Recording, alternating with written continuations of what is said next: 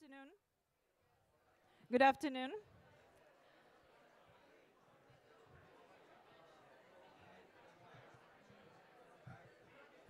So we're gonna start in about 5-10 minutes. So just I'll give you a quick warning, 5-10 minutes before we start. So please take your seats. I know there is definitely a long day ahead of us, so we just want to stay on schedule. So 5 minutes, we're gonna begin our program.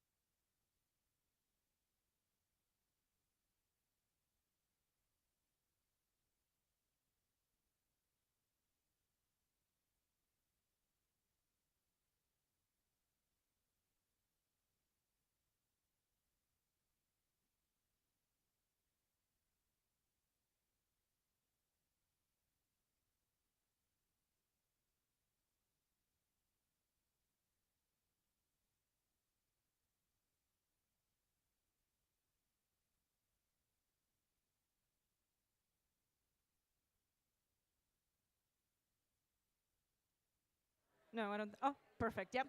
You can hear me now? Terrific. Right, ladies and gentlemen, good afternoon. Please take your seats. We're about to begin our program.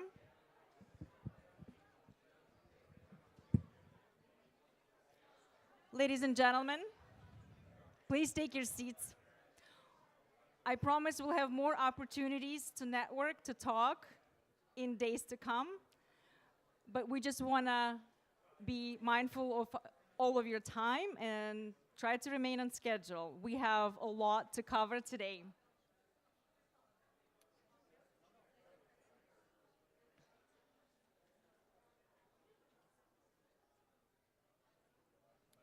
All right, I see people taking their seats. That's great. And I know we have our panel participants ready.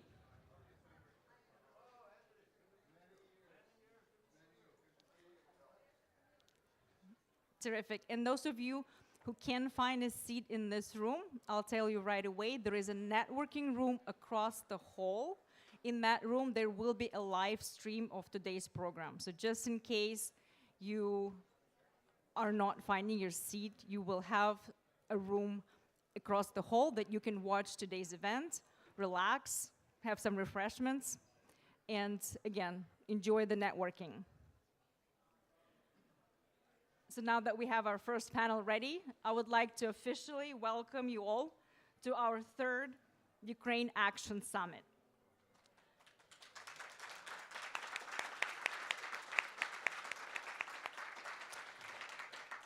And this is the biggest Ukraine Action Summit yet. I will tell you, I actually participated and it was my honor to open the very first Action Summit about a year ago. It was fall of 2022. And at that time, we had about 270 participants registered with about 42 organizations. And today, we have over 500 participants from 36 states. And we plan over 150 meetings on Capitol Hill. So thank you all for coming today.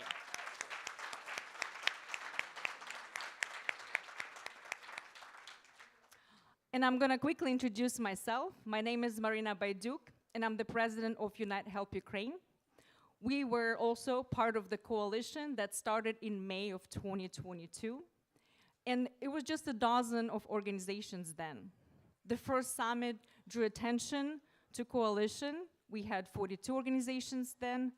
And today, our coalition encounters for over 90 organizations. To be precise, 97 organizations are now in coalition. So big applause.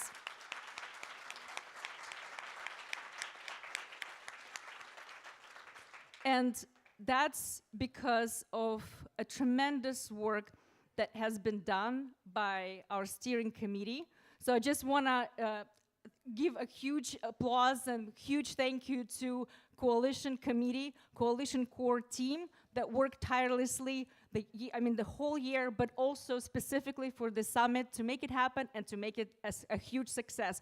So thank you so much to a Coalition Committee that made this summit happen. Thank you.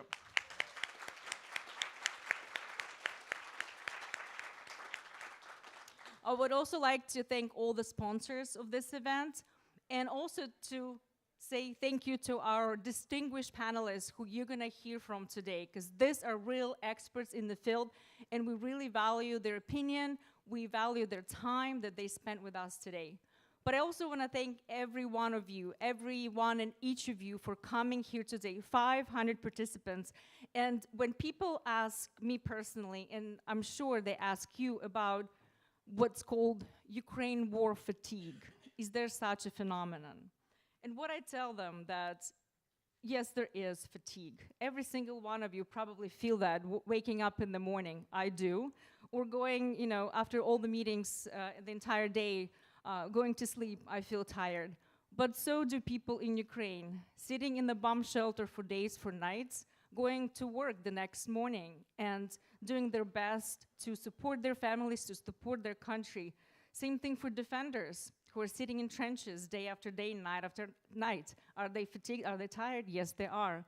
But Ukrainian resilience and Ukrainian bravery, this is what drives us all.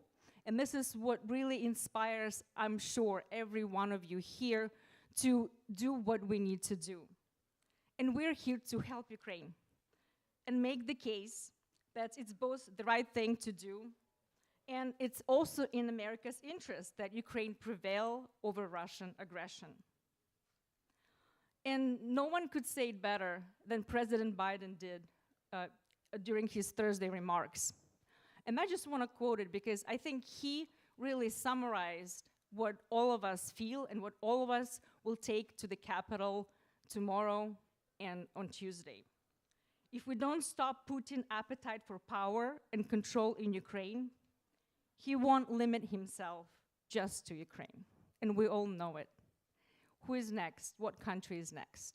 So for us here, we advocate for Ukraine, but we also advocate for peace, for democracy, for human rights globally. And we're going to hear a lot about those issues today. We're going to hear from some of the best experts out here on crucial issues like why Ukraine victory matters to America, how to talk about Russia, Russia's war crimes in the most effective way. And we know Russian crimes continue in occupied territories. And we've seen what happened in occupied territories in Bucha, Irpin, Izum, and others. The atrocities that Russian troops committed cannot go unpunished. We will also hear about how to counter myths about our aid to Ukraine. And importantly, tomorrow you'll have your training how to be effective advocates, as well as we're going to have our evening networking event, and we're going to have one tonight as well. And you're going to start going to your congressional meetings of the summit. So on Monday, the first day, and then Tuesday, you'll be all taking to the halls of Congress to meet with members, with staffs, to rally, to advocate, to support Ukraine. And I think it's especially important for all of us to talk about the newly announced supplementary aid package for Ukraine. And this is our #1 advocacy priority for this summit. So just want to, first, before introducing our first panel, give you a few housekeeping items that we need to discuss. So we will have a 30-minute break. I'm very happy this time we actually do have a break in the middle, because previous two summits we didn't, and I know there was a lot of people who said, well, we just want to talk. It's like, it's great that you have panelists and discussions, but let us talk as well. So we'll have in the middle of this panel discussions and sessions, we'll have a brief break. But if you need to leave early, if you need to walk out of this room, please use the middle and the back doors. Please don't come up to stage so we don't interrupt the flow of the panel discussion. And also, just as I mentioned before, we have a networking room across the hall where you can see the live stream of this program, all the events today. And you can also have, you can enjoy refreshments. You probably saw them on the way here. So the way we organize today's program is going to be a panel discussion with question and answers. We'll first hear questions from the moderators, and then the audience can ask short questions, hopefully. No statements, just questions, just warning you. Short questions to our panelists here, who are, again, absolutely amazing people dedicating a lot of their time to support Ukraine. They're expert in their fields. And after the questions, we'll have just a few minutes of question and answers, Q&A, and then we'll move on to the next panel. So we'll try to stay on time. So if I don't have any questions from the audience now, just with all that, I would like to introduce and welcome on the stage our first panel, and it's called on Why Ukrainian Victory Matters to America. And I would like to welcome our moderator, Max Boot, from the Council on Foreign Relations. And he will take it from here. Thank you.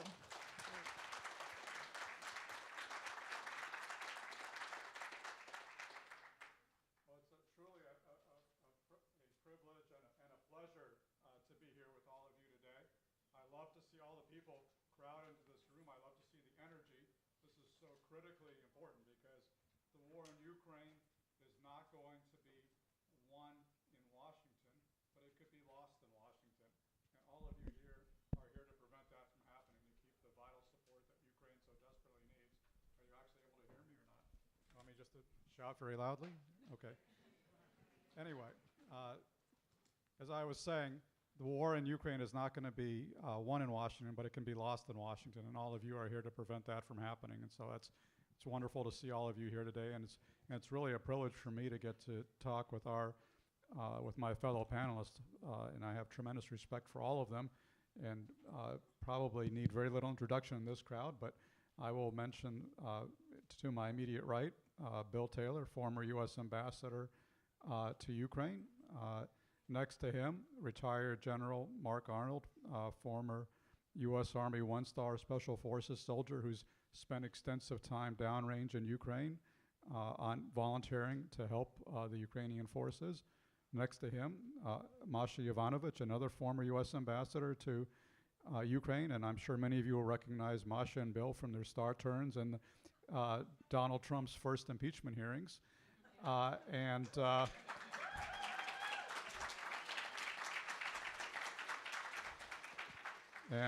next to Masha, Gretchen Barton, who is a pollster who has been doing tremendous work trying to figure out U.S. attitude towards Ukraine and how best to appeal to American voters and American leaders.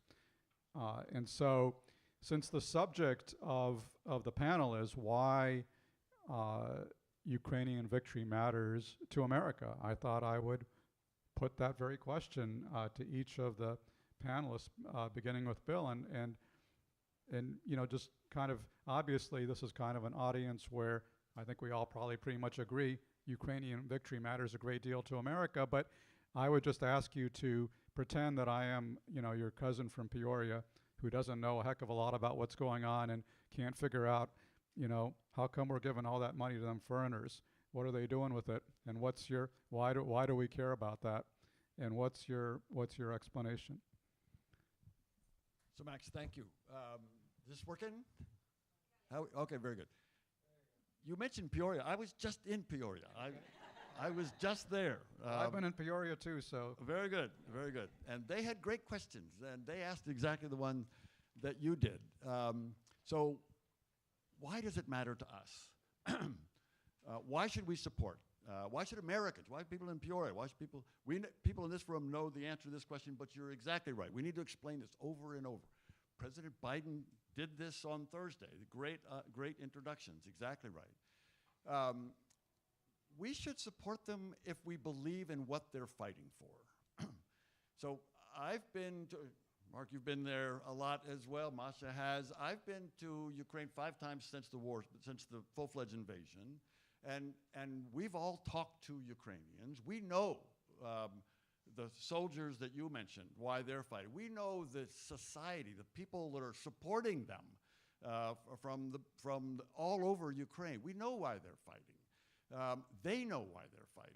So one of the times that I was there, Max, you and I were there, and I remember very well, people in this room will recognize the person I'm talking about who talked to us, former journalist, sparked the revolution of dignity on the Maidan, now in the government. I see some heads nodding, you know, Mustafa that I'm talking about. He addressed this question, and he said, yes, it is important to reestablish a rules-based international order.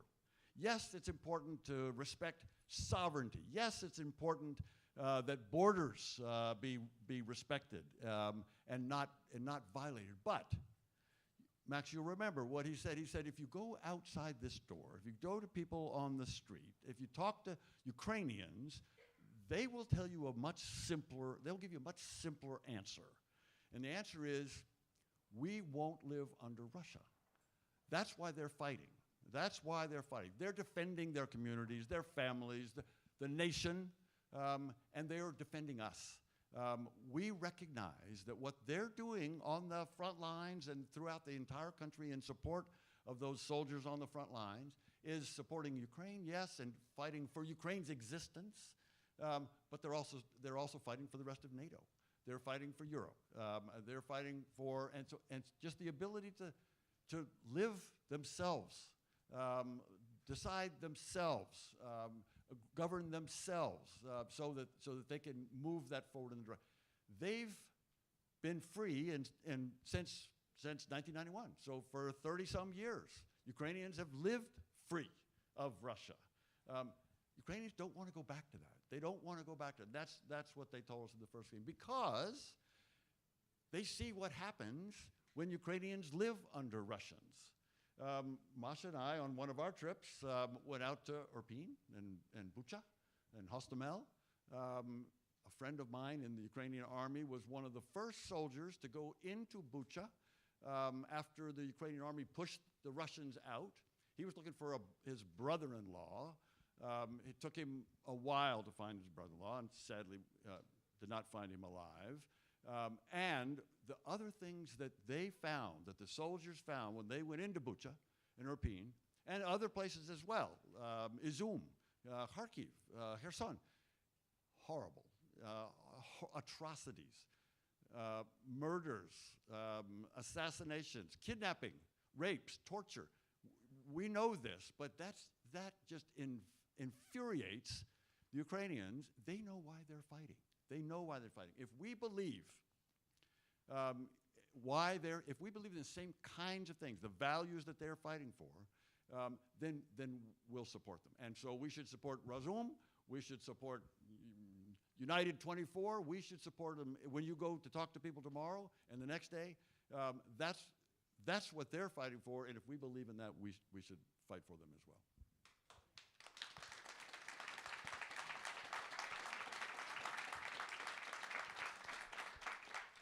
Mark? Thank you, Max. I was at Izium, by the way, 4 days after its liberation. I walked among over 450 remains as they were being exhumed from a shallow grave, and at a Russian army encampment, I might add. So when people in my hometown want to know what's going on over there, I just show them my photograph among over 200 body bags. But if I'm going to answer this question talking to a farmer in Peoria or a UAW member on a picket line in Detroit or anybody, a firefighter in Los Angeles, why does this matter to them? And it may not be the principle of democracy. I'll tell you, I'll bring it home to you. I say if Ukraine is exhausted by a murderous Russian bully, it will be because America let it down. That's the only way they're going to be exhausted, is if we let them down. And if we let them down, Mr. Farmer, we will look like a nation of cowards, and rightfully so.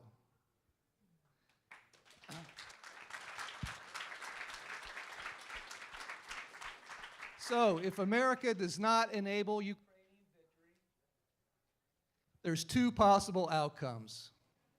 First, China will be emboldened to war, a war that we cannot avoid, a war that will, at the cost of tens of thousands of American lives and at 1,000 times the price of what it would take to support Ukrainian victory. That will happen. And if America abandons Ukraine, China's emboldened, our economy gets crushed by a war that we cannot avoid, jobs lost, guys in the UAW, they're going to lose everything that they had saved, their life savings. And the only other possible outcome would be if we somehow avoid a war. The likely outcome would be China is still emboldened. China embargoes Taiwan. China ultimately blockades Taiwan. A emboldened North Korea with nuclear weapons blockades South Korea. Financial panic starts to grip the world. The Great Recession will look like nothing compared to what's going to come next.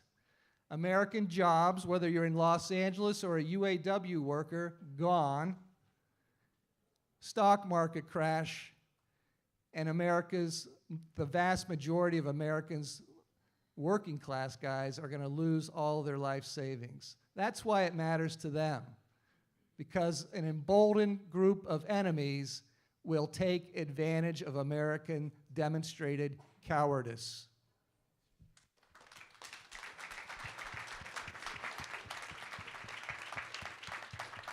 And I'd just like to say one more thing.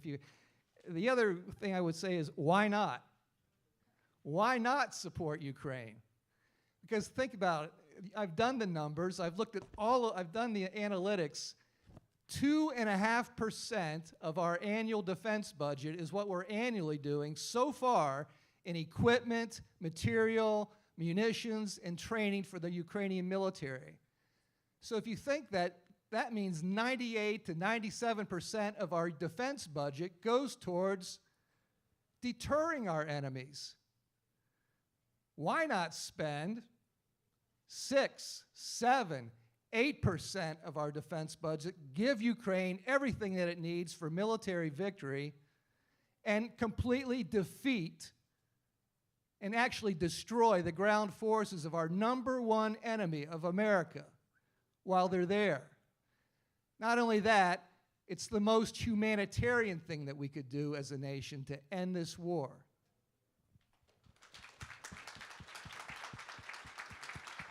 Yeah, I want to get into pushing back against some of the reasons why we shouldn't aid Ukraine in a minute, but I just wanted to piggyback on what Mark said about the defense budget, and I would add, I just calculated the numbers a few weeks ago. U.S. aid to Ukraine is 0.6% of the federal budget. So when you hear people say, like, we can't afford it, it costs too much, 0.6%, and the return that we're getting for it is tremendous. We are destroying the armed forces of our either our number one or number two adversary, and we're doing without risking a single American life. That's an incredible return on investment. But Masha, go ahead. Well, I think you've touched on maybe all of the, many of the arguments, so I'll just sort of do an overview. I mean, for me, there are four main arguments. The first one is the one Bill laid out, which is our values. This is who we are as Americans, this is who Ukrainians are as Ukrainians, and we would be untrue to ourselves and our destiny if we did not support Ukraine. The second thing is the national security argument, not the Ukrainian national security argument, the US national security argument. Helping Ukraine, as has been laid out, is in our national security interests. Because if you look at what Putin has said over the last couple of decades, if you look at what he has written over the last couple of decades, if you look at what he has done in Georgia, in Ukraine, and in other places, it is clear that if he is successful in Ukraine, he will keep on going. That is not in Ukraine's interest, first and foremost. It is certainly not in Europe's interest, and it is not in our interest. Both NATO and the US have laid out in our national security documents, well before this war started, that Russia is a threat to European and global security. And so, as has been pointed out, it is a bargain to spend, whether it is 2.5%, 5%, even 10% of our annual national defense budget to support Ukraine. That is a bargain with no boots on the ground. And you were talking about return on investment. I would just say it is very clear to me that if Ukraine does not stop Russia in Ukraine, Russia will keep on going. And at some point, I fear that will mean that the US will be forced to confront Russia, perhaps at a time and a place not of our choosing, and perhaps not to our advantage. And so let's give Ukraine everything it needs, because if we have to actually have boots on the ground in Europe, think about how much more it would be than 2.5%, 5%, 10% of our national defense budget. So the economic argument, I think, is pretty overwhelming, actually. I also think there's the demonstration effect, which you alluded to, which is that if we don't stand up for our values, if we don't stand up for our partners and friends and allies, who are we? And what is the signal to our allies and partners? But what is the signal, perhaps more importantly, to our adversaries? Putin is watching this. If we don't stand up tall, he's going to keep on going. But he's not the only one. Other tyrants around the world are watching what we're doing, and if we are not strong enough, they will come back for more, because they will sense that we are afraid. So I will leave it at that, but obviously ready for more.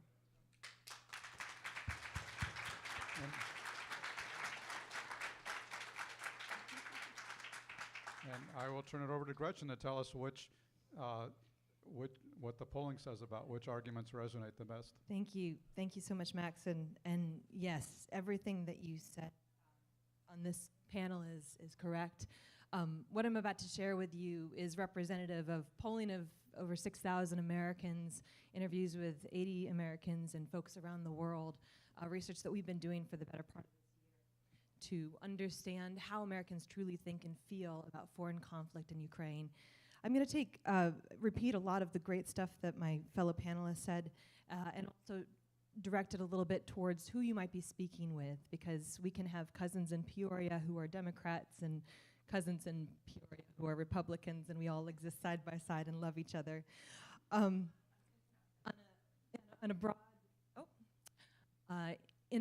sense, what Masha was just speaking to was absolutely right. On a values level, the argument for Ukraine is clear as day. One of the things that we've found in our research is that Americans do not feel at this time that we are strong, effective, or good. And our work in Ukraine, our support of Ukraine, allows us to be strong, allows us to show how effective we can be when we work together with our global coalition, and it shows our goodness. Americans really do want to be that light on a hill, and this demonstrates that. But there's more, right? There was talk about winning. Right now, Americans want Ukraine to win, but they don't know if it's possible. I think what's really important to lay out for folks is that it's not only possible, it's probable. An Ukrainian victory, to everyone's point, does incredible things for the world. Now, if your friend in Peoria is a Republican, I would just focus on that. Specifically, on the money level, right? It represents less than 3% of our defense budget. Ukraine has made incredible gains with such a small amount of money, incredible gains, and prevents US troops from going on the ground. That's huge. On top of which, Putin's military capability has been decreased by 50%, which is phenomenal. Our key adversary in the world, it's an incredible ROI, if you want to put it that way. When you talk to Republican voters and you highlight how Ukrainian Christians are being persecuted in Russian-occupied territories, support goes up 7% over the general population. It is in your folders and is a key point that bolsters support in our conservative friends. Additionally, if you're talking to someone on the left, I just want to focus on the fact that with everything that's going on in the world, and you know, in some of our interviews, one of the voters I spoke with said, there's never a good time for genocide, which is an insane thing to say, but there's a lot going on in the world. There's global chaos, right? And emphasizing that, you know, whether we like it or not, all of these factors, Russia, China, Iran, North Korea, it's creating chaos, and the world needs America now more than ever to unite, to work with our global partners and defend our friends when they're under direct attack from our enemies. That's something that our friends on the left need to hear. They also will deeply resonate with the reality that Vladimir Putin is a direct threat to the United States and to the world. Many on the left will talk about the domino effect, and so emphasizing that is something that will deeply resonate with them as well. So I hope that's helpful. And one more thing, my pollster colleague, Stephen Claremont, is in the back waving his hand. I have to leave in an hour, but he's going to be here all day, and if you have any questions, he's amazing. Okay, I'm stopping then. Thank you. Thank you.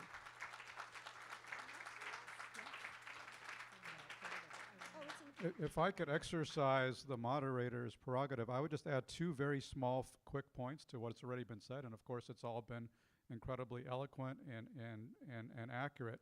But I would say two things. One is we've heard a lot about what it would say to the rest of the world if we were to abandon Ukraine. But I think ultimately for me, as an American by choice, having moved here with my family when I was a kid, 6 years old, 1976, from the Soviet Union, and somebody who's always believed in the promise and the goodness of America, the question is, what would it say not even to the rest of the world, but to this country, to the people of the United States, if we abandon the people of Ukraine to this horrible, evil despotism, to this unprovoked aggression, to these human rights violations? What does that make this country?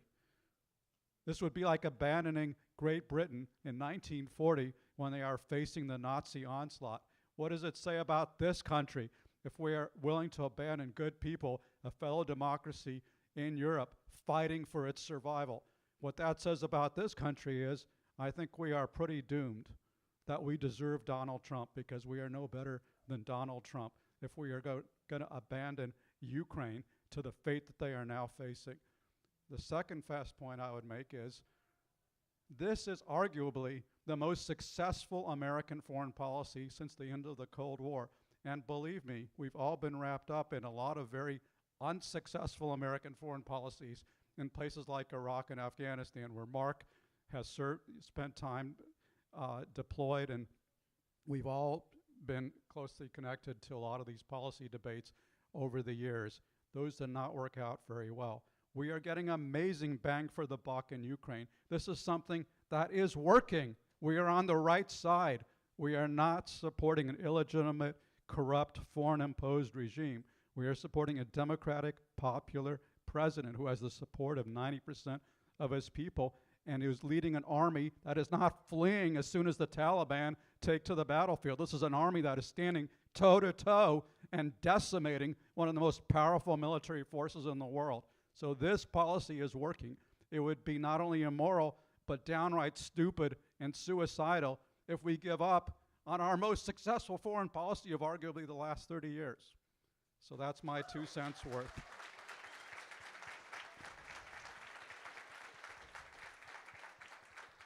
But now I want to stop talking and hear the panel talk, and ask you to talk about where does the war stand right now? Because I think one of the most corrosive arguments you hear about aid is it's hopeless. We're just throwing money down a rat hole, and we're just leading to more death and suffering for the people of Ukraine because there's no way they can win. And of course, that argument is being buttressed by the fact that there has not been a breakthrough. Let's be honest, there has not been a breakthrough in the counteroffensive that began in June. It is inching along, but it has not reached the Sea of Azov. It has not accomplished the most optimistic goals that were set out. So what does that mean? The folks on the other side would argue that the war is stalemated, that there's no alternative now except to try to make peace with Putin.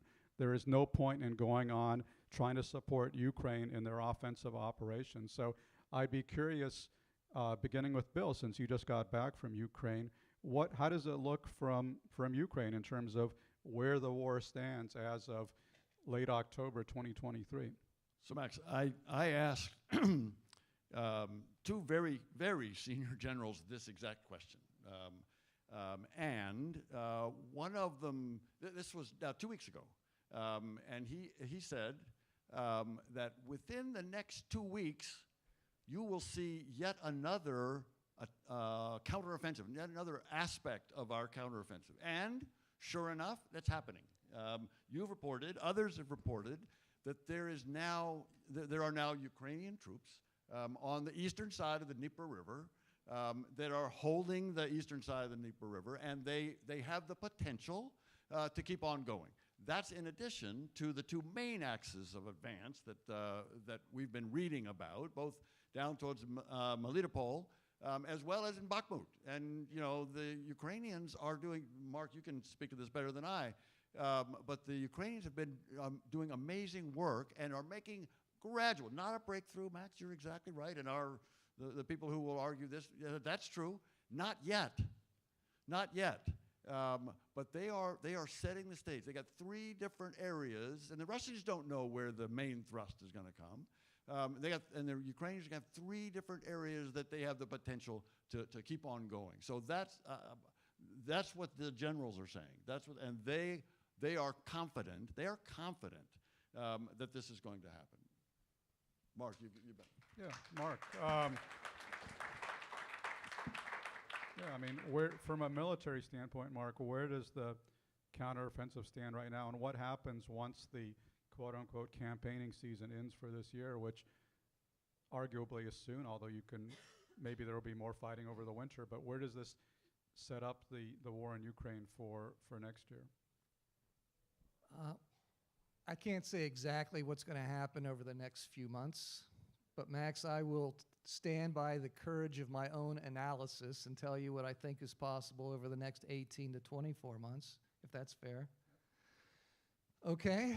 I should preface this by saying that, you know, I've been talking with Mark about this since Bill and I were in Ukraine in May, and even in May, this was what you're about to hear. This was Mark's analysis in May before the counteroffensive began. So I think he was actually very much on the money even ahead of the actual attack.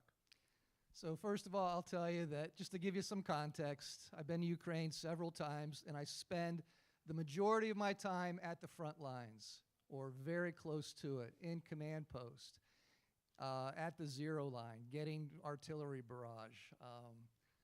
So the reason I mention that is I've had pretty intimate relationships with the soldiers on the ground, the colonels, the majors, the lieutenants, the sergeants, and the privates.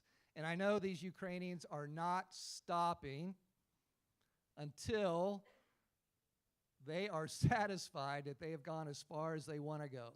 And I know they want to push all Russians out of all of Ukraine. So here's what has happened so far. This mountain of material that the press says that we've given to Ukraine we've only given so far 25%, between us and our allies, 25% of the equipment, the maneuver equipment, tanks, armored personnel carriers, infantry fighting vehicles, and a lot of this stuff is old. What we've only 25% has actually gotten into Ukraine so far. So 75% starts now and through towards the end of next year. I believe that Ukraine can win this war within the next 18 to 24 months if America and its allies give Ukraine everything that it needs to win this war. And here's how I see it playing out. The Kerch Bridge will be not totally destroyed, but completely made useless. It's just a matter of time. And it could happen sooner than later. And I won't say how, but I have my own ideas and others. Russia will then pull out its most valuable air, naval, and ground assets out of Crimea, except its infantry. Ukraine can gain local air superiority, local, in one, maybe two locations, cutting off Crimea in the land bridge. Russian forces will be cut off entirely in Crimea. Ukraine will then be able to occupy Crimea. Deoccupy, I'm sorry. Liberate. Liberate Crimea. And then Zaporizhia Oblast, liberated within the next 18 to 24 months. And Ukraine can then take local air superiority in one, maybe two local areas and begin liberating territory in Luhansk or Donetsk. It's just a matter of time and a matter of how much area Ukraine wants and can liberate. But that can happen.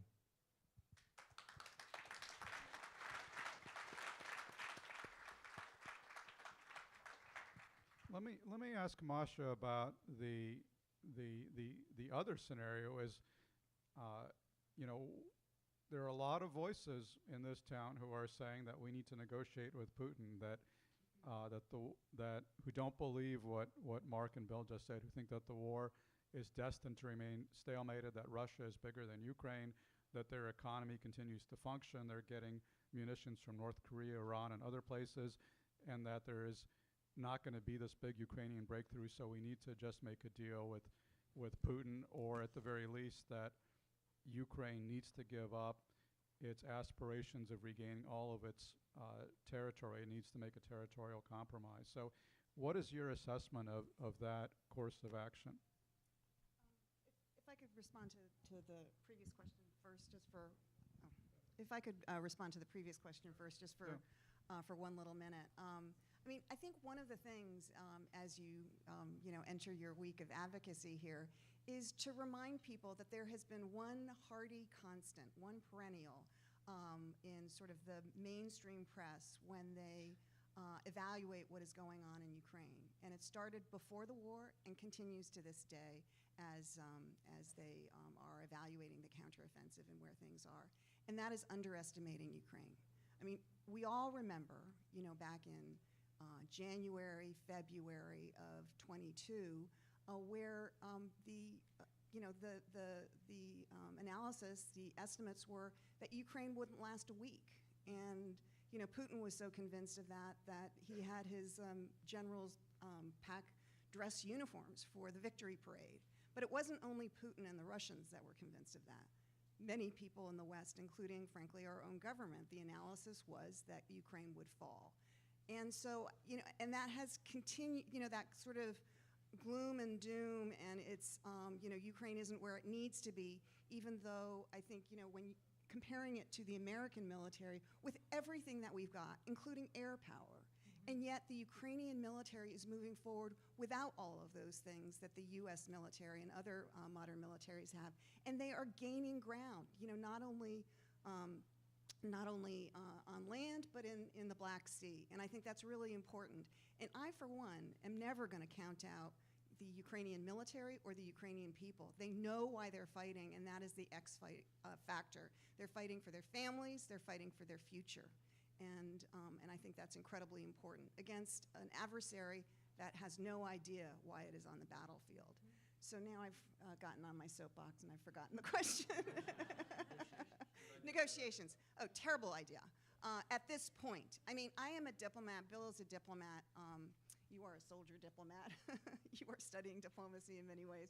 I mean, I think we all believe in diplomacy and negotiations. We all want to see an end to the fighting. We all want peace. But we want a real peace. We don't want what happened in 2014, 2015 with the Minsk agreements. I mean, we remember that. That was a false peace and has led us to where we are today. I mean, you know, the folks who say there should be negotiations tomorrow, you know, should be talking to Russia and saying, you know, you, Russia, pick up your, you know, your men and your equipment and go home. Then there would be peace. If Ukraine does that, it is the end of Ukraine. It is the end of Ukrainians as a separate people. We all know this. And so, you know, in the Bible, it says, you know, there is a time for, you know, there's a time and a season for everything. And while I'm a big believer in diplomacy, a big believer in negotiations, right now, this is the fighting season. And Ukraine needs to prepare the ground so that Ukraine is strong at the negotiation table. And those who believe that Russia is actually serious about negotiating, I mean, I've got a bridge to sell you, and it's not the Kerch Bridge. And so I just think, you know, neither side, for their own reasons, is ready for negotiations right now. I mean, the big negotiations we're all dreaming about that will bring real peace.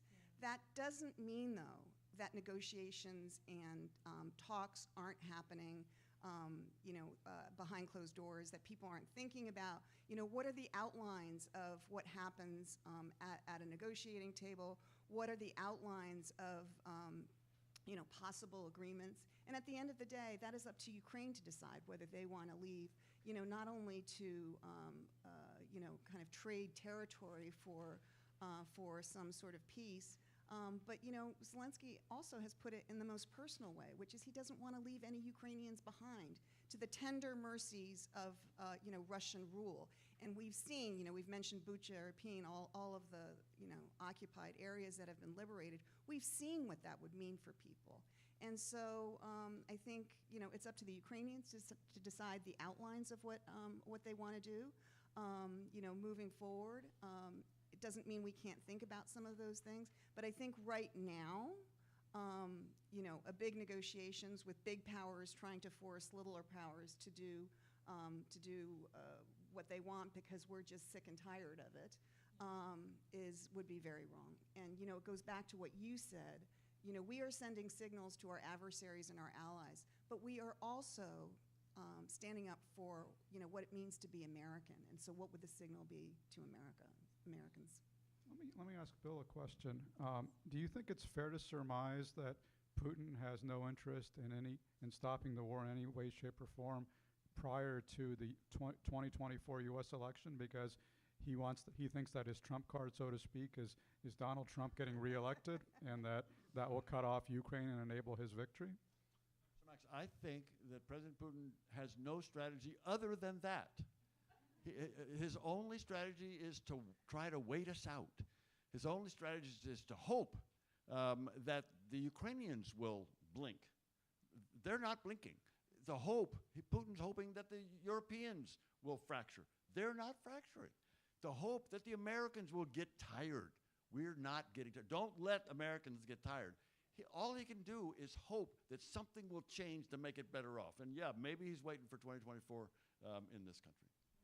Let me ask Mark, I feel like we have not been paying, because we're very distracted obviously by what's going on in Israel and elsewhere, but we have not been paying a lot of attention to what's been going on in the Black Sea. And this seems to me that this is kind of a hidden Ukrainian victory that is going on kind of underneath our noses. So maybe you can speak to what is going on in the Black Sea, Mark.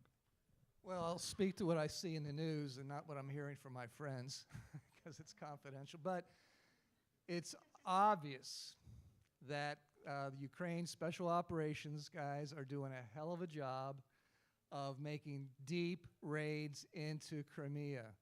And now we've got targets. We've got the British cruise missiles We've got hopefully other countries' cruise missiles en route to Ukraine, but they've employed cruise missiles effectively in Crimea, which has forced Russia to pull its best naval assets at least off of the west coast of Crimea.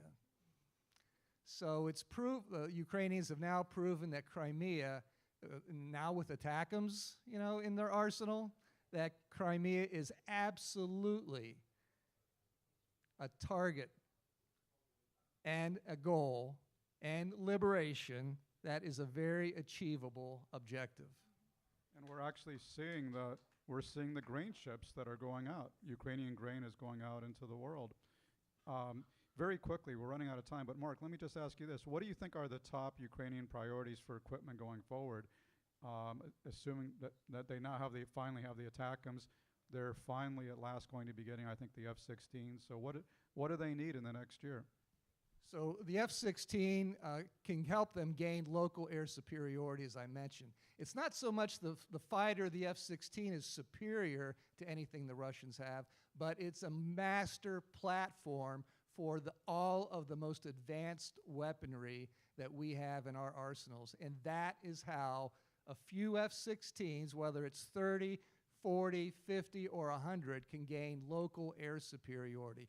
That's what they need. They need the weapons that go on those F-16s. They need a lot more ATACMS than just 25 or 30. They need whatever we can provide to them. Plus, Ukraine needs Germany's stock of cruise missiles, the stockpile of cruise missiles, the two-stage cruise missiles that are designed with 450-kilogram warheads that are for infrastructure. That is what helps Ukraine win this war quickly. And let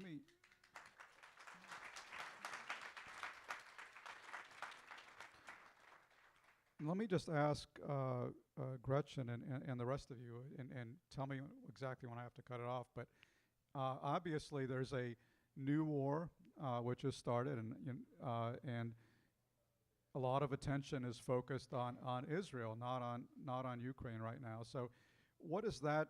Does that make it harder to make the case for Ukraine now? I mean, I'll read you a tweet that Josh Hawley sent out, which just cannot be answered with enough eye rolling. But his tweet was, "Israel is facing existential threat. Any funding for Ukraine should be redirected to Israel immediately," like as if Ukraine is not facing an existential threat. But this tweet got like 7 million views. So there's a lot of people who are seeing this and think that this is a valid viewpoint. So how do you address that? Josh. He's wrong. He's wrong. The idea that the world happens in silos is absolutely incorrect. Ukraine is related to Israel, is related to other things that are happening in the world. Look, yes, what's happening in Israel matters and deserves our attention and our support, but so does Ukraine. You know, one of the things that we were talking about earlier was the idea of negotiation, and Masha was talking about the seasons, which I love the way that you put that. Pulling out of Ukraine now, and this is something, by the way, that really resonates with conservatives like Josh Hawley, but maybe not just him, but pulling out of Ukraine is the weakest thing that we could do. Weak. There's nothing weaker than leaving Ukraine. And if we let Putin win, we are weak.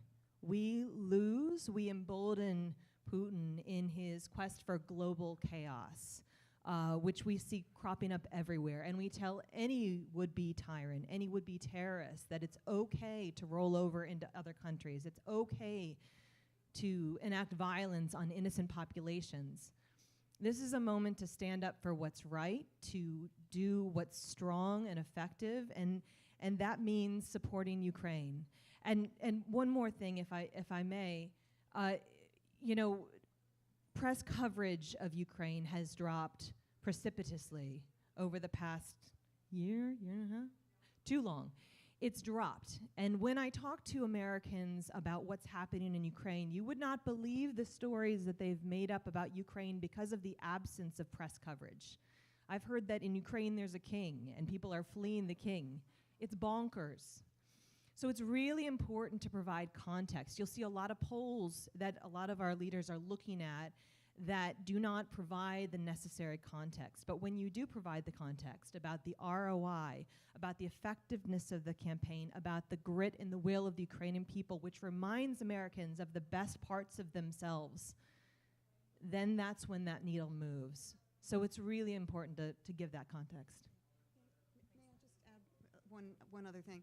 First of all, agree with everything that you said. I think context is super important, and I think we need to stand strong. When we're not strong, that's when other countries, other terrorists take advantage. And if we pull out of Ukraine, that will only embolden the enemies of Israel, whether they are nation states or whether they are terrorists. They're just going to wait for us to do the same with Israel. I mean, they're not going to get the message that, oh, now we are 150% behind Israel all the time. That's not the message they're going to get.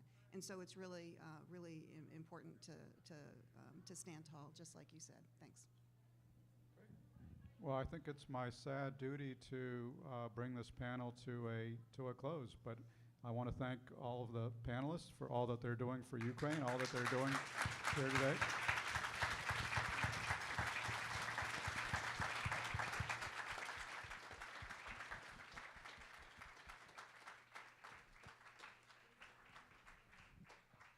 So thank you so much. That was an amazing panel. Thank you, Max. Thank you for a great moderation of this panel. Unfortunately, we didn't have time for Q&A from the audience, so hopefully for the next panel we'll get more questions. But I think this panel has really addressed an important issue of why Ukrainian victory matters to the US.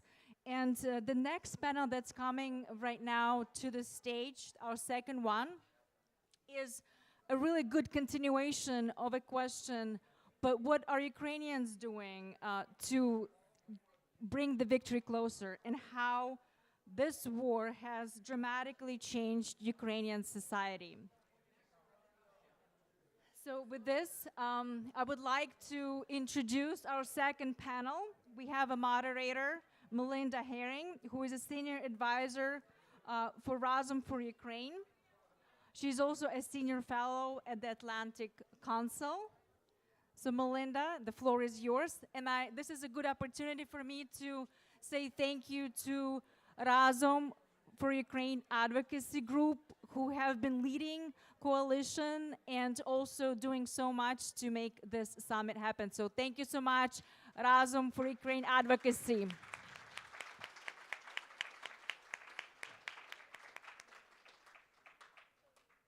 So the floor is yours, Melinda. Good morning. Thank you so much. Microphone on. There we go. Okay. We, fabulous panel today. I have to my right the fiercest advocate in Kiev, Dasha Kalinuk. Many of you know she started the Anti-Corruption Action Center, and now she is making sure that Ukraine gets the weapons it needs. Welcome. Thank you for flying in. It's wonderful to have you here. One seat over is a good friend of ours, Dr. Katerina Shinkaruk, I think I nailed it this time, finally, who's a wonderful professor down the street at Texas A&M University. And finally, all the way on my right is Vladislav Rashkovan, who is Mr. IMF. And he has already drawn a diagram to explain how much Ukraine has changed. So you are in for a really good discussion today. I know this crowd knows Ukraine deeply and well, but I suspect many of you, how many of you guys have been to Ukraine during the war? Let me see your hands. Holy cow. Okay, change of plans. They know. They know. Okay, wonderful. Or twice. 3 times. We'll see if we can impress you. Okay. So this panel was conceived. We have an economist, we have a political activist, and we have an academic. And we're going to try to the changes in society that are profound and deep. And Ukraine is still changing massively because of the war. Dasha, let's start with corruption, which is something that's on everyone's mind on Capitol Hill. Is it right to say that Ukrainian society has adopted a zero tolerance policy towards corruption, or is it just for show? And here I'm thinking about Defense Minister Reznikov and the scandal that just unfolded. Go ahead. Well, in Ukraine, the society, the social agreement between society and the government has already changed. So Ukrainian society is not now the one which was before the large-scale invasion. The tolerance to corruption goes dramatically down. And this has been confirmed by the sociology polls, and this has been confirmed by how our authorities are reacting on whenever we are exposing corruption. And the good news are, when we have facts about corruption and we make them public, then it's a high pressure for the President Zelensky and for all other governmental officials to react. That resulted into the significant change in our defense and security apparatus, particularly in the change of the Minister of Defense and his deputy ministers. I think it's a very positive development, as I see new leadership willing to clean up the entire security and defense sector of Ukraine, so that nobody is stealing anymore and their procurement of both non-lethal and lethal stuff. That there are ways and means for soldiers to be protected from corruption. That Ukraine is able to procure goods and weapons and other stuff. That Ukrainian armed services and Ukrainian Ministry of Defense is fully interoperable with NATO. And I've met almost every new deputy minister of defense, and I see how motivated they are to bring up changes. It will be hard, though, because we are now trying to repair very old train. We have to change the wheels of the train while the train has to keep going, because we have still to fight the war. If you don't change these wheels, the train will stop. However, we have to change it carefully while moving. And a few sociology opinions. Ukrainians think that corruption in the governmental agencies is a national security threat. 34% of Ukrainians think that it is the problem, it's a security problem, while 24% of Ukrainians think that the security problem to Ukrainians is the potential attack by Russia with nuclear weapons. So this is the reflection how we see the threat.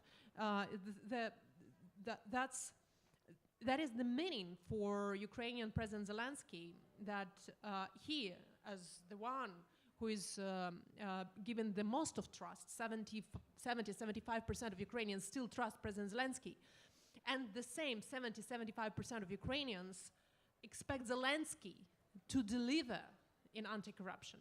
So this is a constraint for him. He must deliver.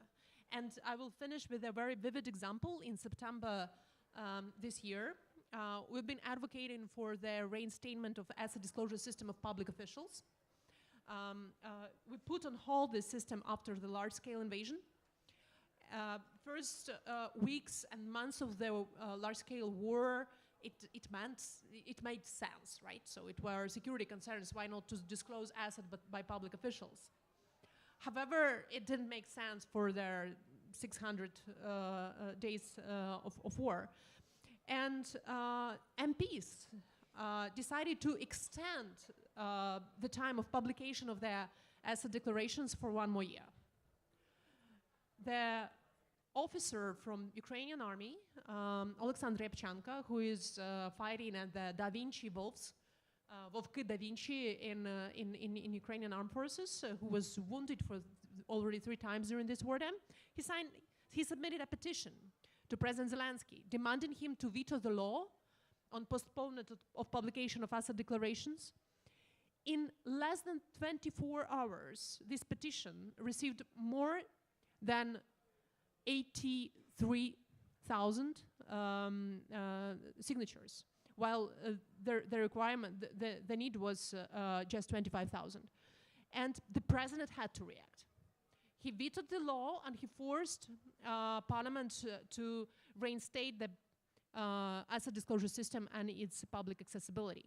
So it means that democracy in Ukraine, despite the large-scale war, works, that citizens can execute their power and their checks and control function over the government. And it means that, well, it's a different Ukraine. We don't tolerate corruption anymore because we understand that corruption actually kills our soldiers at the front line. Thanks, Dasha. That's a fantastic example. Okay, I want to ask you one more question on corruption, and then I'm going to bring Vlad and Katya into the conversation. There's been significant progress in fighting corruption, and you started to hint at it during the war. Tell us more, though. The West, honestly, is not paying attention to all of the good things that you guys are doing. We're so focused on the war. What are the other big picture items that our crowd should be highlighting when they go talk to Congress? Well, big picture items. No one knows about corruption in Belarus. People don't expose corruption in Belarus, right? But what Russians are doing, they are putting their nukes onto the border with Poland. So if people in Ukraine are talking about corruption in Ukraine, it means that we are fighting it. It means that we are free, even during the wartime, to expose corruption. We have tools to expose corruption. And after it's been exposed, our officials must react. There is accountability and there is responsibility. There is political responsibility. It comes sooner or later. People are fired from their positions.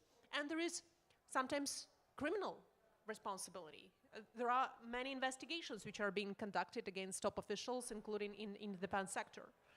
So it is the only, I don't know any other country in the world which is fighting the conventional war, the largest war since the World War II, and despite that, the society is free to expose corruption.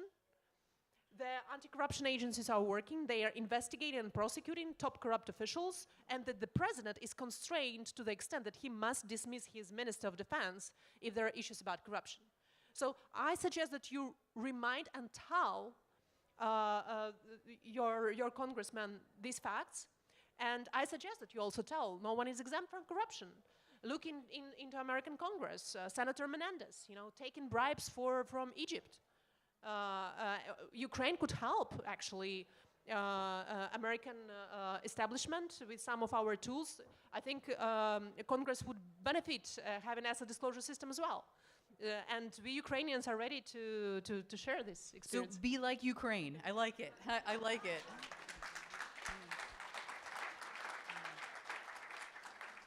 I'm so glad you're here. You make everything livelier. Katerina, how has the war, I know this is a really obvious, open-ended question, and take it wherever you want, but how has the war changed Ukrainian politics? Thank you, Melinda. My mic is working, right? Okay. So I would like to make 3 points about political changes in Ukraine. My first point would echo what Daria has just said, that social contract is changing. And while political theory suggests us that there is a by default condition in the society of war of everyone against everyone, in Ukrainian society, this fighting Russia existential war has actually transformed the social contract to the degree that I would even call it, cooperation of everyone with everyone, at least to the degree that it addresses Russia's existential threat.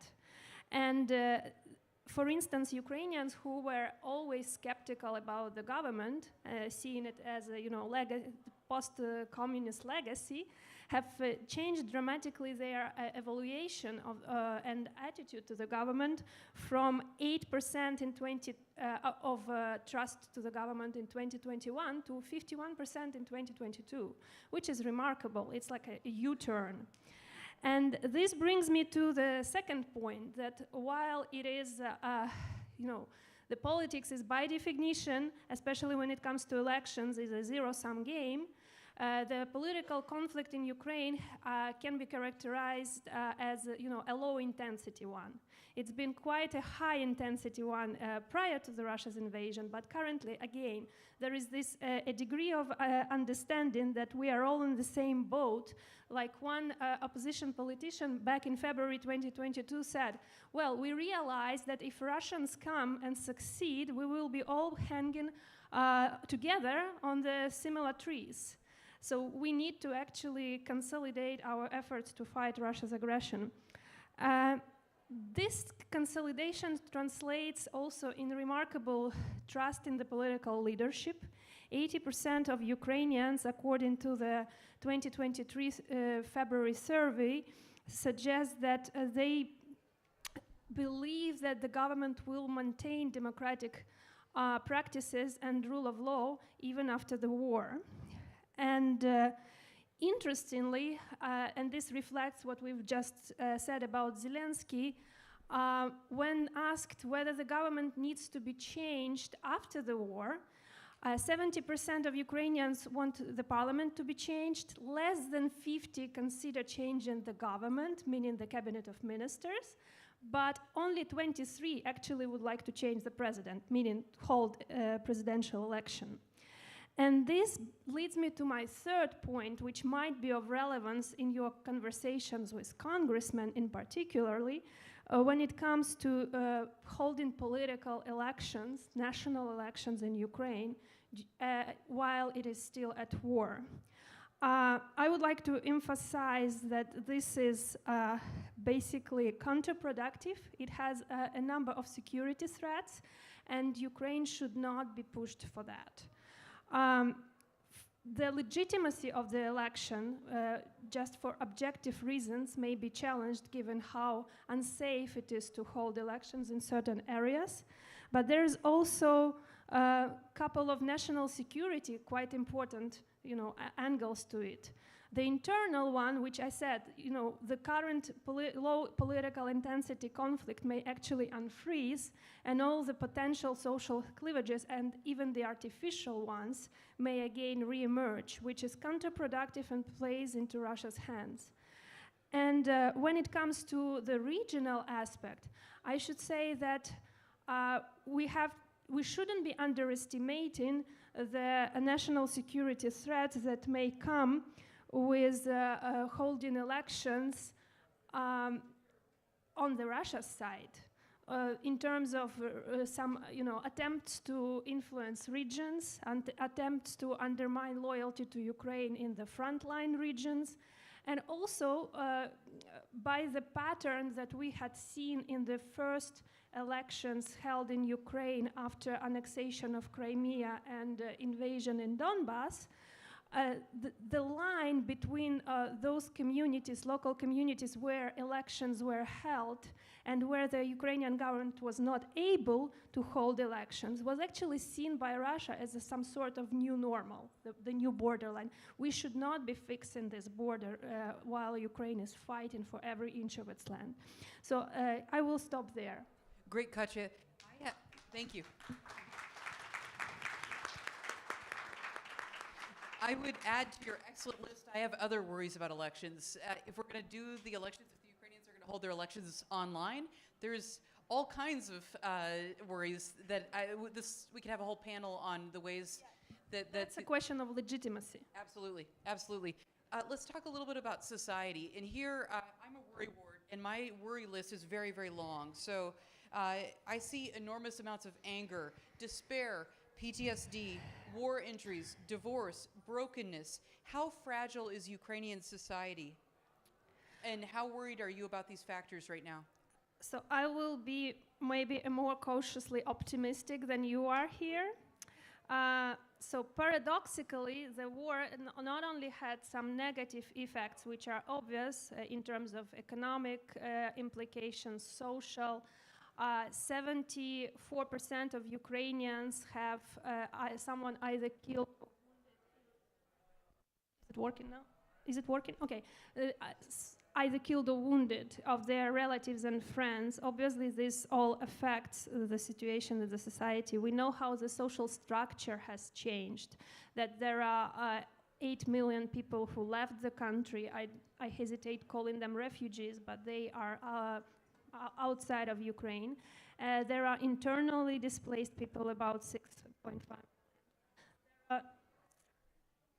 The estimates are that there will be around 3 million of and thank you. War veterans? No. Yeah, war veterans and their families will be around 3 million, which will constitute about 10% of the society. So the social structure is changing, and one of the largest challenge is demography, because Ukrainians are dropping in numbers to sustain the economy, to sustain all the social processes. That's a big challenge. But this being said, I would like to say that there is this remarkable nation-building moment, as we said, resilience, consolidation, and almost 20 months into the war, these sentiments are not dropping, these trends are still on the rise, and this is remarkable.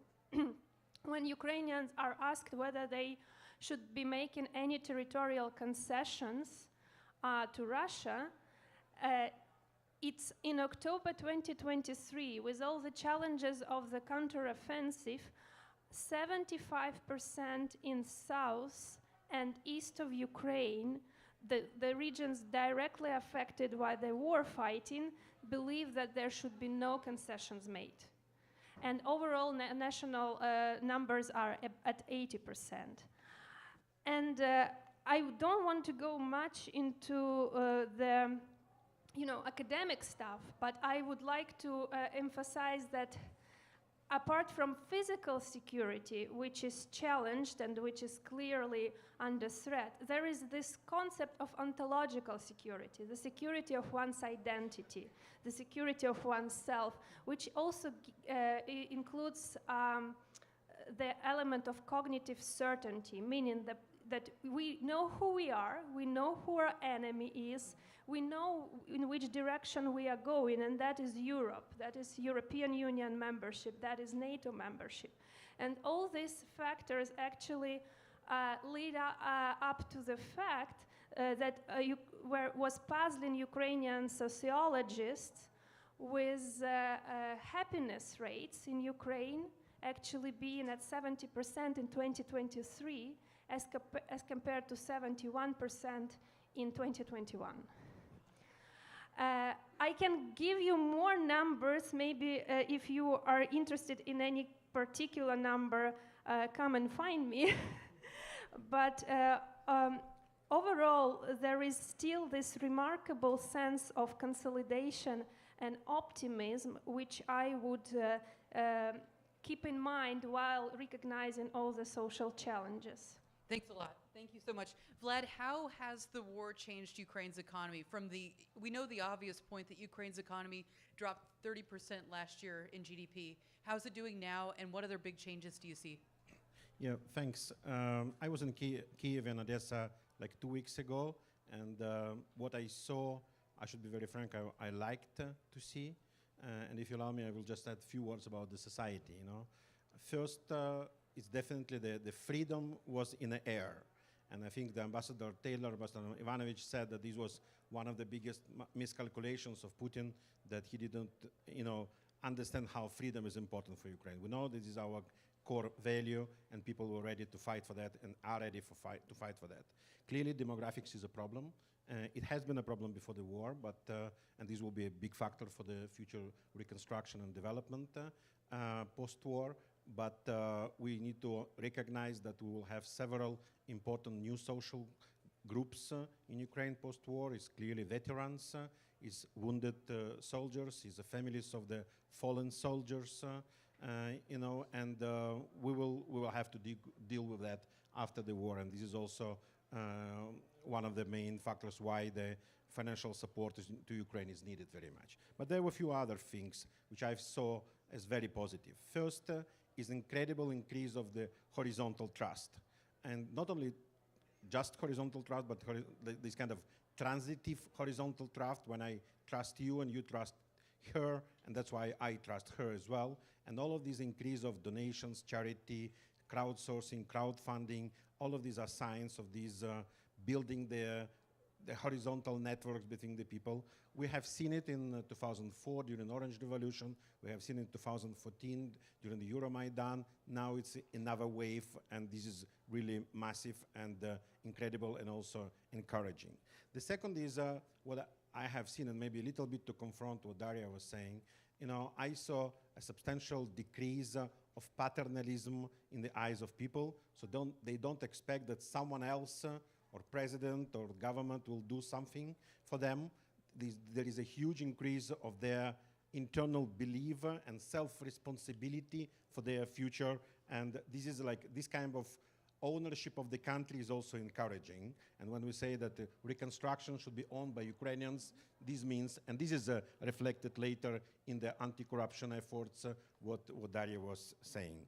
The third, and Kati was already mentioned about that, much more people understood now that Ukraine is not a government term, it's a national idea.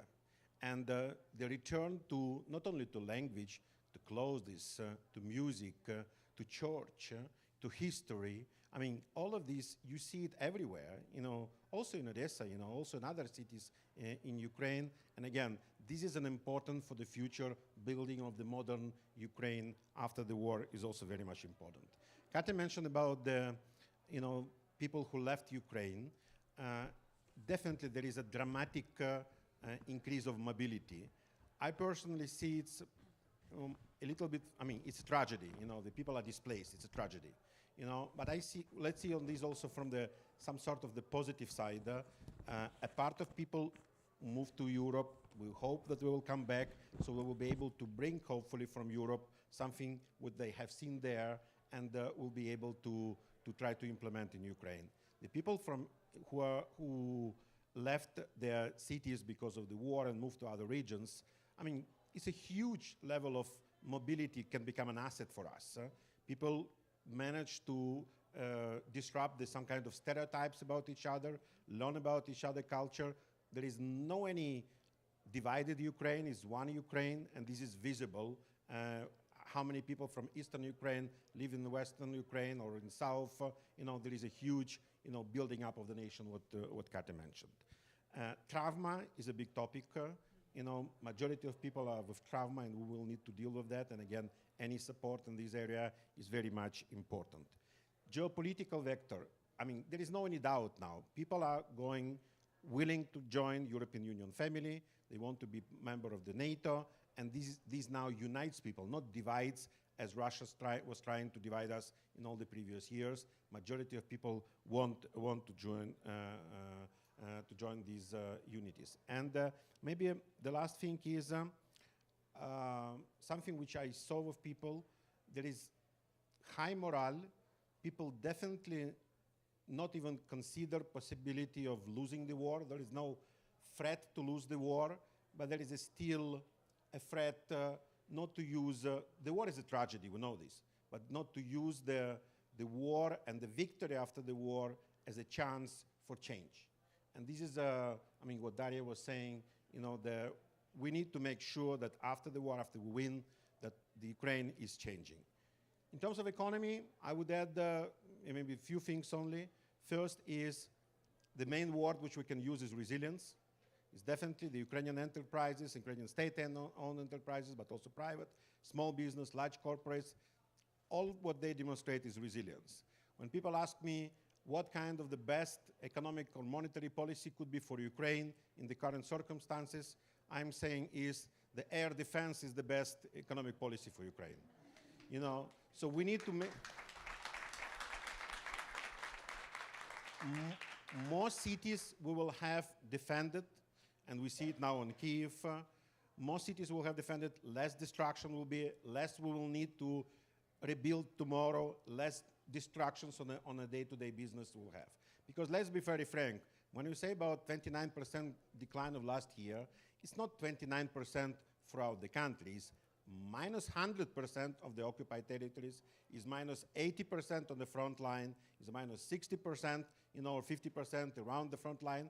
In some areas, it's plus 15% because people move there, you know, especially in the western Ukraine. In Kyiv, city is vibrant, city is living. So in terms of economy, the economy is vibrant, economy is resilient.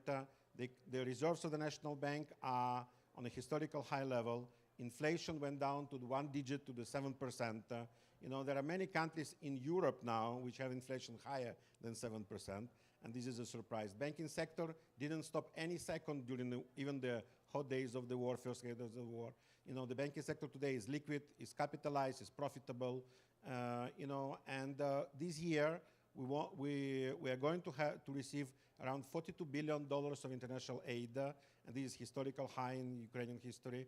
And we do hope that the next year will be on a similar size. And here, the U.S. role is important because there is also a stake for U.S. government to support, U.S. Congress to support. And I encourage you to speak about that with them, you know, next week when you are on this advocacy week in Washington. Thanks.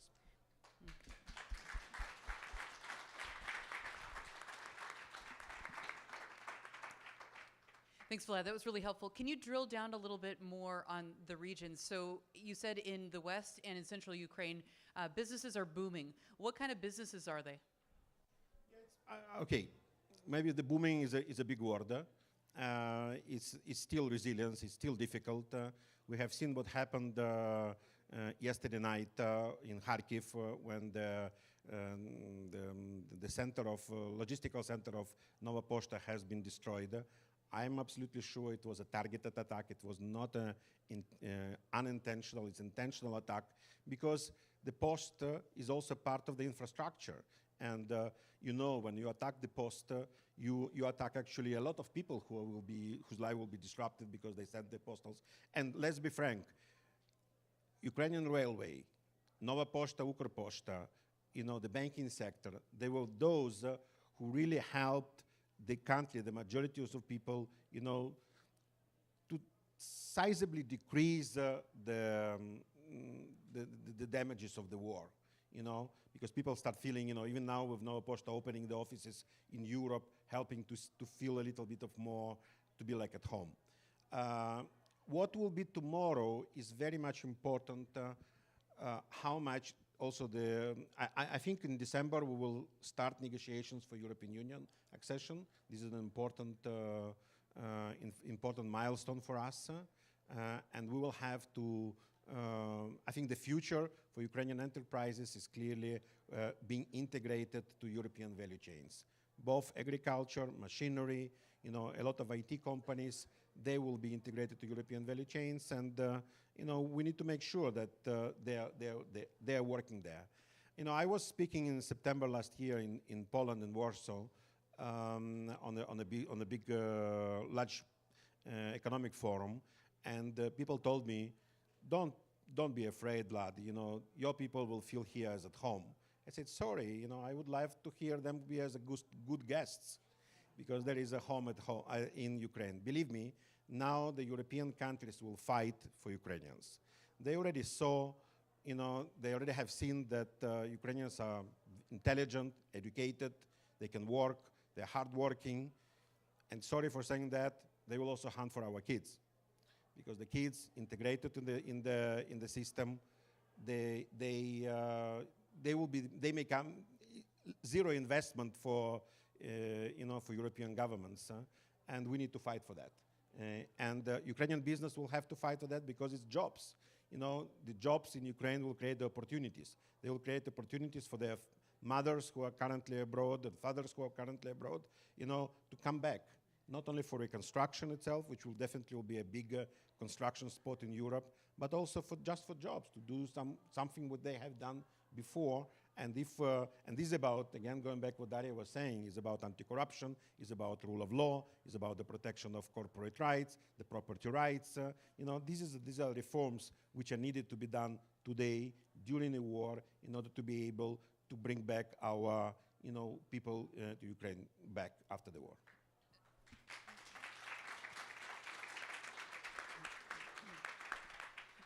Vlad, both you and Katerina have talked about the problem that Ukraine has with demographics and about how many millions of Ukrainians are outside of the country. I'd love to have all three of you weigh in on this question. what do we know academically? So the longer, the thesis is the longer people are out, the harder it is to get them back. Is that a sound thesis? We know that women and children are moving around the academics, the school cycle. What kinds of policies should Ukraine put into place in the international financial institutions to try to get Ukrainians to come back? And then also to stimulate birth rates. Does that happen naturally after a war is over? Throw some bombs. Go for it. Demography. I'm a mother of 2 boys, 11 and 7. They go to school in Kiev. When there is an air raid, they go to the bomb shelter. In May and June, when I was traveling all across the Europe advocating for F-16s for Ukraine, they slept in the corridor. I'm a very, very bad mother. Very time I have to realize that my key task is to protect my children. I'm kind of asking myself, why they are in Ukraine? And then I'm saying, well, I want them to have Ukrainian education. I want them to spend their time with their friends, and I want them to be with their father, with my husband. And this is the dilemma which every Ukrainian woman with kid has. So the best strategy to return Ukrainians, particularly women with kids, to Ukraine is obviously to have a clear strategy how to win fast. And this is what we are asking to all our partners, including the American leadership. Where is the strategy to help Ukraine, not as long as it takes all Ukrainian kids to leave Ukraine for their future, but as long as it takes to win fast, so that my children and children of other Ukrainians will not have to go and fight in the trenches in 2 years, in 5 years, or in 10 years. So this is the best demographic strategy. And yeah, we have problems with demography. So there are a couple of questions. Melinda asked me what I would recommend to ask when you go your congressman. So it's important to ask, what is the plan? What is the strategy of America if Ukraine will be out of soldiers? We are brave people, but we are not unlimited. We are humans, we are mortal, we are being killed, we are being wounded. And the average mobilization age now of Ukrainian soldiers is more than 40 years old. You know, there are no young people who can be mobilized anymore. So there will be a moment where we will be out of the soldiers. So are you helping Ukraine as long as it takes all our soldiers to die? Is that the strategy? So what, Mr. Congressman, you will be doing when Ukraine will be out of soldiers and when Russian army will be marching like in Belarus? What will happen actually to Europe? What will be the actually your strategy then in Europe as NATO? Are you ready then to send your sons and daughters to fight? These should be the questions. And other questions, and again, it's part of our rebuilding strategy and reconstruction strategy. Dear American nationals, thank you for paying your taxes to help Ukraine.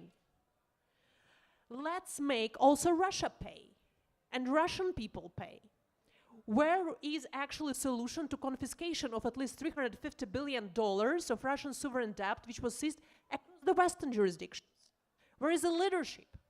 It's not a legal decision, it's a political decision, and a lot depends on the leadership of America. We are advocating now in Europe, asking Belgians, you're holding 270 billion of frozen assets through Russian sanctions. Pay us back. These are the money to use now to arm Ukraine now so that we liberate our territories and we have enough weapons we are able to procure in order to prevent all these missiles firing across our factories, across our ports, and across our schools. This is the best reconstruction strategy. Also, a reconstruction strategy for Ukraine, the best, the most sustainable, and the most cheap for everyone, for all partners in Ukraine, is actually invitation for Ukraine to NATO. The question to ask, what is this fear about not inviting Ukraine to NATO? We are pouring and pouring money into the aid to Ukraine, but we actually want American investors, big investors, come and invest in our huge natural resources. We have 120 minerals in Ukraine, which are critical, many of them which are critical for the national economies. But in order to have large-scale investments to come, in order to have Americans to invest, we need a guarantee that tomorrow or the day after tomorrow, or a year after, Russia will not fire a missile into the factory or into the port.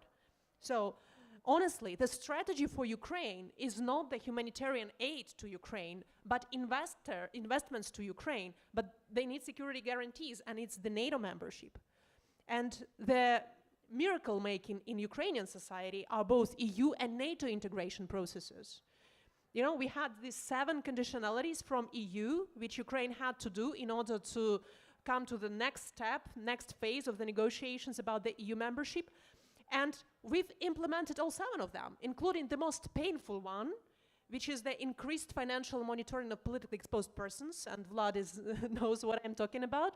It had, you know, it started huge debates, even among reformers in Ukraine. Okay, do we need to adopt this tough rule from the EU and FATF and IMF? It's not comfortable for us and our family members, if we are members of parliaments, to undergo all this enhanced due diligence from the banks. We really don't want to do it. It's uncomfortable. But another part of the debate was, well, yeah, it is uncomfortable, but it's the EU standard. We want to be part of the EU, therefore we do it. And if we don't like how it's been implemented, we have to fix how the implementation is happening. So these are the healthy debates which are happening in Ukraine, and very uncomfortable, unpopular policies are being adopted if it is part of the EU integration and if it is part of any NATO further movement. And finally, I want to say the last words. In this hall, there are now 3 representatives from Ukraine, for the service of whom and sacrifice of whom we have to be very thankful. And for that service, there's a reason we are gathering here, and there is a reason we are still talking about Ukraine, and there is a reason we are still talking about the future of Ukraine in EU and NATO. So I want to recognize Igor Semak, a former anti-corruption prosecutor. He was investigating top corrupt officials in Ukraine. February 22, he mobilized into the armed forces.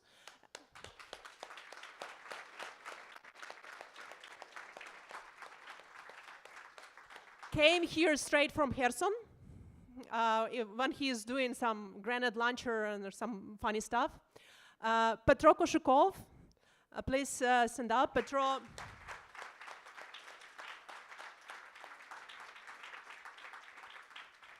Petro is a father of 3 kids, and with his eldest son, he mobilized into the armed forces after February 22, and he's now a drone operator and is doing innovations in the Ukrainian army, and with innovations we will win.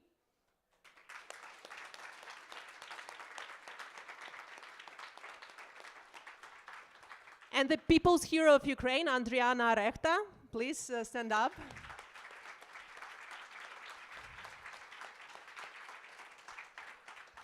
Andriana mobilized into the armed forces back in 2014. She was fighting there, found her husband there. They're fighting together until now. And Andriana is also leader of Women Veterans Movement in Ukraine. Last September, we were coming with Andriana across Congress asking for Abrams tanks. Now Abrams tanks are in Ukraine.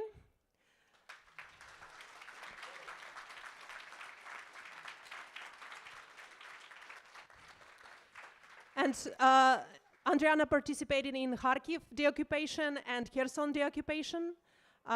In December last year, her car was blown by the anti-tank mine, and she survived. For that, thank you.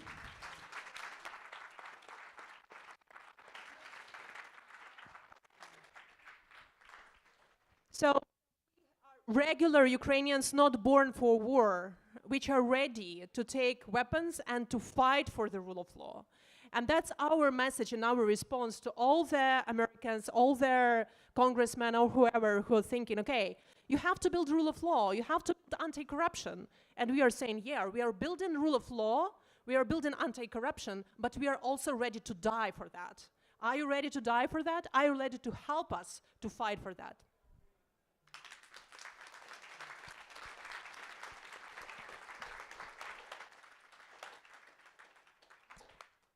Thank you, Dasha. And Dasha is an ordinary lawyer who, before the war, didn't know anything about weapon systems and it now knows everything about weapon systems. And I think that shows you how much society has changed as well.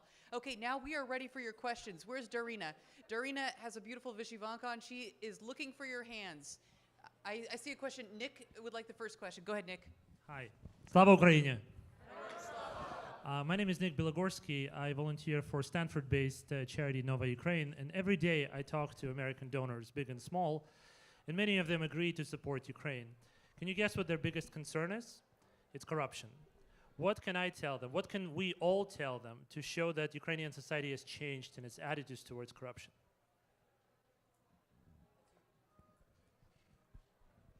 Well, what can we say? I think I've told already a lot how to respond. We don't deny that there is a problem like corruption in Ukraine. We admit it is a problem, and we address it. We fight with corruption, we expose corruption, and whenever we are exposing corruption is actually the good sign. It means that somebody is paying price, that somebody is being dismissed from the positions, that policies are being changed, that the approaches of the government are being changed. So we shouldn't be shy that there is corruption in Ukraine. There is corruption in America, or there is no corruption in America. Right? So there is corruption almost in every society.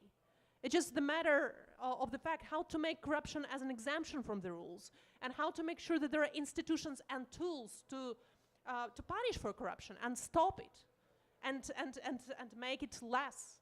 So these are the answers. These are the honest answers. You can say that there are many anti-corruption institutions in Ukraine, governmental institutions, which are ready and which are doing investigations.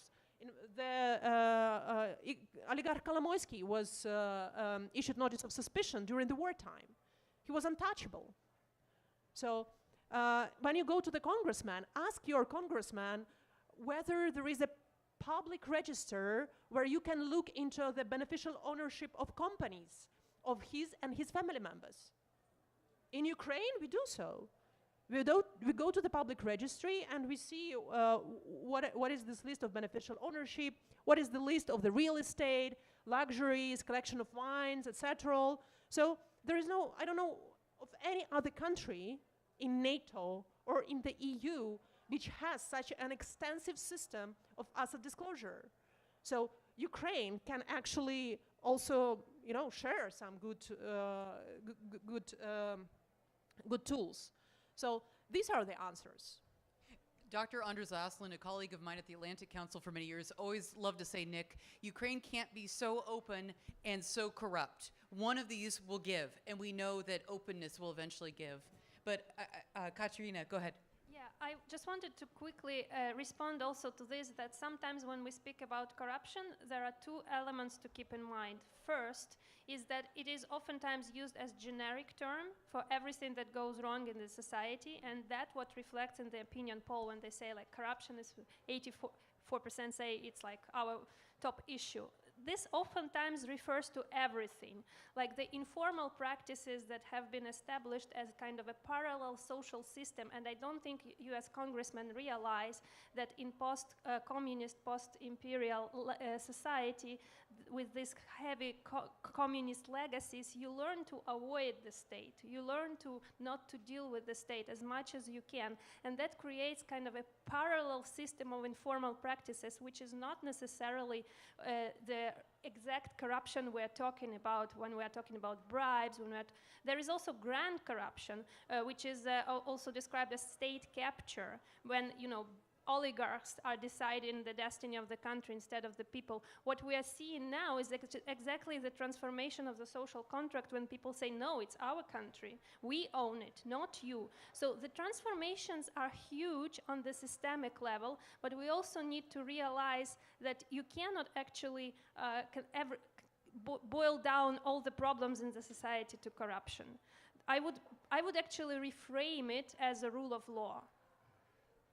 If I may add here, what usually I answer is the peak of Ukrainian corruption was more or less in autumn 2013.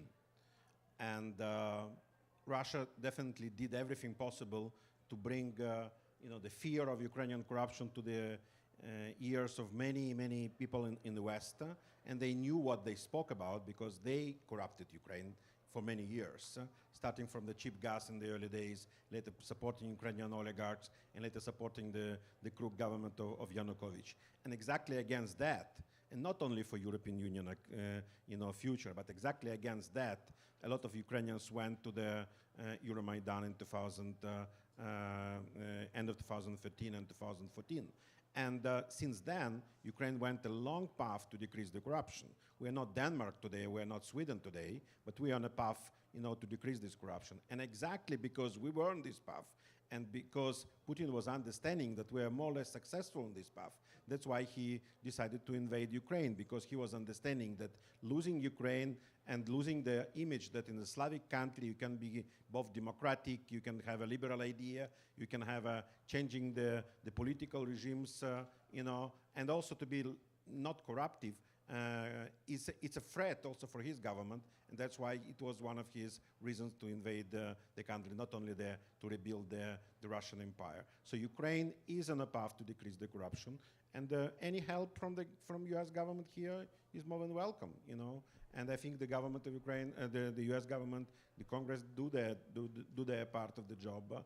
But the best way to see Ukraine is to come to Kyiv, to come to other cities, to come to Izium also, not only to Kyiv, to go to Kharkiv, and to see how the life is in Ukraine, and you will see that there is no corruption like how Russians were building it in the minds of Western people. Thank you. Thanks so much. I believe it was Dr. Shinkaruk who mentioned elections. And I think that if we were to ask any of the US congressmen and the constituents that elect them, they would say that the greatest kind of measurement for how democratic a country is would be that country having a free and fair election. And those congressmen might also point to the fact that the United States, even in wartime, has held elections, including during the Civil War when half of the country was occupied by the Confederacy and so on. So how do we bring up this issue of elections with the congressmen, without them deciding that Ukraine is undemocratic? During the World War II, there was no elections in Europe for 7 years. There was a reason for that. In Ukraine, it's forbidden by constitution during the martial law to have elections. These are two answers, which are quick. The third answer, which is more deeper, how Ukrainian military, which is more than 1 million people with weapons, will first vote, and second, be represented in the elections when they have to hold the lines in the front lines. How Ukrainian refugees will vote.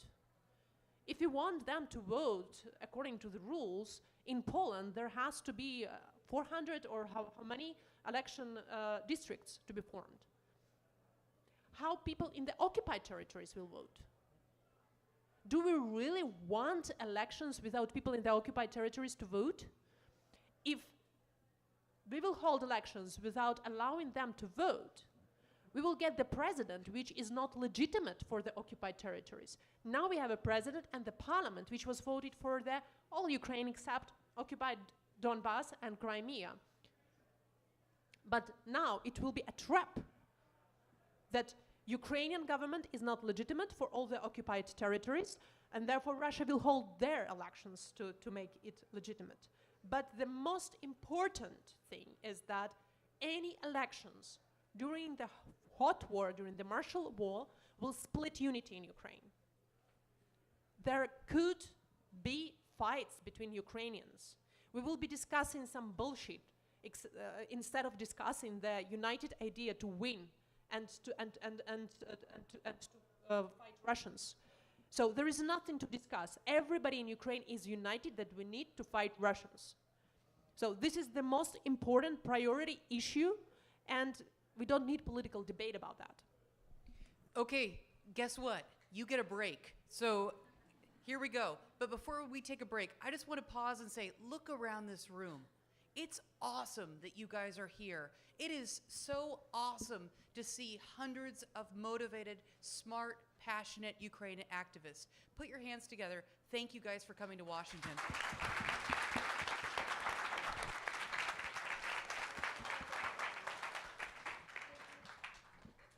Thank you, Melinda. Thank you, distinguished panelists. It was a great first half of the day. We're going to take a break. We'll resume at 2:45. Melinda, Max, our moderators for today, thank you so much. All the panelists, great discussion, and thank you all for awesome questions. Also, one more note, we're gonna cancel one of the panels, what long-term support for Ukraine looks like, but I'm sure that the questions from this panel will be covered at 2:45 during myths about Ukraine and US aid. So resuming at 2:45 for our next panel. Thank you. Take your time. There are refreshments.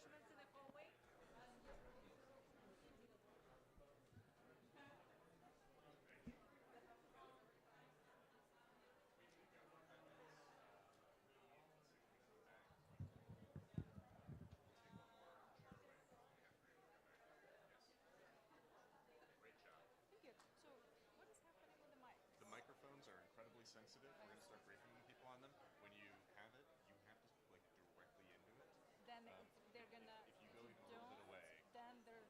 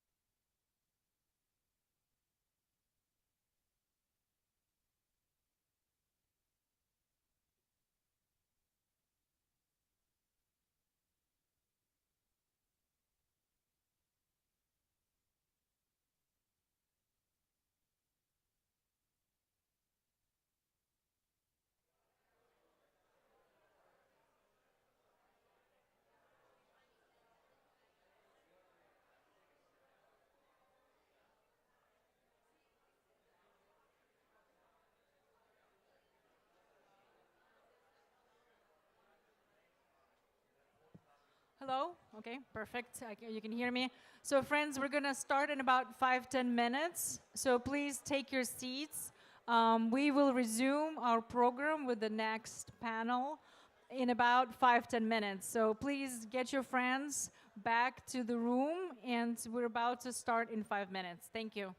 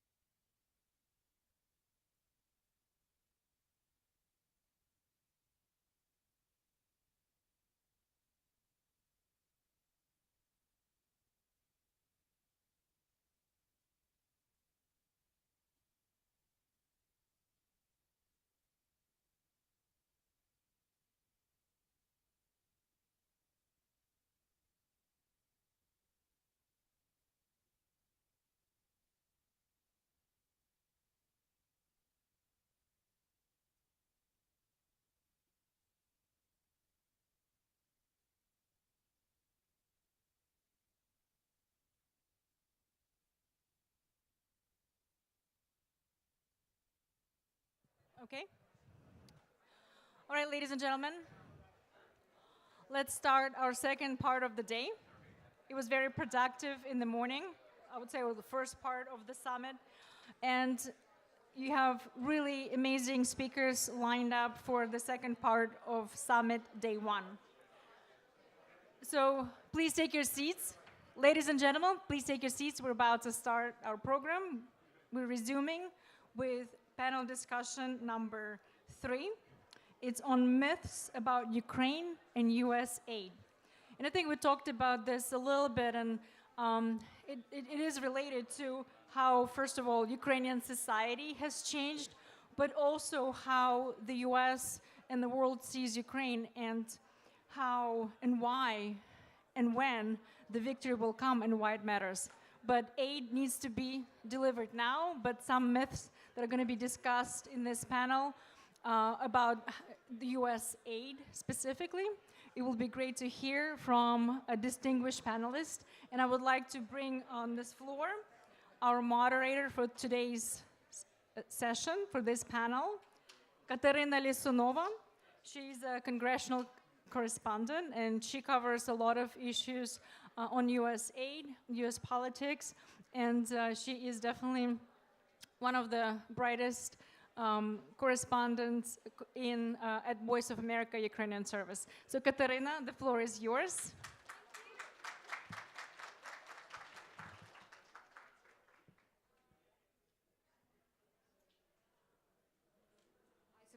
The floor is not only mine, but also I'm introducing my experts who are going to be here right now during our panels, and I'm calling them to join me right now.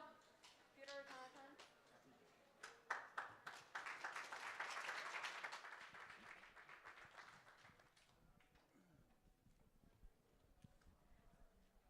Hello. Yeah, I do have sound here. So probably a lot of you guys already prepared a lot to this panel, and you already know these distinguished experts who we're gonna talk today about the very important topic. It's a myth and disinformation, which may be a problem to providing aid to Ukraine, to constant support to Ukraine. And first of all, I want to introduce Jonathan Katz. He's with Brookings Institute, and also Peter Pomerantsev, who is from with the Johns Hopkins University. Also today with us should have been Josh Rudolph, which is also great expert, but he had a very great news today. He has a baby daughter, and I just want to tell that we are here congratulating him with this amazing occasion. We're missing him here, but he's definitely having much more great things to do today. I just wanted to say him hi from all of us on this great occasion.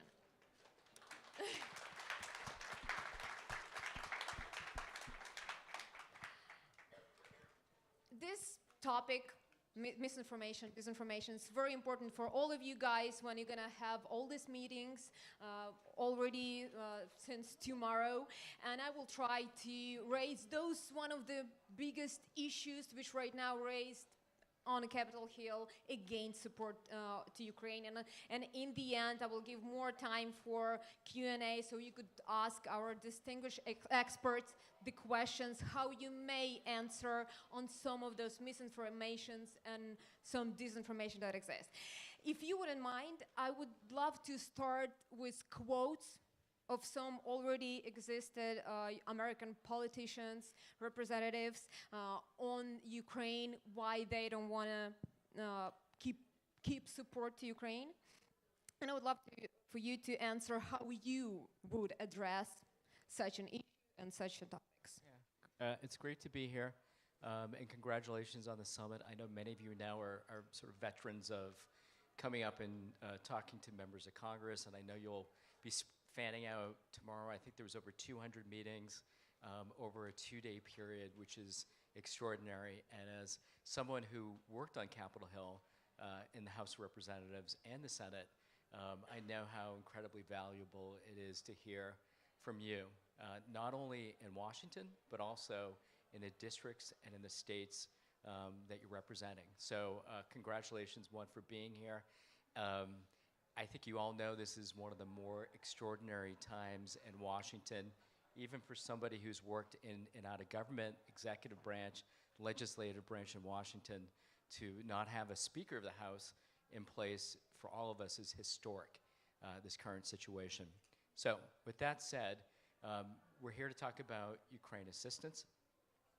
And obviously, the good news has been that since the start of the war, there's been this extraordinary support for Ukraine, bipartisan support for Ukraine in the United States and the US Congress. And that has held through multiple rounds of funding. I think the US has committed, and I don't think it's all been spent yet, but over $100 billion in support for Ukraine. Some of it goes also to replenishing US stocks of ammunition, supplies.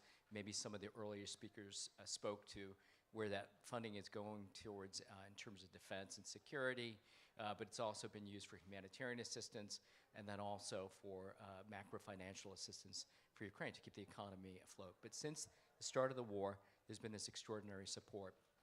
And I think that has been political, and I think it's for the reasons both twofold. One, in terms of US national security, it's a national security imperative for the United States to continue to support Ukraine. Russia is a direct threat both to the United States and our partners and allies. A colleague here will probably talk more about some of those threats, including disinformation. But we have seen over the years, and I've worked both on Europe, Eurasia, issues both at the State Department and at USAID, post-Maidan, working in Ukraine assistance in 2014. I think it was two weeks after Yanukovych fled Ukraine. And so that support has been there, 3 decades worth of support for Ukraine, bipartisan support for Ukraine. And of course, I think things changed last election, obviously, when Republicans took over the House of Representatives. But there was still that support. And you see that today, even in the last couple of weeks in the vote counts that have been allowed to vote in Congress. So you're starting at a great base, which is you've got all this support, I think majority support, but it has slipped somewhat on the Republican side. You've seen, I think, roughly about 30 members shifting their votes. And that's because some members took over districts where there were supporters of Ukraine, but also because the political season is much closer and much more in focus. We have an election in 2024. There's a candidate, a leading Republican candidate, a former president, who has very strong feelings about this issue and about a relationship with Vladimir Putin that we all know about.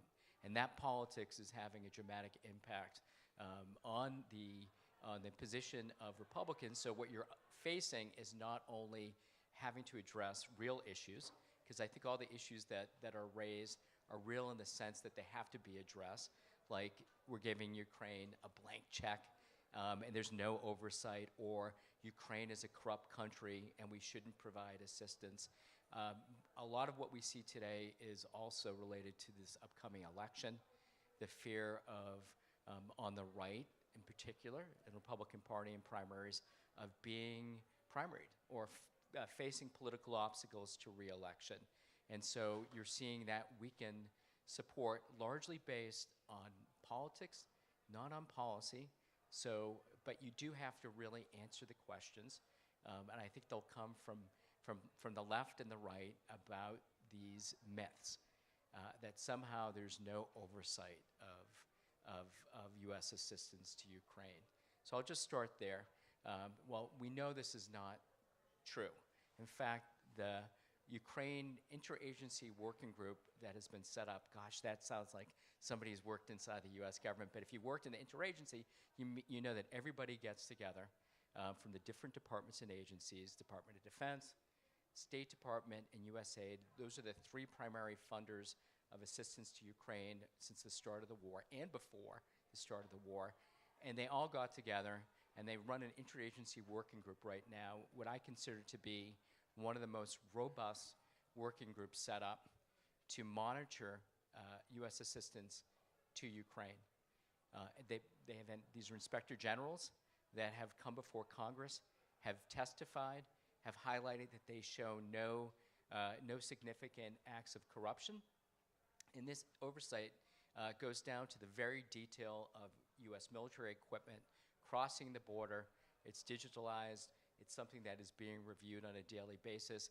And having talked to many of former colleagues who are in the Biden administration to oversee this assistance, they have had so many briefings from key and senior level officials from the U.S. telling them this, providing the information, the background on where this money is going. But it's really important that you remind them that, in fact, there is actually a really strong and robust team in place that is already carrying out the type of oversight that's needed. And I think it's important, too, as somebody who has overseen U.S. assistance, we do need to be responsible for our funding and where it goes, but Ukraine isn't a problem. So that's a myth one, that somehow it's a problem. Myth two, a blank check for Ukraine. There's no such thing as a blank check, because every single one of the assistance packages has been voted on by Congress. It's been debated. There are committee hearings. There are members of the administration that go up to testify, to brief. We have Ukrainian officials coming here, walking them through. We have Ukrainian civil society who have been here numerous times, going up to the Hill and walking through what Ukraine is doing in terms of also being transparent and accountable. I don't think it's something that we should dismiss outright, the importance of accountability, but I think there's plenty already in place. And I know that it's in, I think I had a good chance to take a look at some of the briefing packets here. I think there's some really important information. I know it can get frustrating trying to address issues you think don't need to be addressed, and it's challenging, but it's really important that you come in not only to be supportive of Ukraine, because it's important for U.S.-Ukraine relations, for our national security, but because it matters, and it matters to have transparency as a taxpayer across, of what our funding is doing. You want that as well, but that is in place, so that shouldn't be, the challenge. So there's always more that Congress can do to look into that, and I think I would say, you would want that as much as anybody else. How do we do it? How do we provide greater oversight for all of U.S. funding? And no matter what the project is, that should be a standard across the board in the U.S. government. And so there's no such thing as a blank check, and there isn't in any program, but there's robust oversight. So I wanted to just start there, maybe, and I think we want to bring Peter into this. I'm happy to go into sort of this issue. And I think one last point that I did want to make, which is this issue that there's not support for Ukraine. That's not true. In fact, there's a great deal. I was looking at one of the more recent polls, where I think the polling numbers, I don't know if maybe it was Quinnipiac polling, where it had over 76% of Americans support Ukraine. Now, it breaks down when you start to talk about assistance, and so that's where you have to come and explain, why that funding is needed, the oversight that's being provided, and of course, Ukraine is in the middle of a conflict and war, and because of the current situation in the Middle East now as well, I think there's a heightened sense on national security issues, and of course, many parallels with what has taken place in Ukraine, what has taken place in the Middle East. I think, again, and I work with, some of you here came up when I was with Senator Klobuchar last spring to talk about Ukrainian children who were kidnapped and abducted. I mean, the number is extraordinary, and it's something that, as I was watching what was happening in Gaza, I felt all those same things that I did for the last several years, since the beginning of last 12 plus months, or is it 19 months now? 20 months. That I felt. And so I think it's really important in some ways to bring back some of these challenges that still exist. The reason why so many members of Congress were willing very early on was the identification with what took place in Bucha, what was taking place to Ukrainian cities and towns. I think there's a moment now to remind people of the human cost and toll of what's taken place, in addition to the national security imperatives. And I think some will also argue, of course, this has degraded Russia. There's certainly those issues as well. And I hear these messages from both Republicans and Democrats alike. And I would just say, if you want to look at great talking points, look at what Senator McConnell said this morning when he spoke directly to why this assistance for Ukraine and Israel is needed right now. And he speaks directly to the national security issues of the United States faces. Obviously, the terrible tragedies that have taken place, but also that there's an interconnectedness between authoritarians, terrorists, and there's a thread line that runs between these issues in both of these spaces, but globally as well. So I'm going to stop there and look forward to answering any questions and moving to the next question. Yeah, and I want to give. I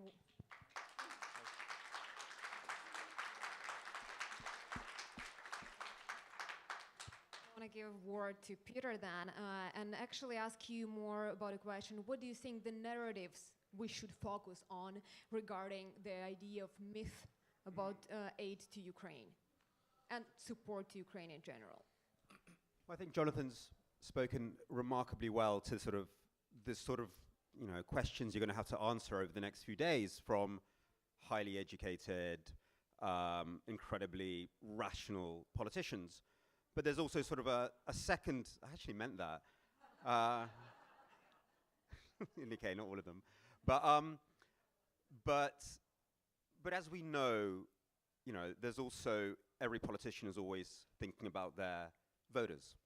And voters don't necessarily have time to get into the details, and not because they have too much going on in their lives. And it's very important to communicate the larger stories to them. My colleague Gretchen Barton was here this morning. We've been working together on this research about what Americans in general feel about the war and America's role in it. And really what we've seen quite consistently is that people support Ukraine as long as they think that Ukraine can win. It correlates with the sense of winning. I think that's a very American thing. So outrage at genocide, outrage at the abduction of children, but also the sense that we can win. And so really the main myth or the main story that worries me is the sense that Ukraine can't win, that winning is impossible. And we see that resonating in the headlines of the New York Times that seems to fixate on kilometers gained or not gained on the front instead of thinking about the larger context of a long attritional war. And the main Russian propaganda message, which is important not to get lost in the details, the main one is we're big, we're strong, and we're going to win, And that fear of a great Russia armed with nuclear weapons still kind of sits in people's minds. So I think it's so important to constantly come back to winning and ways of winning and how we can win. From military strategy, from reconstruction, to the small stories of getting children back, through to all the ways, all the fun ways that the Ukrainians and some partners are undermining sort of Russian provision of weapons and logistics.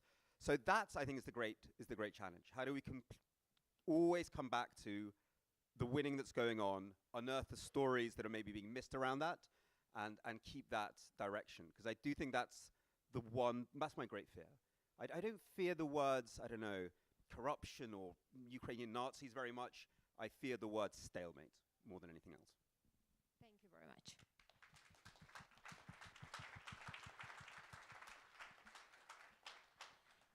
We do already have some quite well-known narratives, and I actually love your idea of the fact that when you talk to anyone, to representatives, when you go to details, to regular Americans, when you go deeper to details, they losing you in the conversation. So sometimes the easiest message, the easiest emotional message, it's just the one which is much easier, will target, will be resonated. So hear me? Yeah. So one of the easy messages from the Congress that I've heard so far is actually related to the fact that there is a position to combine package support to Ukraine and Israel. And there are some representatives who are saying we already done enough to Ukraine. We already did enough. What would you answer to this kind of easy statement that some of the representatives are using as an argument why we should not keep on supporting Ukraine or combine the package of support Ukraine? And let's start probably with Jonathan. Should we play this as a game? I'll be the congressman going, we've done enough, Jonathan. What are you going to tell me? That could be good. This is good for all of those people here. Hello. Just a couple things. First, one, just on. Okay, Congressman. I worked for many of them. So, but I think first I just want to say that there's a question about sort of very technical about somewhat, and it's political too, about packages. Should Ukraine funding be attached to Israel? Should Israel be attached? Should you include funding for border security and sort of crisis relief, when there's a domestic? And I think the most important thing when I think about, this current Congress and having sort of worked there is just making sure that there's an ability to have votes. I mean, we're kind of starting at a basic level here. The votes for assistance to Ukraine and for Israel in both the House and Senate there's a majority to do this. Now, you just got to get to the vote. And how you do that, you need a Speaker of the House. That would be nice to start with. That hasn't happened yet. So my feeling is, however they can get to the place that is within the interest of the United States and these members, the majority of the American public, is definitely certainly the way to go. But there's no guarantee. It's hard enough to get one vote in place right now. We have a whole budget to pass, our nation's budget, which impacts all of our national security, let alone assistance for Ukraine and to Israel. So there's a lot of work to be done there. And on assistance to Ukraine, the United States has been engaged in support militarily in terms of development assistance with countries over decades that we've seen, and has long been involved in these challenging conflicts. And of course, Ukraine is one of the most challenging. I agree with you, Peter. There is a perception of stalemate. Somehow the press, I sometimes feel, likes to pick on that, but it's there. And I think the other question is that you more often hear, and you will hear on the Hill, is, well, what's the strategy to win? The Biden administration doesn't have a strategy to win. I think that's the question you're also going to have to address. Now, it's Ukraine's being independent, sovereign, that it has its territorial integrity. That's what we see as sort of the winning formula. I think most people, not everyone, would like to see that happen. And so how do you get there? And I start off saying the U.S. has been in Europe and Germany since the end of World War II. It has been in Korea since the end of the Korean War. We are used to providing support and assistance over an extended period when we see it in our national security interest to do it. And Ukraine is right now. But I do think we face, I don't call it fatigue, maybe stalemate is the right place to go. But you're going to have to answer this question, be prepared for what the strategy, you're going to have to come up with the Biden administration strategy. And I think, from that perspective, and I say it in jest because I think it's challenging to, I think the president laid it out the other week beautifully, but it doesn't seem to land in the minds of some people. And so some of the response will be there's no strategy to win is the reason why you don't provide assistance, even though the administration has laid out some strategy of ways to move forward to get to where we want to go, where our allies do as well. So I put that as your number one challenge this week in terms of response back. But whether it's included with Israel in terms of assistance or otherwise, what package, I'm less concerned, just that there's a vote, that they allow a vote to happen. And how do you get it through the Rules Committee in the House? And every time they have allowed for Ukraine assistance to come up, even in this Congress, and it passed. And I believe it will do so again. And it could be, though, that you couldn't, my colleague Josh Rudolph is not here, my GMF colleague, wrote about the potential you might lose some Republicans in a vote if you try to tie things together. I think it may be just the opposite. There's a lot of members, even on the Republican side, who don't want to vote against assistance to Israel at this moment. I wish they had the same exact feeling about Ukraine when it comes to the assistance, because they're so similar. The issues are so important, and so important for U.S. national security. So that there's a frustration level with that, but hopefully when you see people like Mr. McConnell, the #1 ranking Republican, you realize that there is that support still, but you have to find the right vehicle to get to that vote. And we need a speaker in place for the United States, not just for Ukraine, but we need it for Americans. So you don't want to get entangled in that. I would not recommend that as talking point number 5. Get a speaker in place, but certainly keep that in mind. Thank you very much.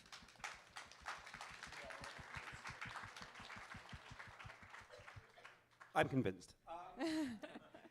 Yeah, I'm just going to make some stuff up, but base it on data. Largely to get, I've never done this before. I've never gone to Congress and persuade them. I've testified a couple of times, but I've never done what you guys are about to do, which is go into rooms and really get into a sort of a deep bilateral with them. So everything I'm saying is just to inspire you, and I think you'll come with better answers than I do. But what does the data show us? The data shows us that, and let's just focus on all Americans, but especially Republican voters, and especially those who have a predilection towards the former president. They all want America to bring stability. That's the level people feel these things at. They feel Putin is a bringer of chaos and death, and America's role is to bring stability. And you gave some lovely examples there. Korea, I mean, that might be a little bit esoteric for some people, but definitely Second World War is one they go to all the time. So America is the bringer of stability. That's our strategy. I think Ambassador Yovanovitch was talking about this morning, that's our aim. Not some sort of fake peace that brings more chaos, more murder, but a real one that brings stability. Stability is our strategy. And Americans want to see Americans being the bringer of that, the good sheriff, or whatever you want to call it. So that's something to consider. The other one, look, I was quite relieved when I looked at our data. No Americans like Putin. Now, I know you guys had a bit of a kerfuffle between 2000 and 2020 when Russia became a party polarizing issue because it was associated with election interference for a candidate, blah, blah, blah. Set that aside. Set that aside. Actually, there's only 4% of Americans who like Putin. The vast majority of Republicans hate Putin. The vast majority of so-called MAGA Republicans hate Putin. So I don't know. I think, when we're talking about doing enough, okay, and this is me improvising. Certainly, please improvise yourselves. This is not doctrine, but we can also focus on the bad guy here. And Putin is like this sort of, and this is what he's really like. He's like this crazy stalker who's obsessed with you guys. He's obsessed with America. He goes around the world lying about you. He wants to show the world that you're vulnerable. He is obsessed with humiliating America and doing it real damage. So I think maybe working on that image of Putin, not the Putin-Trump connection, but just that image of Putin, might be might have some sort of power. And we're all very, very worried when we look at the 25% of Republicans who are against Ukraine aid and the presidential candidate who reflects that. However, let's remember one thing. Trump was the guy who bombed Assad. Yeah? Obama didn't. Trump did. They're a very funny voter. Yes, they're kind of isolationist, but at the same time, when you ask them, do you think it's important for America to show its strength in the world? They are by far the highest. So that is something to work with. So even the so-called MAGA Republicans, I think, are a much more nuanced audience. And look, I research propaganda, and for, essentially countering myths is about understanding audiences better than the other side. It's not about stopping disinformation. You'll never stop it. We're in a race to understand audiences better and to communicate with them better. And even these MAGA Republicans, don't write them off. There is something in there which is itching to show America's strength. So I think it's all positive. Thank you. That was a very...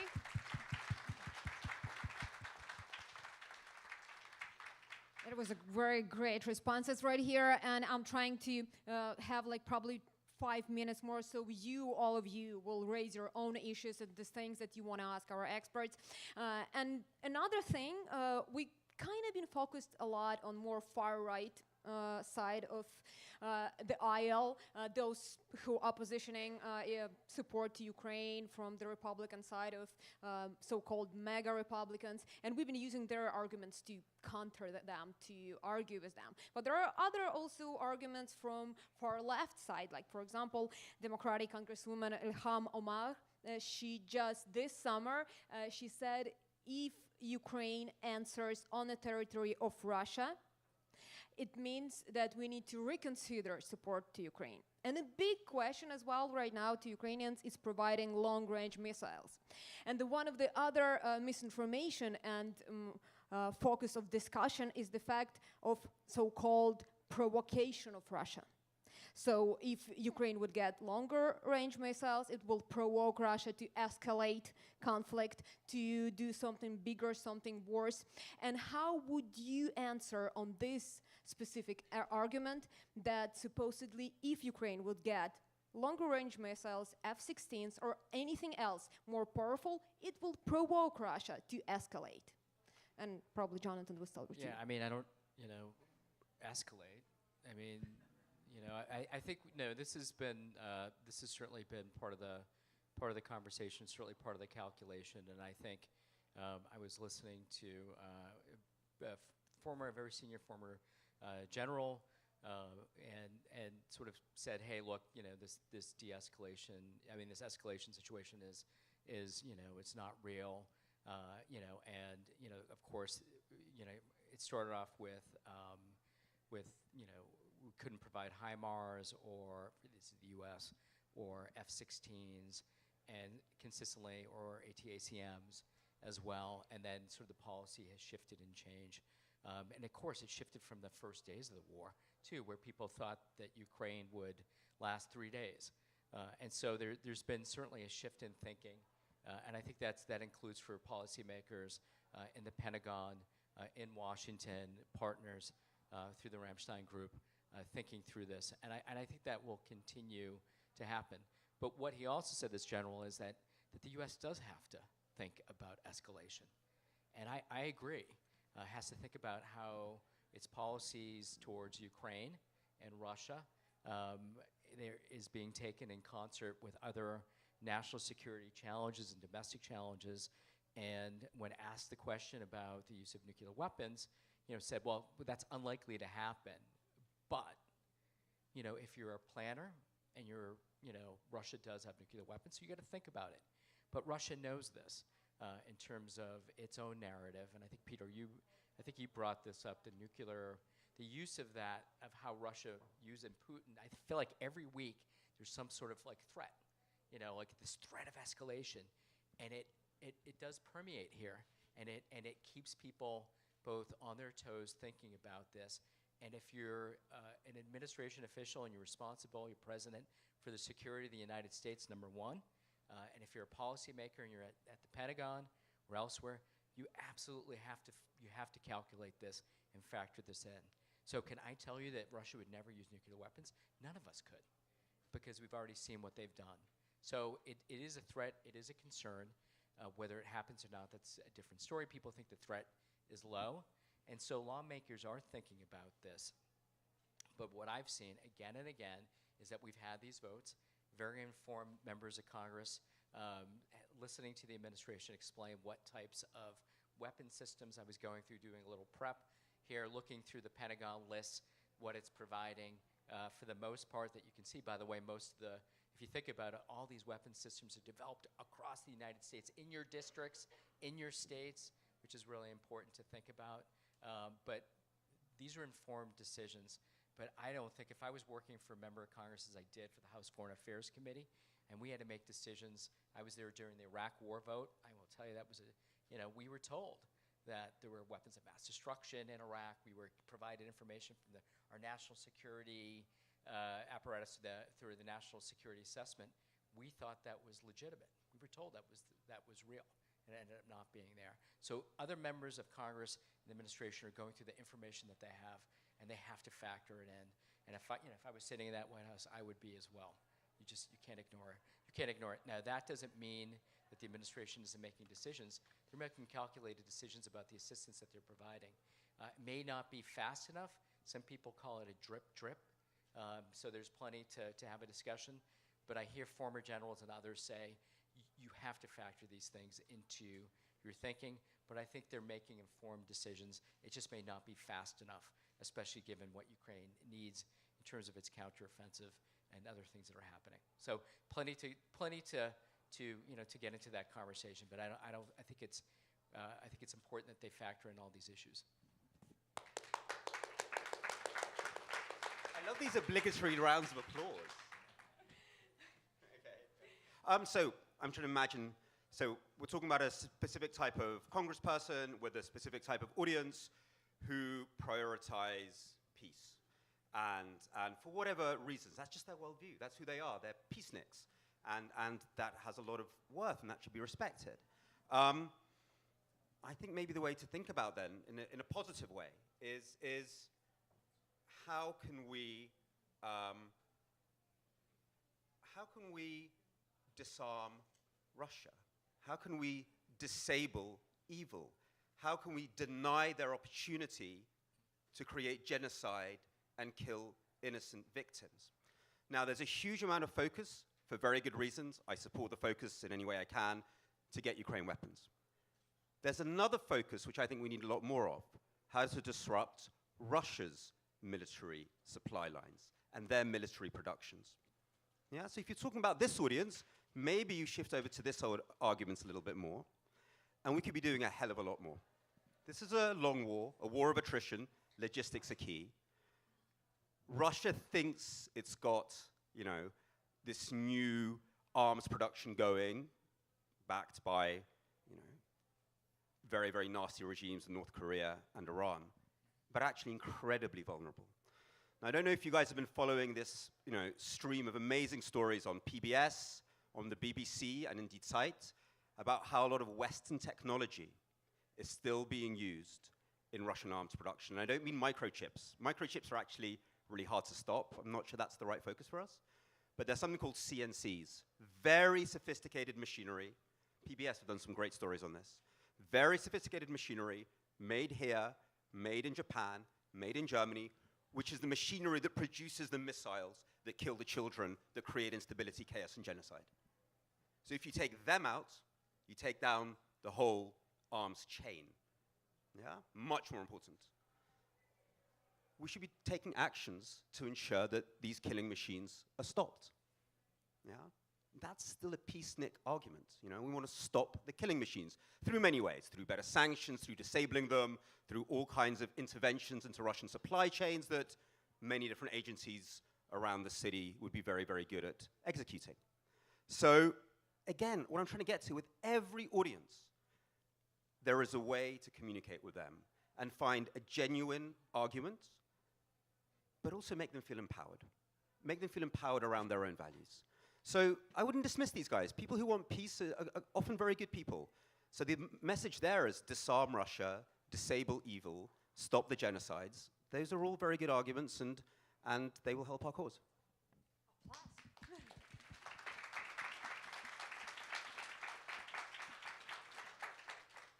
What can I tell you for sure? The time runs fast, and I want to give you time right now to have questions to our experts on the key issues of misinformation, maybe propaganda, disinformation. I will even give you some advices here, like, for example, there are a lot of conversations that China is a real threat, not Russia. We need to focus more on China. Or, for example, that Ukraine is not a democracy at all, that it is dictatorship, and it's one of the key points to have an elections, and etc., etc. So there are a lot of interesting conversations and questions that should be covered. Also, oversight, that supposedly Ukrainian arm and all this support to Ukraine goes to third countries without any control. There are a lot of things to address, and I would love to hear your questions. And I can see the hand just right there. The person was first, and then to you.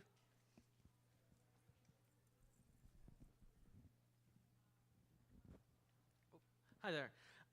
So, I mean, a common myth, or should I say perception, that I've noticed is that Ukrainians are entitled to American support. And I think it's not so much a myth, but it's a perception that I think is very difficult. You can't fact check that. And so I'm curious to hear from both of you, how you can address that. People in Ukraine, meanwhile, think that everybody in America is staying up at night thinking about Ukraine, which also isn't the case. When people enter, while an overwhelming majority of Americans do support Ukraine, or they say they support Ukraine, foreign policy is like number 12 in terms of like the issues that people actually vote on, according to the Pew research, that was done about what people vote on.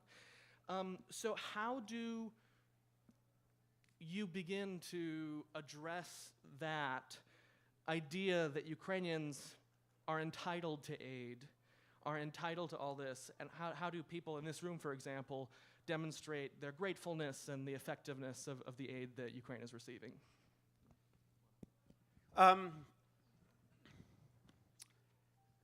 Again, I'm just going to refer to the data because I do think it was so fascinating listening to, I think, hundreds of hours of interviews with Americans on this.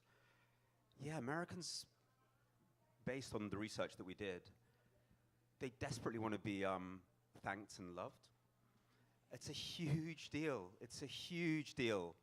And they want to feel that, yeah, they're helping now, but you guys will come and help us later. That came up all the time in interviews. Of course we'll help Ukraine. Actually, the metaphor that a lot of people used on all sides of the political spectrum was WWF.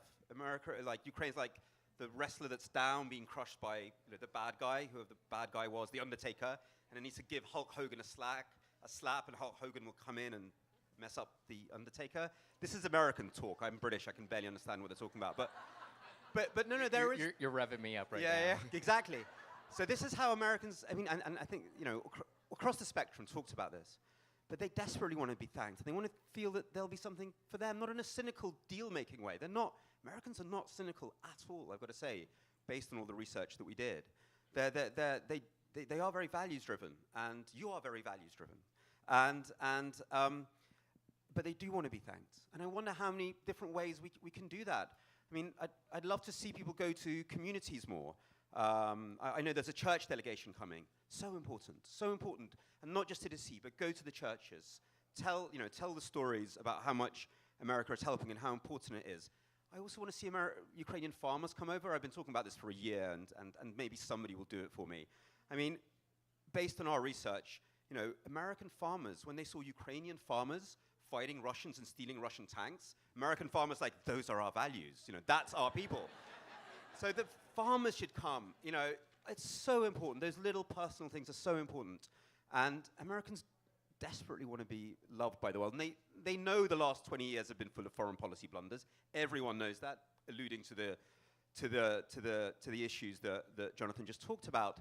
And they desperately want to be a force for good in the world. And yeah, no, that does have to be communicated back. It just takes a little bit of legwork. I don't think it can just be done here. I think it does mean going to those communities. Yeah, and I would totally agree with that. And I've had the privilege to work with a lot of diaspora communities over many years. And what I found was that engagement. One, I agree with you on thanking members of Congress as well, the peaceniks, the ones on the left, the one on the right, because strong support is important. Even if they haven't necessarily, or they might be in a space right now, members where they're maybe not on the right side, how important this has been. But I would say it's so incredibly valuable to have, to engage at the district level, if it's a House member or the state, and to do things locally. And I'll wear my non-Brookings hat here, which is to say, is to get involved politically. It is a huge part of the strength of your involvement in the community to not only invest on this issue, which is maybe the number one issue for you, but to directly engage at the district level, and to not only do it once or to do it during the summit. And you have some great, I forget how many organizations are represented here, it's an extraordinary number, but that engagement matters so much. And that means politically engaging, and then also working with the local level as well, meaning mayors or city councils. I think it matters most, and I've worked with, having worked on the congressional campaign side, I ran 2 congressional campaigns, and the diaspora communities were deeply involved, from Taiwanese American to Jewish American community, Indian American. So it matters greatly, and I know that you know this. You're here. Some of you have done this multiple times. You've been doing it since the start of the conflict, some long before that I've worked with. It does matter. I agree. Members do want to hear thank you, but I suspect that you guys already know that, and that's the first thing you're going to say when you walk into each one of these offices, regardless of where their position is, that we're appreciative, and as Americans, as those that care deeply about this, as part of the communities that you're from, that we care deeply about that, and that those personal connections matter. And it's not only the 1 or 2 touch; it's the consistency of engagement. And you have a lot of groups that do that, but the personal engagement, the personal relationships really matter. And so I'll just add that on top of that, just as somebody wearing my old hat on the political side, how that really helps. Thank you very much.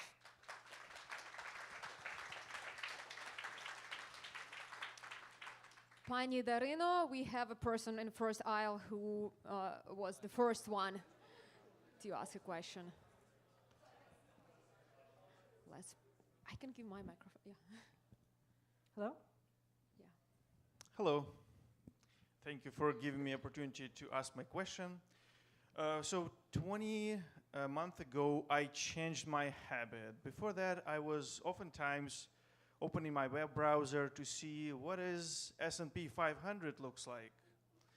And today, I'm often opening my browser to see what is Urals crude oil costs. And unfortunately, I was in a bad mood oftentimes, both with S&P 500 as with Urals crude oil price. If you don't know, Urals crude oil price is basically what Russia sells majority of their oils for. And today's price is close to 75. And the break-even price was, before the ruble went down, was between 35 and 40. So it's like 100% over the break-even price. And today, because the ruble fell down, the salaries, of course, are not in dollars in Russia, but in rubles. The break-even price is even less. So my question is, how do we reach out to our representatives with this approach? Like, we can give Ukraine F-16s, we can give ATACMS, but as long as Russia has their profits sufficient to fund this war, and my calculation, which may be incorrect, which I did back in December 2022, was that between February and December 2022, oil was sufficient to cover all the cost of the war for Russia. So how do we go with that idea to representatives? That we need to decrease, we need to make Russia defund to lose money on oil, not make money on oil.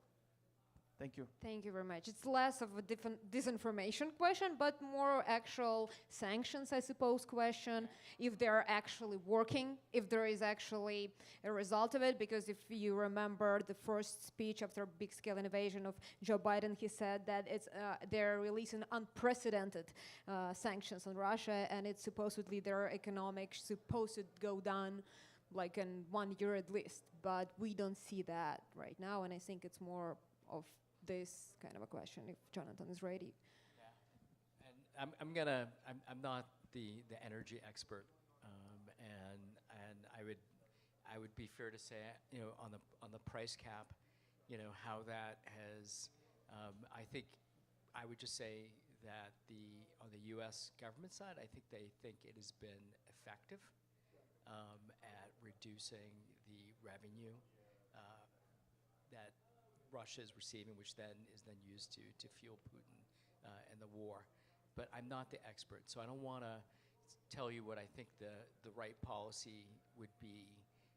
One thing I do know is that we know that there is sanctions evasion, despite the fact that all these jurisdictions globally allies and partners have put in place sanctions, we know that the Russian economy it continues. It's not broken yet, but I think if I recall, it was a senior Ukrainian official the other day thought that Russia would run out of, and I don't know, I don't see any data backing this up, but said that likely see the Russian economy or the inability to fund the war by 2025, 2026.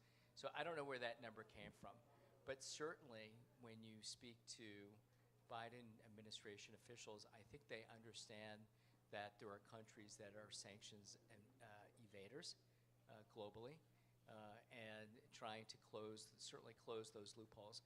But I wish I could give you an answer on what would be the best strategy to further reduce that revenue, except for the fact that you need to have enforcement of sanctions, and you also have some countries pretty significant in terms of economy, like China, like India, that continue to trade with Russia. And I would say the other part is the U.S. is balancing a couple things when it considers this. One is considering the global economic situation right now, how it pertains to the U.S. economy in an election year, which is particularly important, and then its power relationships or its relationships with countries like India.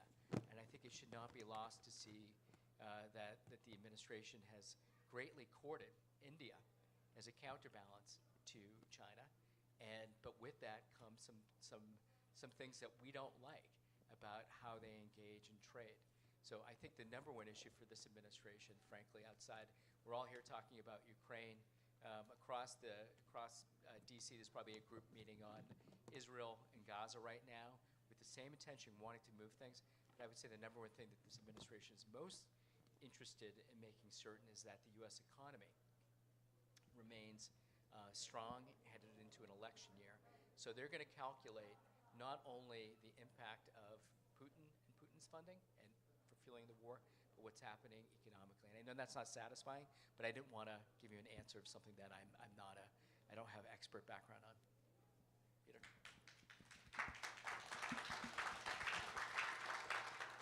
Yeah, I mean, I would direct you to my friends Topher Harrison, who I think is here, who's a sanctions expert, and you guys should have a chat. But you mentioned there's something implicit in your comments, which is, what is the calculation of the Russian stakeholders and elites? And as we think about this war and the way to winning this war, what we have to do is change that calculation. And that's done through all sorts of means. And I don't feel we've really focused on that enough yet. I think there was maybe a hope that it would be a quicker war. As we enter a long attritional war, that informational component becomes more and more important. And it is all about perception, not always reality. And we've talked a lot about the myths, fixating on our domestic public opinion and our domestic elite opinion. We should start thinking a lot more about Russian elite opinion and how we can influence that. Thank you very much. We unfortunately don't have much time. There is only 3 minutes left, but probably I would love to ask you one question, which just makes sense, and we can do it like very fast right now. Everything that these people are gonna ask their representatives, their senators, tomorrow and on Tuesday, will be all surrounded despite the fact that right now House doesn't have a speaker. And the question of providing aid to Ukraine, to Israel, is actually right now on the very fact that there is no one who could put it on a vote, who could bring it to the floor. Yeah. And if there is a possibility to address this fact as well, because so far Kevin McCarthy has been trying to cooperate with far-right Republicans, but it didn't work well, as we see. And if there is anything that Ukrainian people, constituents can address regarding this issue while they're talking to their representatives. I think it's a good question, and of course, I think even all these members too, even though there's political infighting, certainly I hope, and I think want to see this resolved and to get somebody in place, even if they disagree with the Biden administration policy. And there may be some that are happy with complete dysfunction because it will shut down the U.S. government. But I think when you're speaking directly with these members too, one, certainly focus on the topic at hand, which is why you're here. And then also just, this is the People's House. You care about it, you're here, you're engaging, and hoping that there'll be an opportunity at some point to have a vote come up, to get certainly to address budget challenges without getting into the particulars, because you may all come with very different opinions about what should be the priority. But you're here to talk about sort of U.S.-Ukraine relations, which are important, current conflict funding. And so my thinking is, just on this is just my approach, is to hope that there will be an opportunity to have a vote come up soon because of the interests of U.S. national security, but also because of our partner Ukraine at this moment, and sort of moving this process forward as soon as possible. But I wouldn't get too deep into the particulars of the internal politics, because I think it's too challenging. And I also suspect that members and staff also want to see this resolved as well. You don't need to tell them what they already know about the dysfunction that's taking place, but really just thanking them again, starting with what you said before, which is thanking them for the support for Ukraine. And maybe it will be a breath of fresh air to have a conversation that doesn't devolve into the political dysfunction. But I know you will definitely work around these issues. Thank you, Peter. So I'm like Jonathan. Like I'm a recent sort of like immigrant here, really. So I don't know, but I do know that from across the world, the reason Hamas is emboldened, the reason China is emboldened, the reason Russia is emboldened is when they look at American dysfunction. So there is such a, if you care about any one of those issues and you think that's not being accelerated by the dysfunction here, you really don't understand what's going on in the world. Thank you very, very much.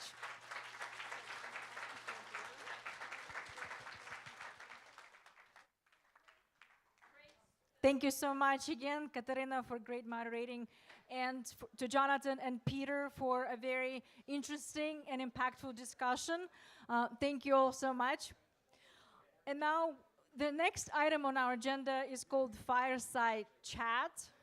We don't have, like you see, we don't have a fireplace near this chat. I believe will be cozy, but I'm sure you're gonna learn a lot from Nate Mook, who is serving on advisory board for Razum Advocacy.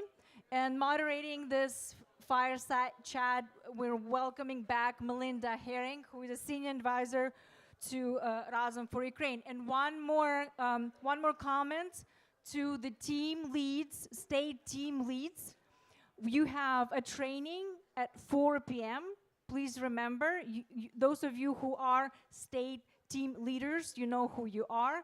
Just a reminder, 4 o'clock, your meeting for your training. Thank you all so much. And Melinda, the floor is yours, and Nate as well.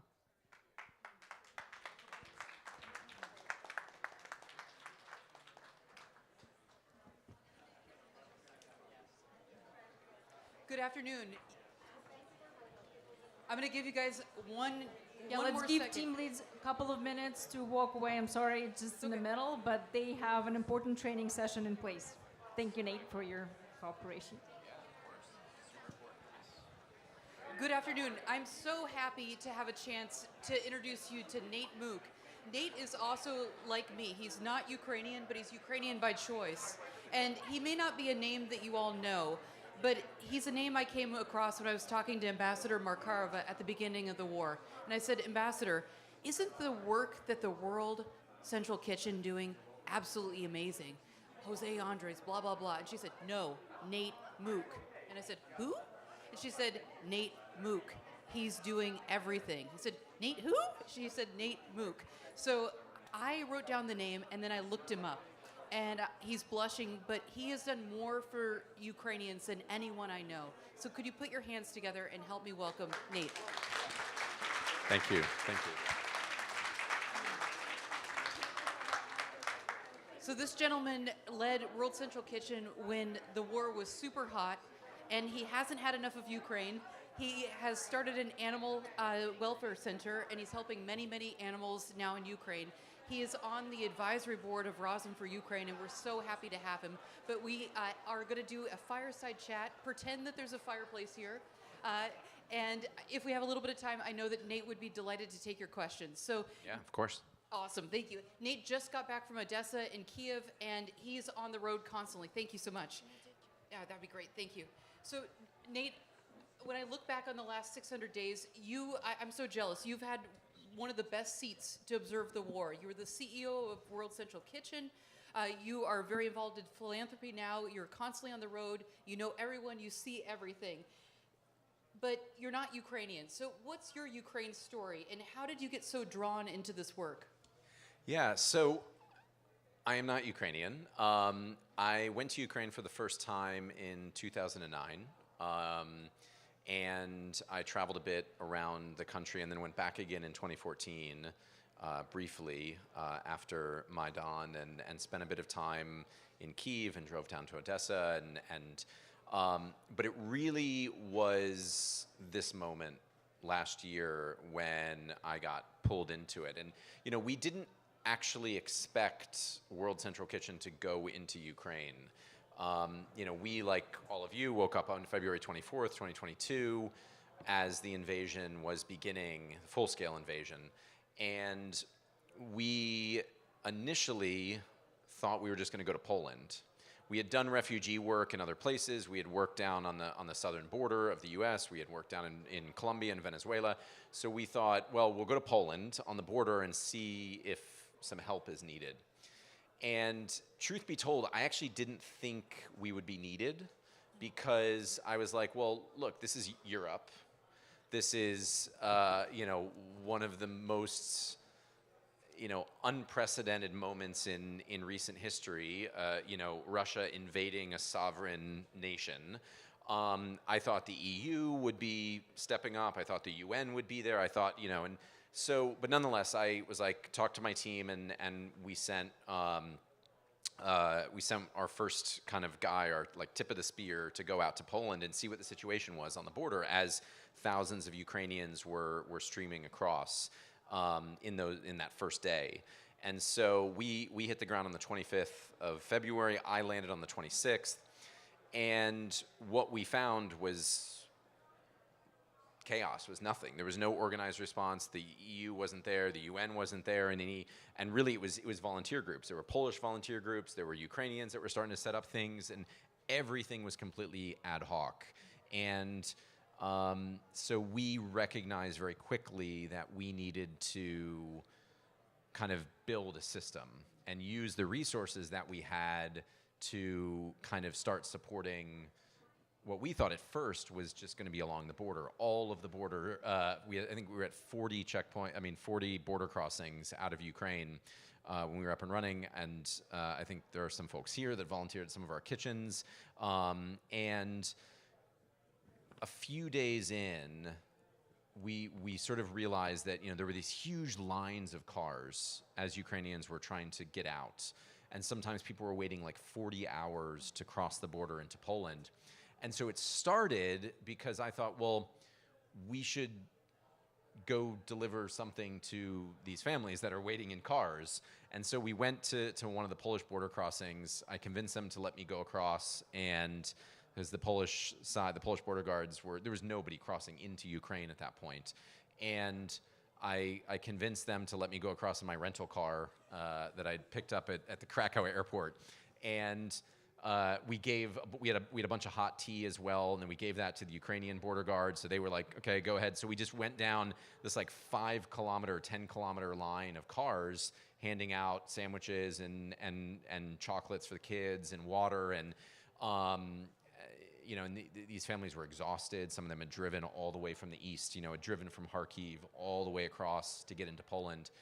And I think that was the moment that we realized that yes, we need to be serving along the borders and supporting families who are coming across, but also the need within Ukraine was going to be huge. And so we started making phone calls, and that's kind of how everything very, very quickly just kind of came together. And it's a real testament to the Ukrainians. I mean, the operation that we built in Ukraine, we had most of the time I was like the only foreign staff that was on the ground.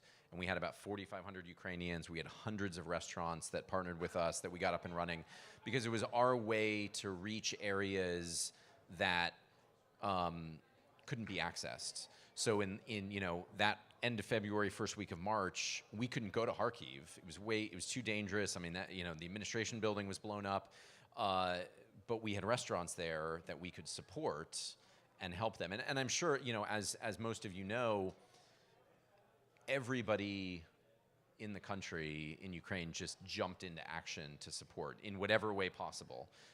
Supporting the civilian territorial defense forces that were coming together, in the earliest days in Lviv, making Molotov cocktails, everybody was doing whatever they could to support the effort.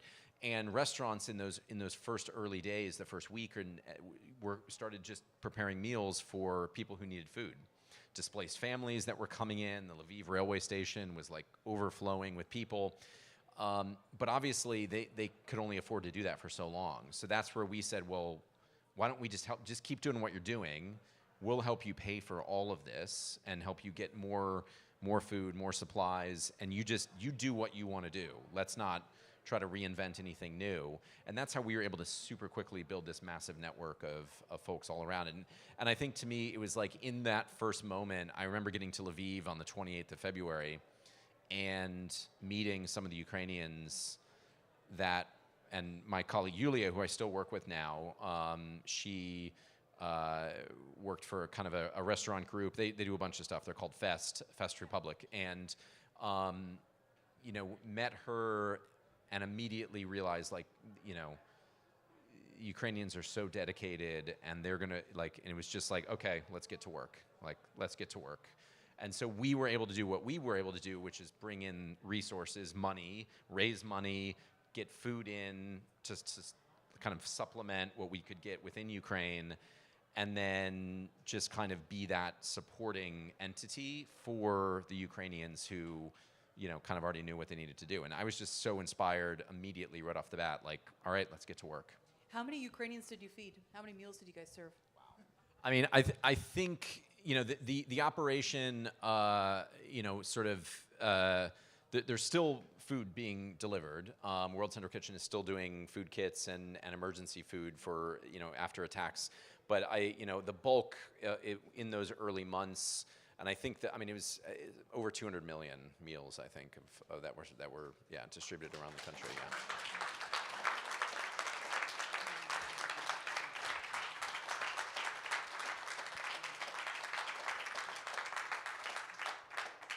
So I have to ask you, can you make borscht? So I leave that to the Ukrainians. I have eaten a lot of borscht. I have tried a lot of homemade borscht. I've tried, but I do not try to compete with the Ukrainian chefs and cooks. Yeah. Okay, Yeah. smart man, smart man. One of the things that I noticed from watching your social media feed, which was awesome during the war, it was always inspiring, it was always positive. You love the Ukrainian railways.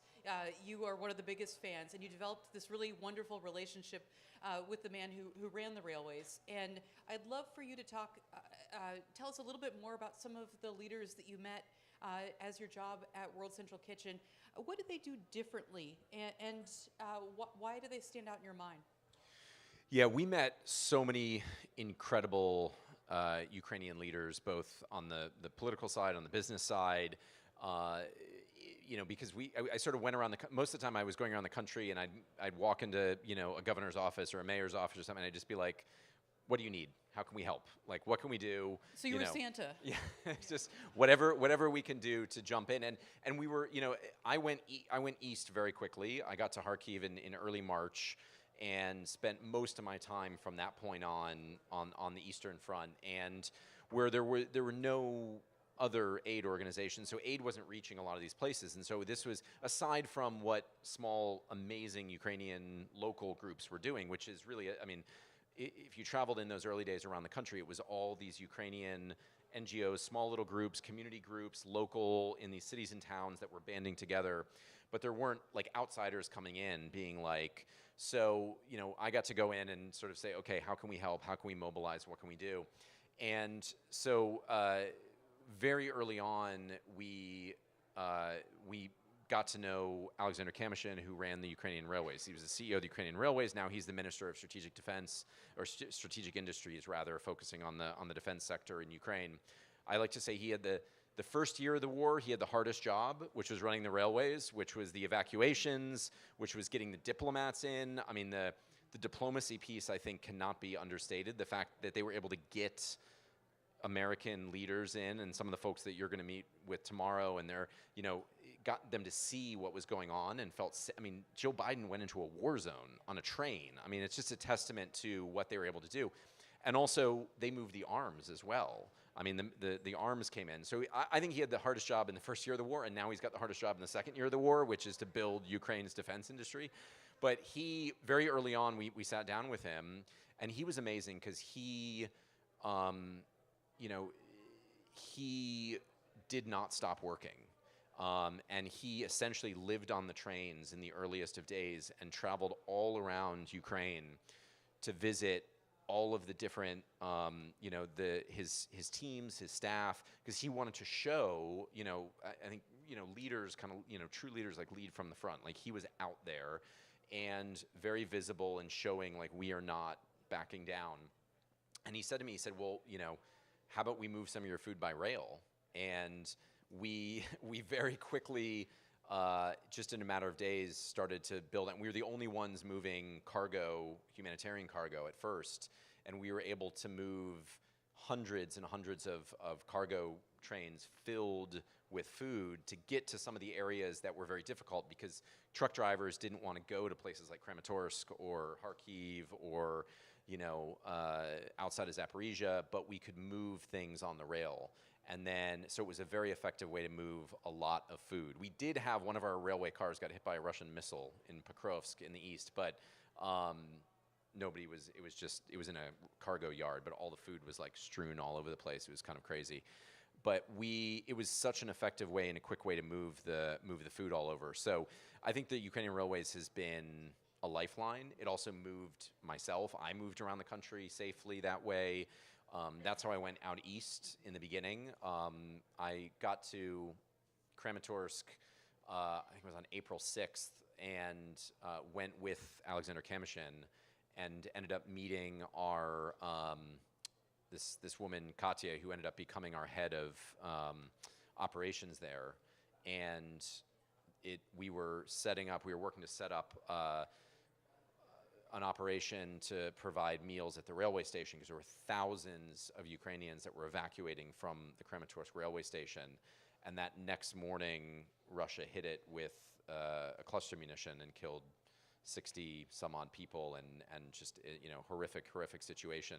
And I think it was both a reminder of the stakes, but also the importance of the work. Like, this is why we need to be there. This is why we need to be helping because, these are families in their most vulnerable moments. So yeah, I've gotten to know so many incredible Ukrainians along the way, both, the restaurant owners that we worked with, the restaurants that their staff were working so hard. In Kharkiv, one of our restaurants was hit indirectly, but a missile hit one of our restaurants called Yaposhka in Kharkiv, and 4 of the staff were injured. And I had been there just 24 hours before, so we went to the hospital. We went to see them, and they had various burns. It wasn't super critical, but they were they needed rehabilitation. They said to me, I'm ready to go back to work. Like, the moment I'm out of the hospital, I'm going back to work. We're going to cook for the people. This is what we do. And I think that's a testament to just the resilience and the strength of the Ukrainian people. And so that, I think all around Ukraine, we saw this from, both private sector to a lot of the other, some of the mayors and governors we've worked with as well. Absolutely. Hold on one second. As a reminder, state leaders, please go to the elevators outside. You have to go to a training on the 2nd floor. State leaders, please go to the elevators outside. Thank you. Great. You don't want to leave. You haven't heard about the raccoons yet. So There's two things that I really, well, there's more than two. There's two things I really admire about Nate. One is that he loves Eastern Ukraine, and I don't think Eastern Ukraine gets enough love because it's the area of the country that's been the hardest hit.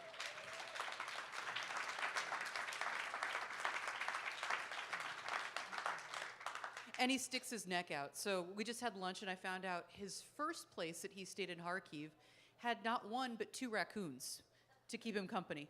And he was living in a bomb shelter. So Nate has lived the war. We're about to go to the Hill, and you can see we are motivated. We've got our arguments. We know what we're doing. But I think the hardest thing that we have to respond to when we go talk to Congress people, it's not the reluctance about aid, it's the fatigue. How do we combat the fatigue, Nate? Yeah, you know, I think to me, there are a lot of practical arguments that can be made, which are really important, right? And we've heard some of these here today, like just, you know, the small cost to America and 0 lives. You know, Ukraine is fighting this war for us, and, you know, what we're able to accomplish. And those are important arguments for sure. But I also think, you know, we have to communicate that this war is being won. I think that, and that if we sort of start to fall back into this mode of well, you know, maybe we're tired, you know, oh, is there fatigue? Is there not? Like, I think very quickly we can forget that we're winning, and it's very, very important. You know, and, you know, I hate to say this, but it's true in this country, in America, and especially some of these folks you're going to go talk to on the Hill, they want to be winners, right? They want to back winning things. And this was a massive problem in Afghanistan and getting support for Afghanistan because we were not winning. And, you know, everything kind of collapsed very rapidly, and support collapsed. You just didn't have public support for aid to Afghanistan, supporting, you know, the Afghan people who, you know, we saw what happened in 2021.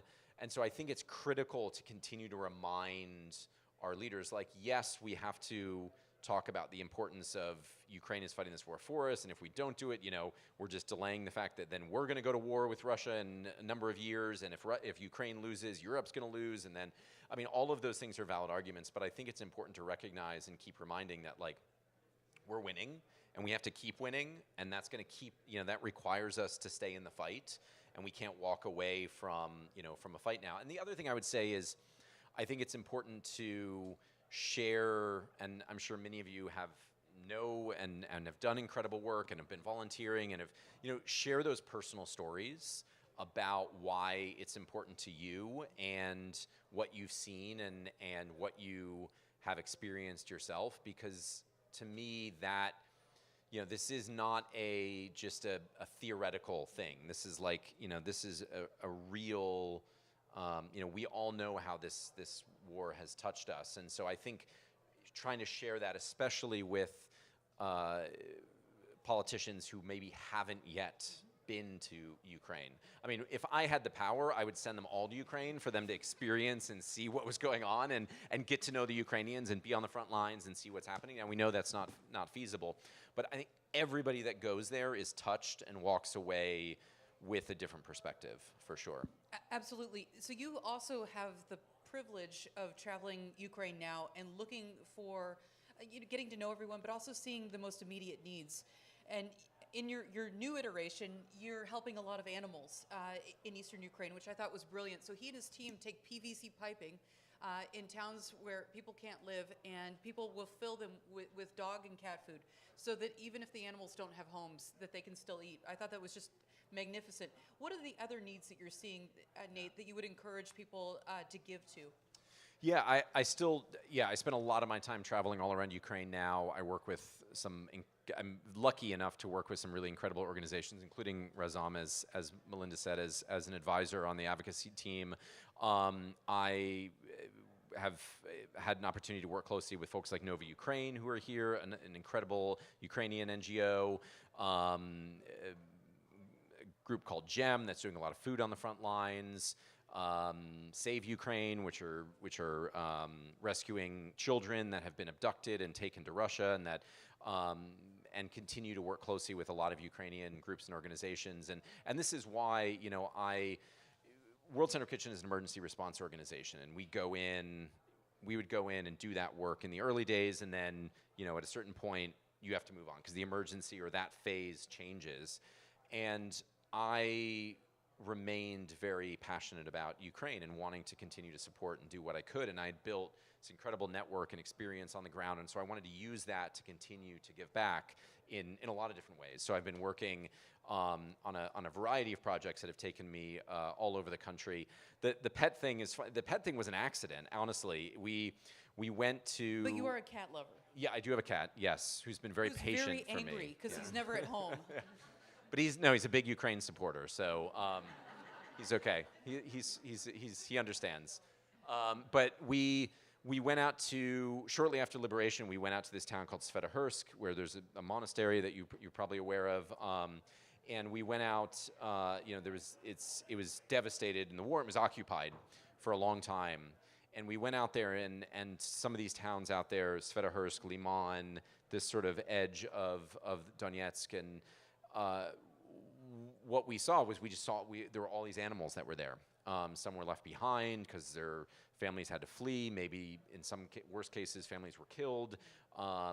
And so we realized, we said, well, let's just start bringing pet food. And it sort of kind of took on a life of its own. And it's just, I mean, it's a thing we do on the side just to help. But we've built this incredible team.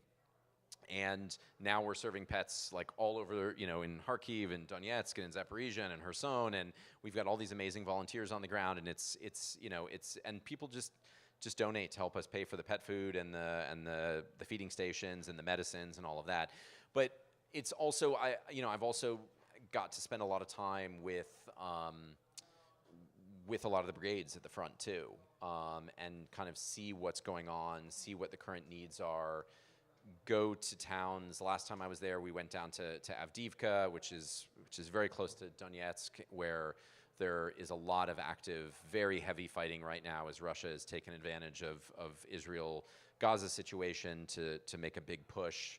You know, I think there's a few different areas. I think there's still urgent emergency need that we have to make sure continues to flow. There are still whether that's, you know, access to food and water and, you know, kind of urgent supplies, because there are still people living in these towns. I know you were just in Orikhiv and Gulapule, which are, you know, on Zaporizhia front, down where some of the counteroffensive was taking place. These towns, there's still people in these areas. And so I think that we have to keep the humanitarian, that sort of urgent emergency humanitarian need flowing. The World Food Program is still doing food there as well. Groups like GEM are doing emergency food boxes, these types of things. So that certainly has to keep going. I think overall, though, we definitely have to start thinking longer term. And we're starting to see some of this messaging coming out from the Ukrainian government as well, that this is going to be a long battle, that this is not going to be over, maybe not in 2024, maybe in that we have to start thinking longer term. And so what we're starting to see now is, what I hope we will see more of is a lot of what's been happening has been very ad hoc from the beginning of the war. And going back to just volunteer groups and Ukrainians coming together to donate things, even the diaspora, you know, pulling together stuff and shipping it out. You're looking at them in this room. Yeah, I mean, it's incredible. It's amazing what was mobilized, especially from here and brought into Ukraine. And that has enabled Ukraine to survive. But I think as we start to look longer term, we need to start thinking about what systems need to be put into place, what can we do. And, you know, there's examples on the humanitarian side in terms of, you know, how do we make sure that we're addressing the actual needs and understanding what is needed, especially in a very fluid situation. We saw when the Kakhovka Dam was destroyed, you know, a lot of needs came out of that. How do we make sure we move quickly? We're seeing fronts shift a little bit. How do we make sure we're supporting the communities that are needed most and really understand with real data what's happening in real time? We also have to look at the landmine situation, which is obviously being worked on, but is still very chaotic in terms of the organization of it. You know, there's no single kind of unified database of like, you know, we go down, I was just down in Kherson with the SES crews, the state emergency services that are demining the urban areas. And, you know, a lot of it is you know, it's not cataloged, it's not, and so there's a lot of different groups doing different things and they don't have all the right information. Some of it's starting to come together. We're starting to see the systems and the processes come together, and I think that's where a lot of the focus needs to be on moving forward. Even on the defense side, you know, a lot of, I'm sure you guys have seen a lot of the videos of the FPV drones going and blowing up Russian tanks, and it's incredible what has been happening, what these brigades have been doing on the front. My friends in the 92nd have a group called Achilles, and they're an amazing drone unit. And one of the main pilots, he's 19 years old and played a lot of video games, and now he flies these FPV drones that cost $500, and they take out, you know, $1 million Russian equipment. And it's amazing what they're doing, but, you know, they're sourcing all of this from volunteers. They're trying to get what they can. They're trying to figure out ways to do this. And I think what's beginning to happen, but we need to have a lot more of, is systemization. We need to have these sort of, you know, start thinking longer term and setting up local supply chain, local manufacturing, you know, kind of filling the needs of Ukraine from within, which is also good for the economy. And this is what Alexander Kamyshin, who's now the Minister of Strategic Industries, is really focused on, is building up the local capacity for Ukraine to support itself, which I think is obviously the best way forward, the only way forward long term, because but it is, you know, it's going to take some time, it's going to take some patience, but I think we have to shift our mindset a bit to think a little bit more from emergency response to longer term needs. And I think some of the conversations with our politicians also need to be about, like, this is, you know, we need to think about this. How are we going to support Ukraine for the next year, not for the next couple months? Yeah. Absolutely.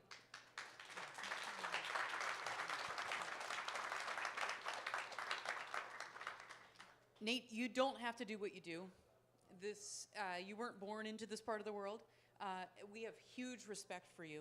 Thank you for everything you've done for Ukraine. Thank you for everything you've done for Razum. But help me thank this gentleman. Thank you so much. Thank you to all of you too, right? I mean, it really is I think it's all of us coming together and doing our part in different ways, and we all have different capacities, and I was lucky to be in a position where I could devote a lot of resources and use the platform I had and to do that work. But again, it's only possible because of everybody else doing their little thing, and that's the magic, right? Nate, we're not going to let you go. No. Thank you so much. Thank you all. Thank you so much. Nate, because of friends like you, I think Ukraine is still winning, and we've heard a lot about why the victory matters, why it's so important to bring the victory closer. And the reason why is that the world, in the past 20 months, the world has witnessed what Russia can do in Ukraine. War crimes, atrocities, the list goes on, abducted children. And for all of us working on the Hill these days, I think this is an important part to bring to staffers and your representatives, is that those occupied territories are now suffering tremendously. War crimes in those territories are going to be, again, revealed, and the world will be in shock again and again. So we have a very distinguished panel who will be discussing now how to talk about Russian war crimes in advocacy. And I would like to welcome the moderator for this session, Ilana Broidman, who is a senior advisor to Roosevelt Group. So Ilana, okay, we're going to wait a few more minutes. There is a little bit of a traffic jam here at the front door. But I think the panel is ready, so please welcome them to the stage. Okay.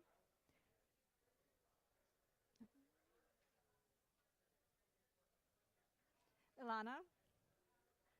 Welcome.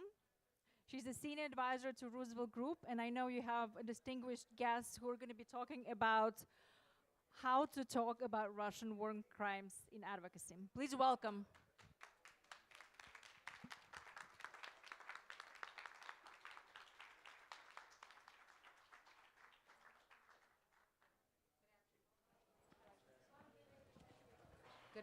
Can you hear me? Yes.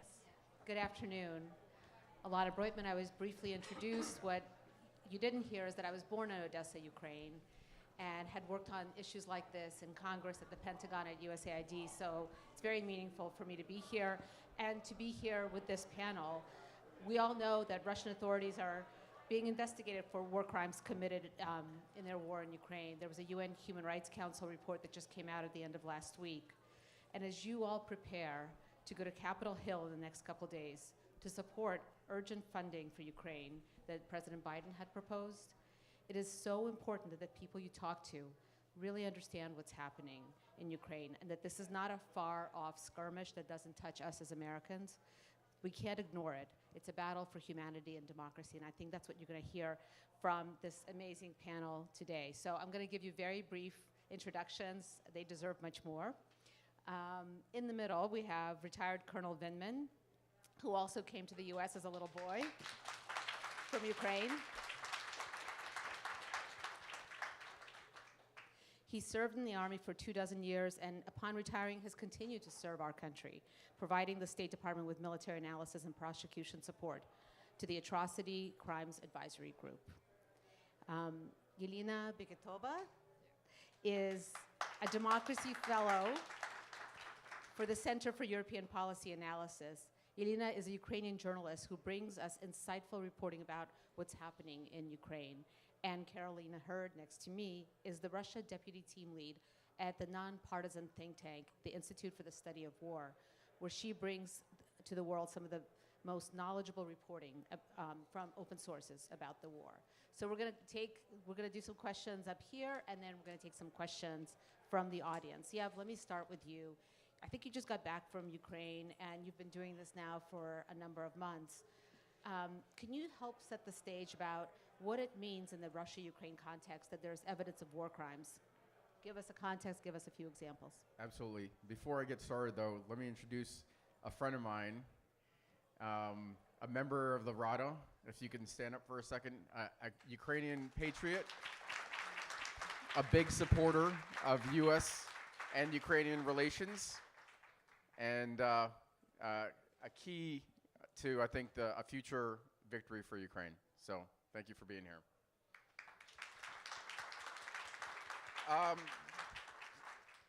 So as Ilana mentioned, I just got back from my 14th trip to Ukraine since June of last year.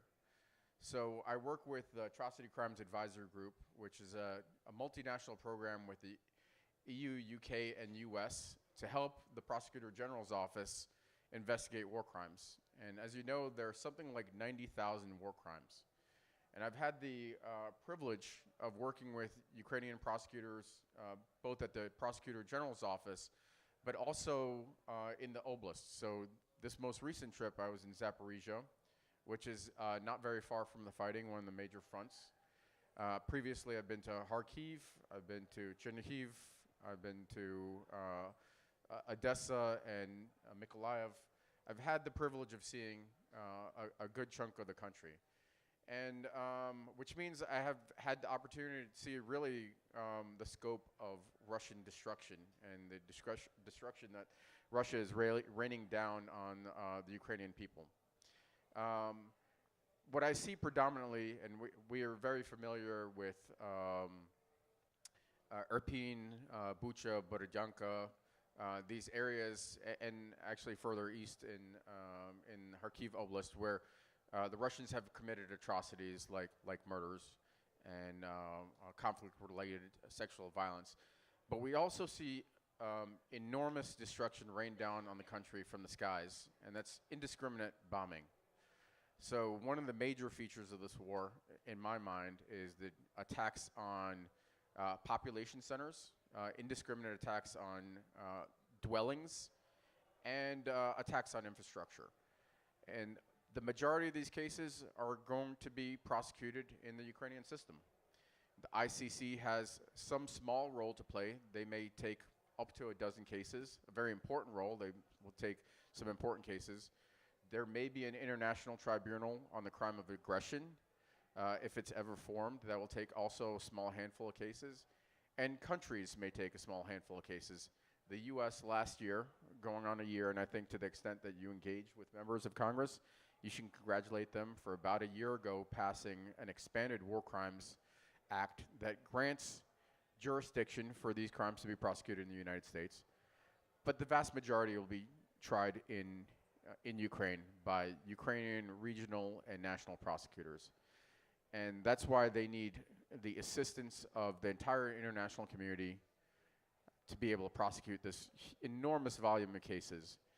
And the way I sort of raise this issue, and I know we have limited time, so I'll just take a few more minutes, but you know, Germany was still trying war crimes cases last year, World War II, the Auschwitz secretary case. In Yugoslavia, they're trying these cases decades after the fighting stopped.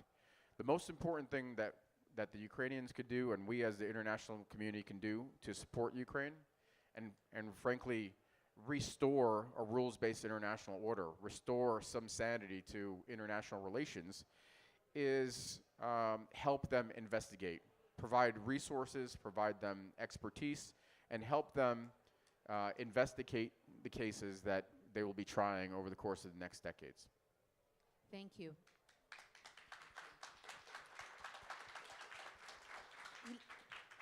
Yelena, you've been writing really beautifully about what's happening to Ukrainian children and what Russia is doing.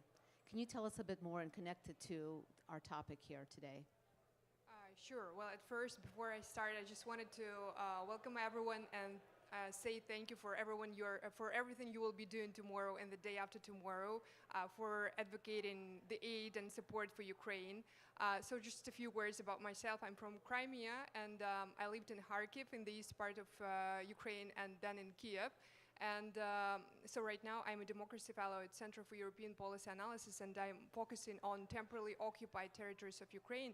And I think that we need to talk more about it, because we don't want to lose the whole generation of kids, children and teenagers who live there right now, because Russian forces are imposing a lot of indoctrination programs and programs to Russify those people and teenagers who live there, unfortunately. So that is why mainly I'm writing a lot about all these processes, and if you ever need any type of example, very quick example, you can always go to my Behind the Lines tracker, and where I just add every day the it's all can be considered a war crime, probably, the colonial, right? But I just decided to distinguish it to Russification, propaganda, and resistance, so that we could just always have an example of what it looks like. So definitely we all know about abduction of kids and deportation. As of now, we have like 20,000 Ukrainian names and who are confirmed with particular dates when they were deported to the Russian Federation.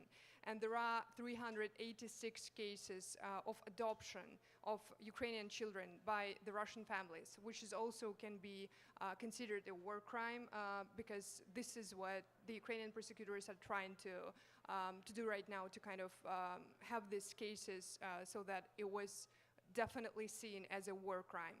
And we have all the other stories, but this is what works. Whenever you talk with congressmen and you just tell about these stories of your relatives, friends of your friends, who tell you these particular things, that teenagers are basically sometimes, like their parents don't have any other opportunity to send them somewhere to Europe, and if it is a bus, or some people tell them that they are gonna take their kids to the recreation camp or summer camp, not understanding what the consequences will be. We all know what the consequences will be, unfortunately. It's a lot of Russification programs, but I just don't wanna stop here, because it's a lot.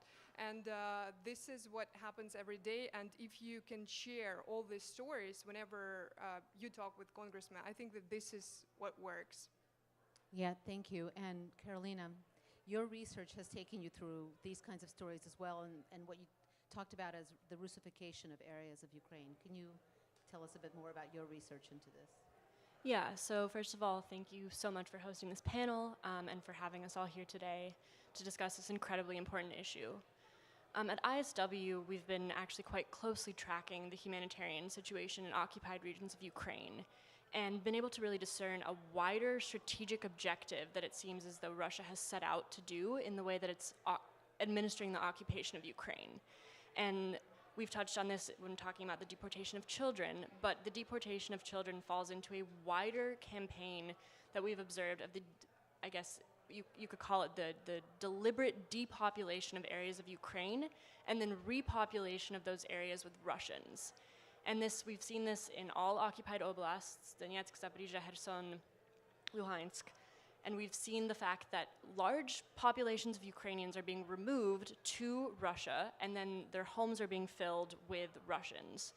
And this, of course, kind of gives Putin this guise of legitimacy to the occupation, because these Russians will, of course, vote in these sham elections for the ruling United Russia Party, that sort of thing. But also, then, of course, that deprives Ukrainians of their Ukrainian identity and forces them to live in Russia. So I think when talking about this issue, of course, there's going to be the individual atrocities that are committed that should never be overlooked. But there's also this wider strategic campaign and all of these deliberate actions that Russia is taking to eradicate Ukrainian identity and impose Russian identity in occupied areas. And this absolutely transcends all of the conversations that, you know, lawmakers have about the individual, you know, is this right, is this wrong? It's a systematic campaign of eradication of Ukrainian identity and imposition of Russian identity. Thank you.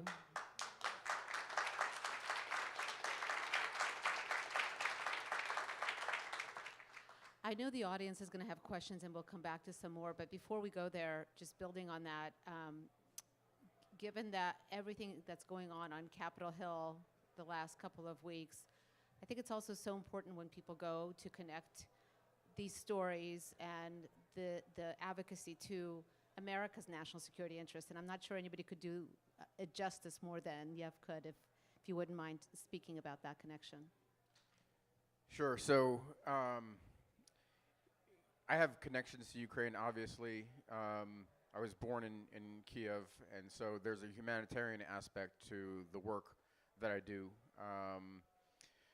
But there is a U.S. and Western security component that is also can't be overlooked. I spent 25 years in the U.S. Army. I worked in the White House, and I'm an American patriot.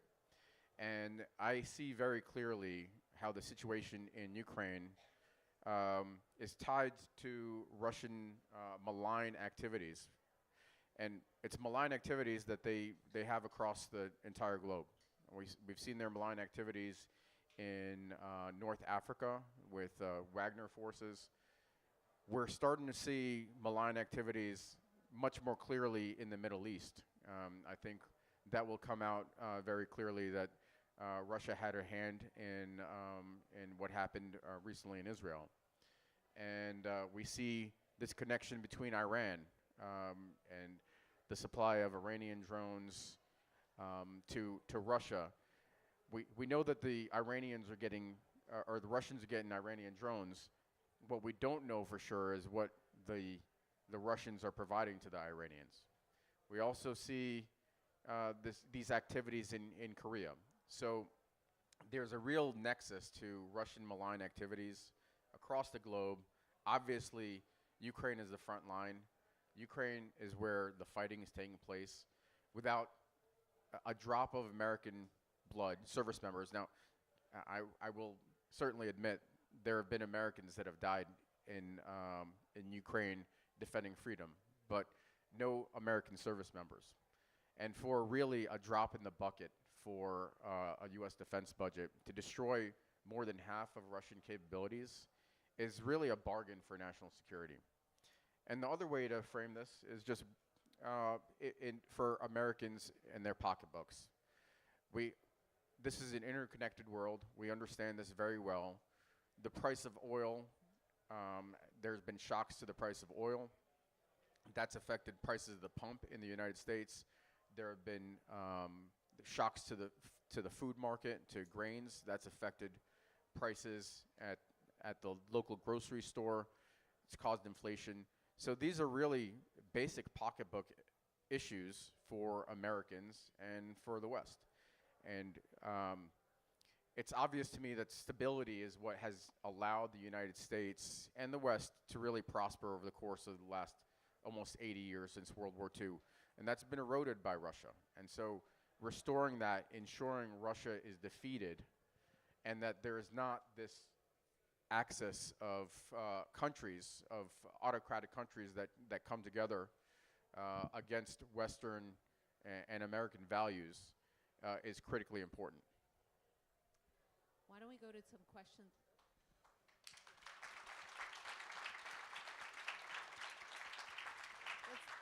Let's go to some questions from the audience to make sure we get that in before the panel is done. Is somebody, the lady over there, in the beige? Yep. Thank you. Thank you for your remarks. My name is Katya Pavlevich. I actually work on the topic of child deportation, as many of you may know, and abduction of children.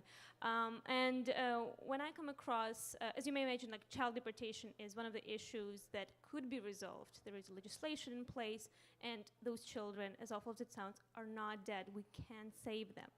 But when it comes to actual resolution, nobody can come up with a definite mechanism to return thousands of children. 20,000 as we know, but estimates are 700,000.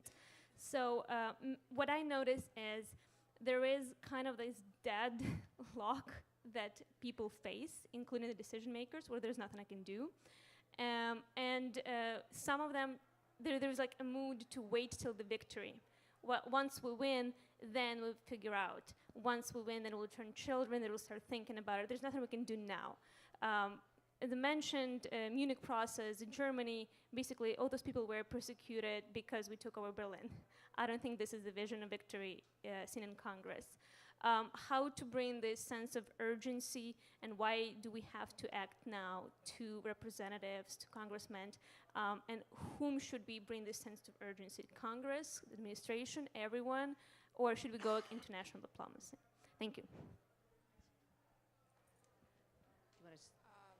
Okay, thank you so much for the question. And I think that this topic is very complex.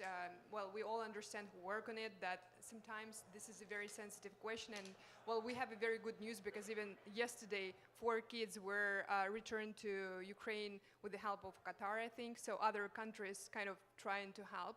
So, but this is, I think that it should be the, the work of the congressmen, of administration, and the international diplomacy just in general, because sometimes I feel that in some cases, as you may know, right, working on this topic, that like the other side, like Russian side, explains that these kids don't have parents or something like this, so they don't have like parents who can, or relatives who can pick them up, or something like this. So there should be like the mechanism, and probably it's the more from the legal point of view, right? How other countries can interfere if this is the case. Because what I always try to say that right now, these teenagers, like just in the occupied part of Ukraine, they don't have any choice. So if they are, if they are offered something, they are offered by Russia.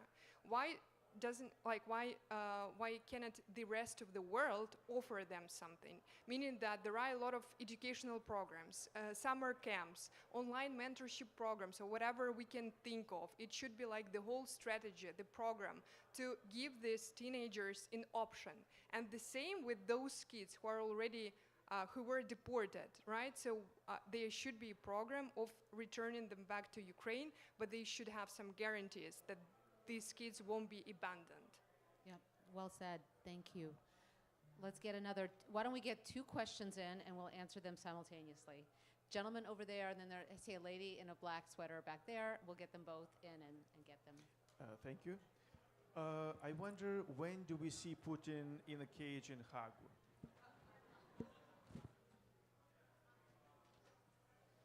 There's a lady back. Do you want to raise your Hello, my name is Victoria, and I have a question about Wagner Group. So obviously, Wagner Group has been dissolved officially. Prigozhin has been killed, but we still see that the type of work that they did, Russia still requires that type of work to be done, that type of actions and connections that they have with different countries to be done through Wagner Group. Do we currently see Russia put any similar group or paramilitary force in power? Is it gonna happen? Is Putin gonna allow that to happen? Because they have need for something like that to continue war. So Putin and Wagner Group, two really simple questions. Carolina. Hopefully, we see Putin in the dock at The Hague next week.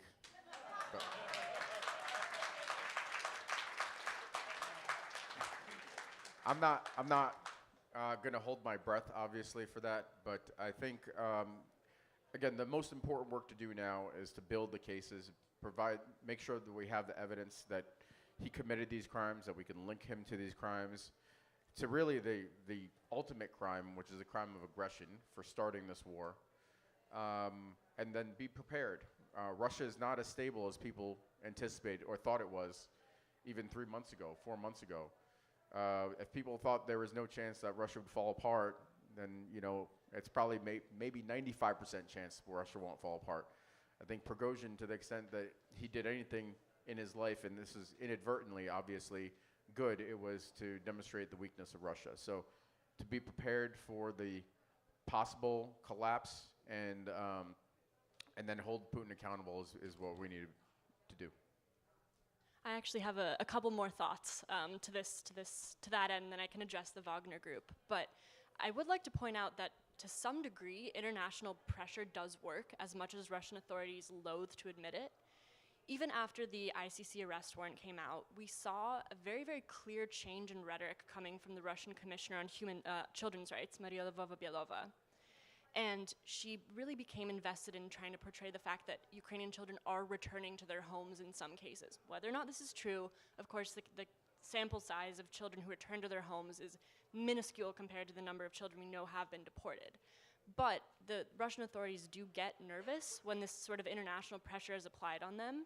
So this continued advocacy for accountability is incredibly important from an informational standpoint, first and foremost. So to kind of answer that on the level of not just Putin, but all of the other cogs in this machine, so Maria Lvova-Belova, all of the occupation heads of the 4 occupied oblasts, this sort of system that has been built around the deportation of children can slowly be picked apart as international pressure mounts, and a lot of these actors become more and more nervous and aware of the fact that they do run the risk of serious, international condemnation, that sort of thing. So to answer that question. And then insofar as the Wagner Group, there's a lot of very interesting dynamics right now, because Wagner nominally does not exist anymore. But the ideology that Prigozhin and the Wagner Group espoused really does seem to live on in Russia, especially within this hyper-militaristic pro-nationalist community that is going to continue to dig at the Russian Ministry of Defense for not conducting the war on the lines that Wagner and Prigozhin wanted it to. So we have that one dynamic going on, and then we have the dynamic of the Russian Ministry of Defense and other Russian security organs basically scrambling to subsume the Wagner Group and take control over it, while Wagner is at least in some nominally independent form operating in Africa, and then also there's some Wagner remnants in Belarus that are working with the Belarusian armed forces. So really it is a bit of a whole mess, but the point is that a lot of post-Wagner and post-Prigozhin has really exposed a lot of factionalism within the Russian military in a way that I think really gets to your point about stability. As the Russian MOD is kind of feuding over influence over who can subsume the Wagner Group, that is absolutely a factor to consider in kind of considering the overall strength of Putin's regime. Thank you.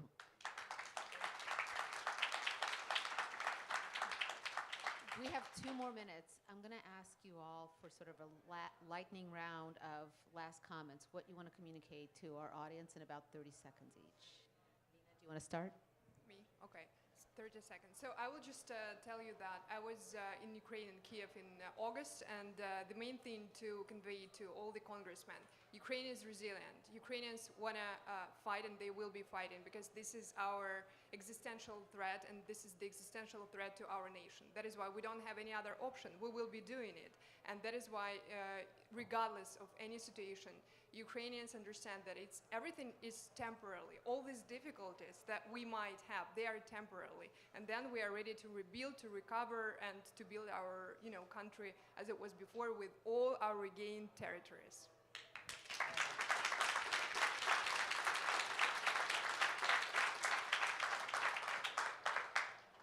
I guess my point would be more of a individual, personal point. So I think one of the things I've seen in the last couple of weeks is, and the Israelis have done this fairly effectively, is they have a few hundred hostages, and they also had a number of people that were killed.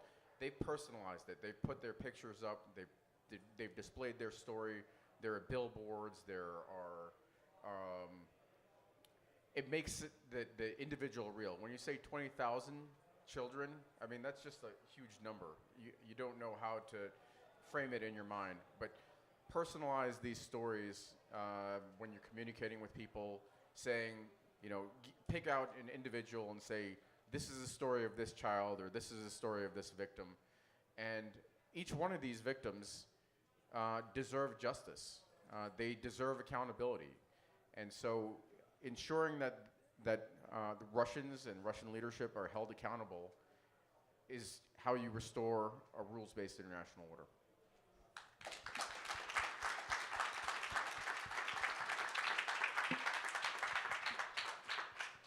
And I guess my final concluding point would be that I think on the Hill and political circles in general, it's very easy to separate the military situation from the human situation. We look at maps all day showing, how much territory Ukraine controls versus how much territory Russia controls. And at the end of the day, this is not the best way to look at it, right? The military situation and the humanitarian situation are completely inextricable. The war is not a war about territory and meters of ground, it's a war for the Ukrainian people. And this absolutely transcends maps and all of these kind of very technical military things. They go hand in hand. So in a lot of ways, it's kind of the simplest and most complex answer is really linking the fact that there is a humanitarian necessity for Ukraine to win the war. You cannot separate these two things.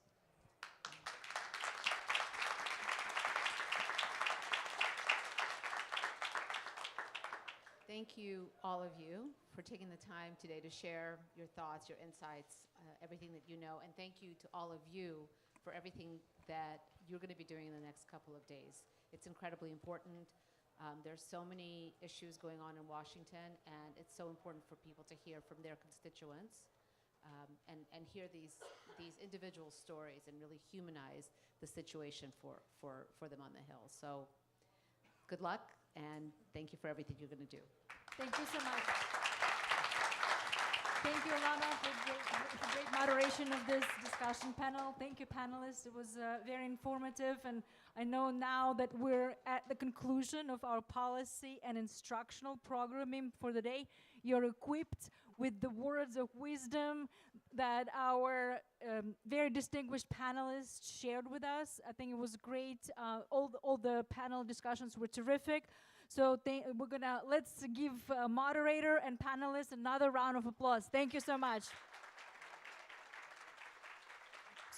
So before we go outside and for our unofficial or more relaxed socializing and networking, there are a couple of more very important remarks that we're going to share with you. So before our ambassador Oksana Markarova will take the stage, we're very fortunate to have Andriana Souza-Karechta, who is the head of the Ukrainian Women Veteran Movement, joining us. Thank you, Andriana, so much. And I think Daria Kaleniuk, she gave a great introduction to all your accomplishments. You are a veteran of anti-terrorist operation. You're a Euromaidan activist, you're a veteran of this current war, you've been wounded, you battled, you are now in great health, which we're very fortunate to see.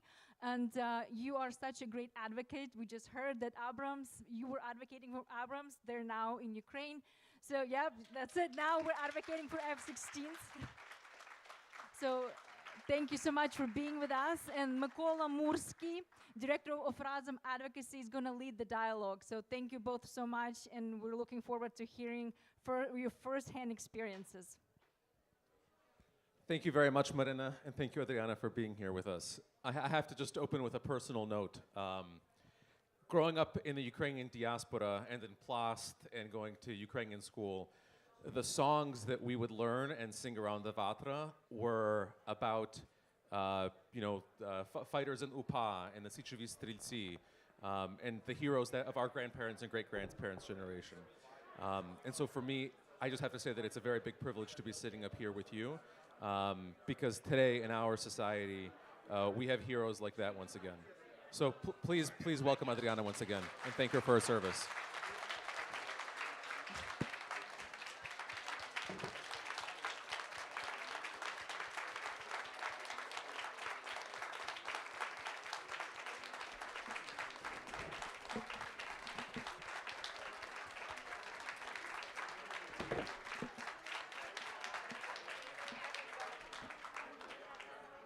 My kids will be singing songs about you around the Vatra at Plast Tavir. So let's just open, maybe tell us a little bit about yourself. What is your background and how did the war begin for you? Thank you very much, Mykola, for inviting. So my name is Andriana Susak. My grandmother was sent to Siberia for 20 years because my grandmother's brother was UPA, Solomon, and I was living in the west of Ukraine and didn't know even Russian language because I learned, for example, Ulukomoria Dub Zelenny in Ukrainian, but I was not like I'm a patriotic or something like that. I built a great career. I went to Japan. I was signing the contract with Japanese company, and on November 2013, I came back to Ukraine, and on November, the Revolution of Dignity started. So I just called to Japanese company and said that I'm not going to Japan because we need to save Ukraine. In 2014, I moved to Luhansk region. I became a volunteer of Aidar Battalion. I became a assault trooper without any experience. By the documents, I was a seamstress because the legislation of Ukraine didn't give us a chance for women to be on combat position. In 2000, then Maria Berlinska started advocacy campaign Invisible Battalion. So my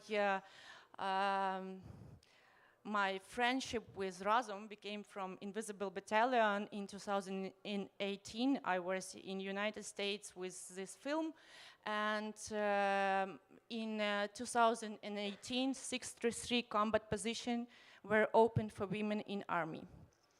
Now, I was pregnant on the front line for 4 months.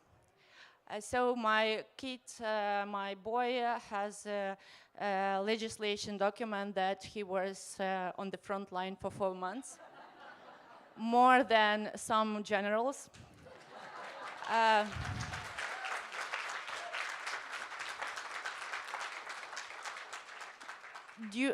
Since from 2014, I was speaking to different high levels and said that Russia will not stop and the big war will be. That's why I was ready, because on St. Valentine's Day, my husband presented me ammunition on the 14th of February, and on the 21st of February, I was ammunited and I was ready to defend my country again. I became senior sergeant. I liberated Kyiv, Kherson, and Kharkiv region, and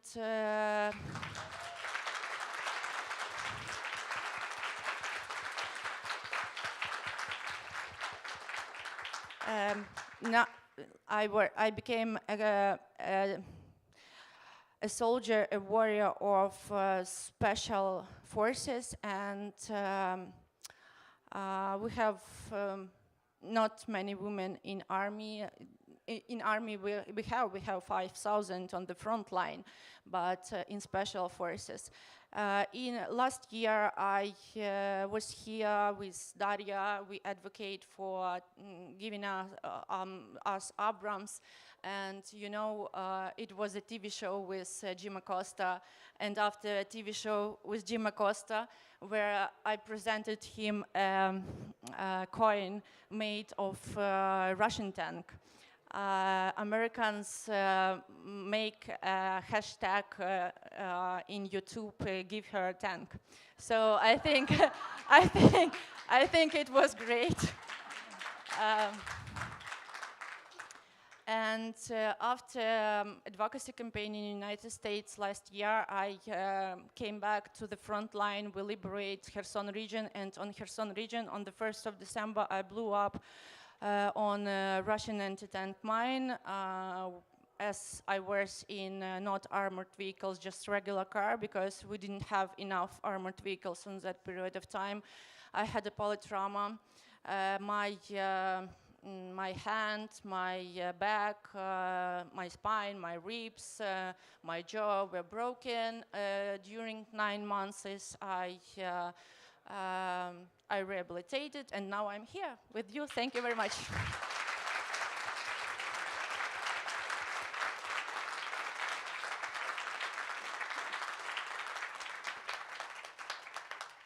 So with your experience in Ukraine's armed forces and in adjacent spaces, what do you think is needed for Ukraine to achieve victory?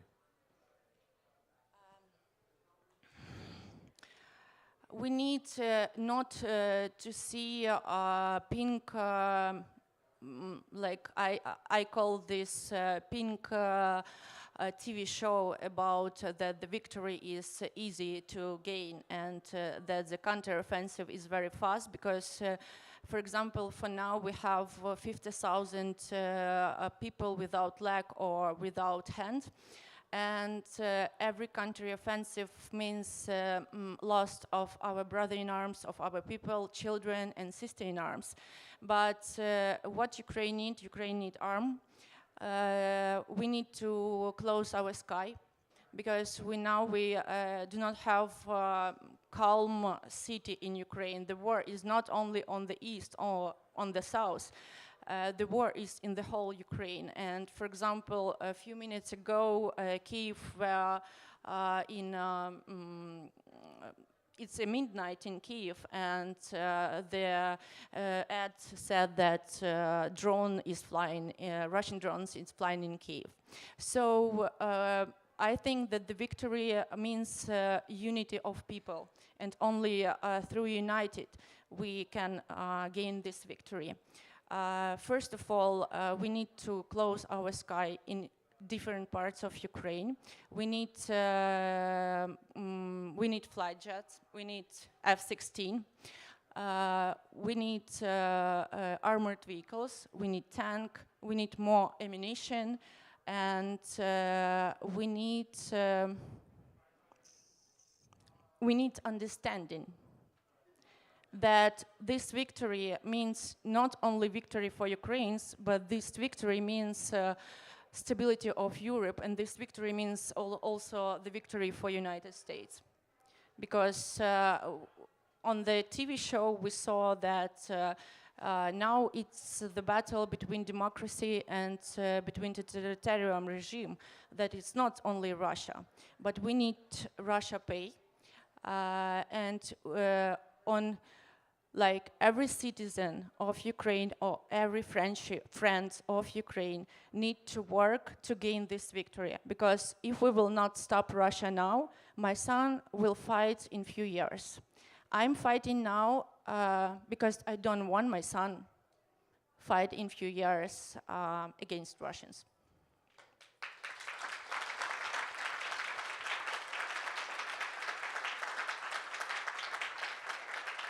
So, from your standpoint, the understanding of Ukraine's partners in the West and around the world of what exactly Ukrainian victory entails is a fundamental part of this. But in terms of just material, right? So, what do we need to get to Ukraine, right? I think we should all get these T-shirts. I'm not sure if you can see, but Andriana's wearing an F-16 T-shirt. I think all of us need one of those.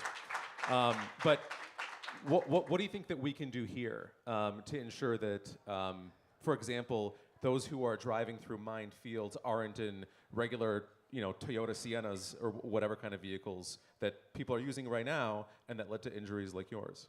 Ukraine now is, I think, the most minded territory in the world. So to demine this territory, we need decades of years and a lot of $1 billion.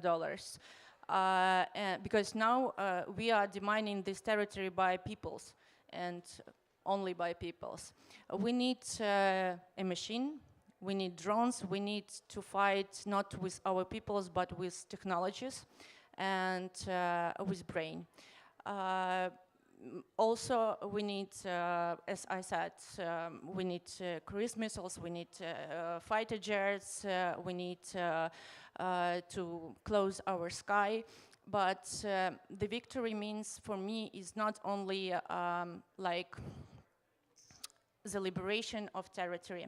Because when you liberate the territory, you see nothing. You see a ruin, killed people, without houses, like the villages without houses, the trees without leaves, and there are no trees. But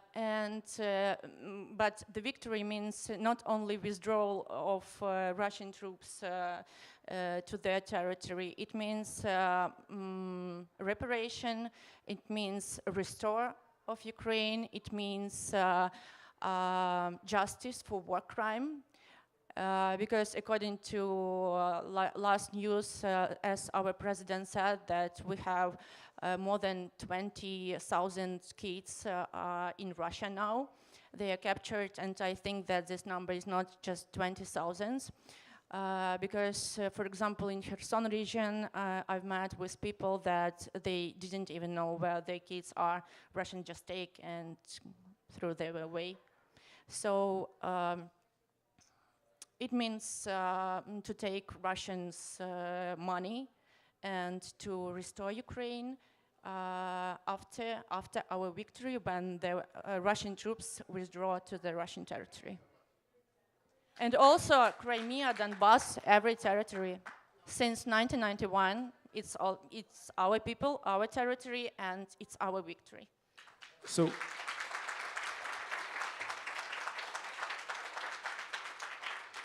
I have two more quick questions for you. The first is, what can we here do to support the veterans movement in Ukraine?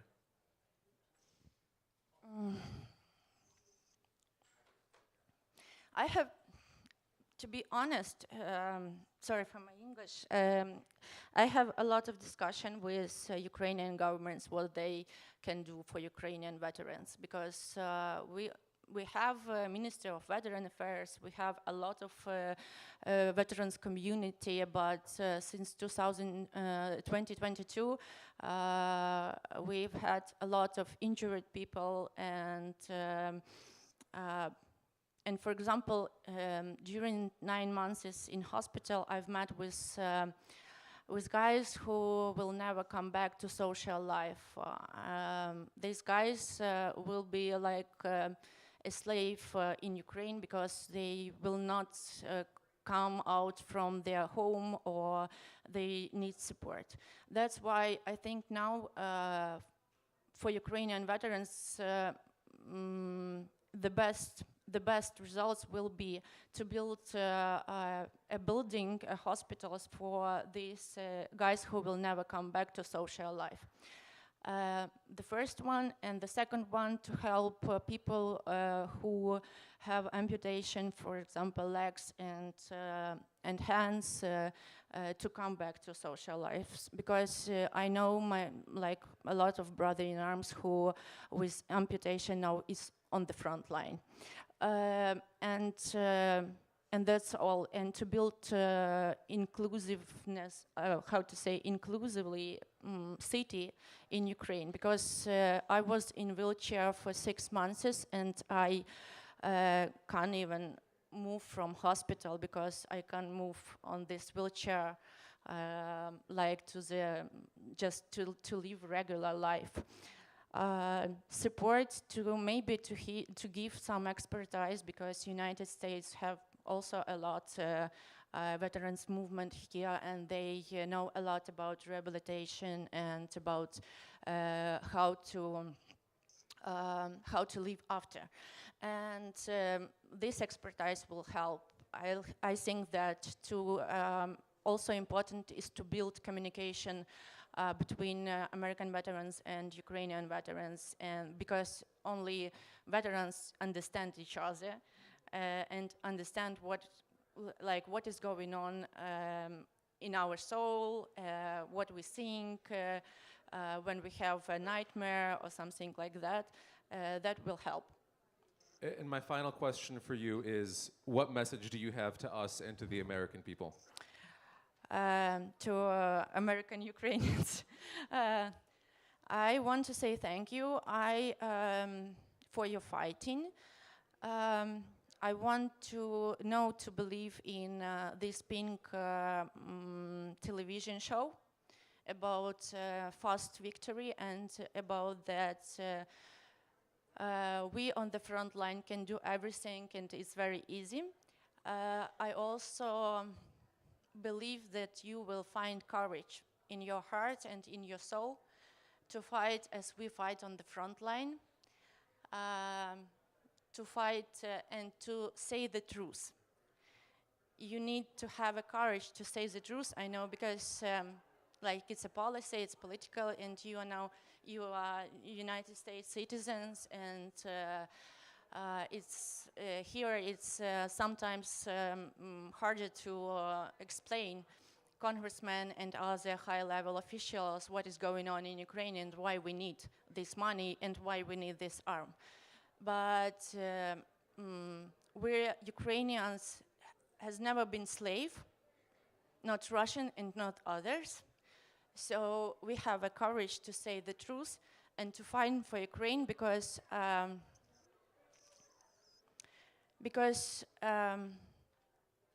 now the question is, will be Ukraine as a country at all?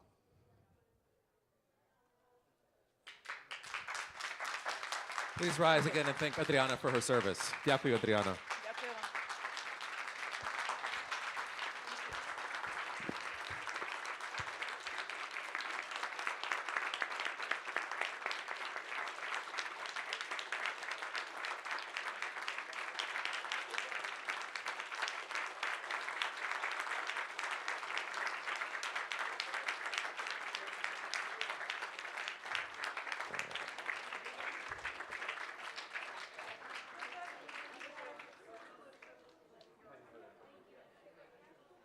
The phone. Okay, perfect. We have microphone. Thank you, Adriana, for your service.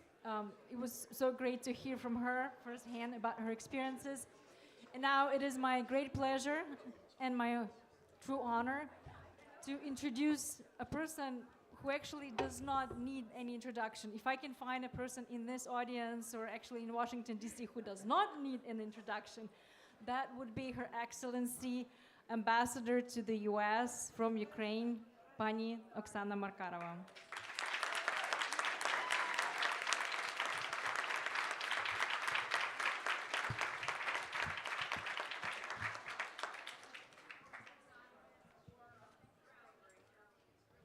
Can you hear me like this, or shall I be closer? Good? No? This is better? Yes. Slava Ukraini! First of all, so excited to see so many people. Every time the Ukraine Action Summit gathers more and more people throughout the United States. Big applause to Razom, to everyone who worked to put this together.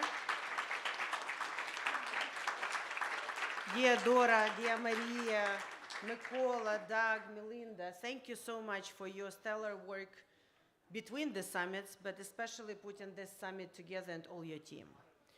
Thank you to Marina Bayduk and so many other community leaders here who work tirelessly here in the US, but also in Ukraine.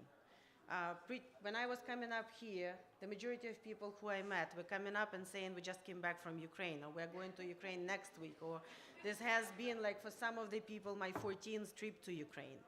Thank you for that. You know, it's us Ukrainians, people who live in Ukraine, who work for Ukraine, we don't have a choice. This is our existential war. And for us, it's make it or break it. We fight for the country because we don't have any other country. But all of you, even those who are Ukrainians by blood, by birth, or by choice, as I say, even though you love Ukraine, we have no doubts about it. But you do have a choice. And you make choice to work for Ukraine, to fight for Ukraine. Thank you for that. And please continue doing so. Because even though during the past 605 days now, we have changed the perception of the world about Ukraine. We have proven through horrific experiences, through something that no country should go to defend its right to exist or to explain that they have the right, we have the right to be Ukrainian, to select or elect who we want to elect, to speak the language we want to speak, to be free, to be independent. But unfortunately, life is not fair, and it took this horrible re-invasion 18 months ago, and it took an unbelievable fight by our defenders. And I'm so privileged. You just heard from Adriana, and there are several others. I see Petro Koshukov, I know Igor is somewhere here. People who are on active duty today, people who traveled for a couple of days to Washington, D.C., but people who are on the front lines, even though they are specialists in other areas. They are lawyers, public administration specialists, journalists, anti-corruption prosecutors. But they are fighting on the front lines today because nothing else matters, because we cannot build what we want to build unless we defend this evil that wants to simply destroy us. So thank you for your service, Petro and others, and rounds of applause to you.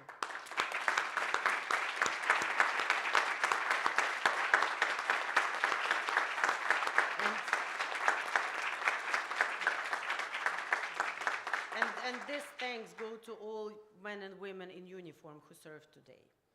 Now, you had an excellent agenda today. You heard from so many exciting speakers. I wish I could join all of the sessions today.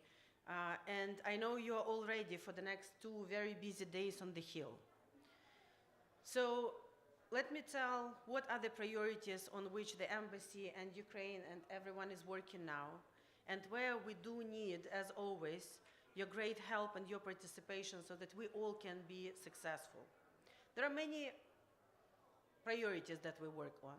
Of course, they all are centered around 3 main priorities that we have: weapons for Ukraine, support for Ukraine, and sanctions, isolations, and punishment for Russia. That's if to put it in the 3 major categories. But of course, throughout this 18 months, we have been able to work on so many of them. So on weapons, it's not only working on to have additional funding, it's also unlocking additional capabilities. We have already cut through so many red lines, and we have the majority of capabilities, but not all. Yet we have the political decisions of our key strategic friends, the US and other partners. So during the next Ramstein meeting, we will be already implementing what we adopted on the previous, the specific coalition, the F-16 coalition, the artillery coalition, the other capabilities coalition. We have seen a very successful use of ATACMS during the previous 2 weeks. We're working to, that's, I know, this is one of the words I learned right after I learned what is INTPQ and what is the difference between MQ1 and MQ9. And it has been such a difficult fight, and Melinda knows it well, for this ATACMS, and it became such a household item, and at times it sounded like it's almost impossible to get it. There are still variants that we want to get, you know, something longer range, and there is something that we have to work on. And everything else that was approved, we just need it faster. We just need it in larger quantities. We just need it in faster deliveries to everywhere, because we are fighting against a much, much larger enemy. And we have to remind about it. Not only brutal enemy, not only enemy without any morals, but also a much larger enemy. So even if they're not motivated, even if their equipment is bad, even if they are, because of the sanctions, they cannot produce it as fast, they are still much larger than us. And sometimes the quantity is the quality in itself. So we have to remind it to everyone about it. Second, the other support to Ukraine. Weapons, of course, is the priority number one. Nothing is happening without weapons. But unless we will have the budget support, the energy support, the quick reconstruction support, the humanitarian support, and all other kinds of assistance, it's very difficult to sustain the effort, because we need to sustain it not only on the front line, but everywhere in the country. Therefore, you know, the weapons, the number one priority is air defense. Not only the offensive capabilities, which again, it's very difficult to range. We need all of them at the same time, but also all the other assistance. You have seen the horrific, again, war crime that Russia committed against Nova Poshta in Kharkiv. It's not just a war crime.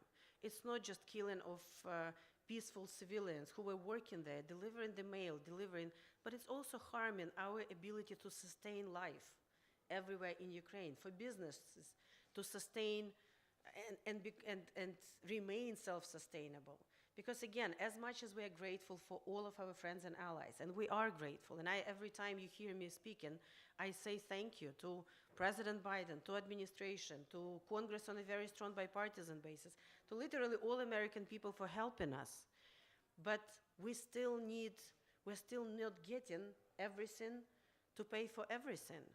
We only, for our military expenses, which are third of our budget, this is a largest amount for any country on the globe, I can tell you as the former Minister of Finance, and no partners are covering that. We are paying for our military, so we need to raise taxes. So we need to, when I say raise, not to increase, but collect taxes. And collect taxes, and it means that businesses have to continue to exist. That's why it's so important to repair the bridges, the electricity lines, and everything else. And also sanctions, you know, something that we should not lose focus on. It is very important because, as we know, unfortunately, none of the civilized countries, including this great country, was preparing for a war like this. So it's not only the unwillingness sometimes or the red lines in the past, but it's also lack of production speeds. It's also lack of components. It's also lack of weapons sometimes. The reason why we cannot surge these large amounts of weapons. Therefore, while working on the weapons and in assistance to Ukraine, we have to keep asking to increase sanctions on Russia. And there is still a long way to go there. And we would be more than happy as in the past, through Razom, through other organizations, to share what are the priorities on which we are working. But to say shortly, first, there is still a number of Russian oligarchs that are not on the sanctions lists, and they should be on the full block in sanctions lists. There are still some production facilities or sometimes research institutions which are not on the sanction lists. And unfortunately, Russia was never and is not a market economy.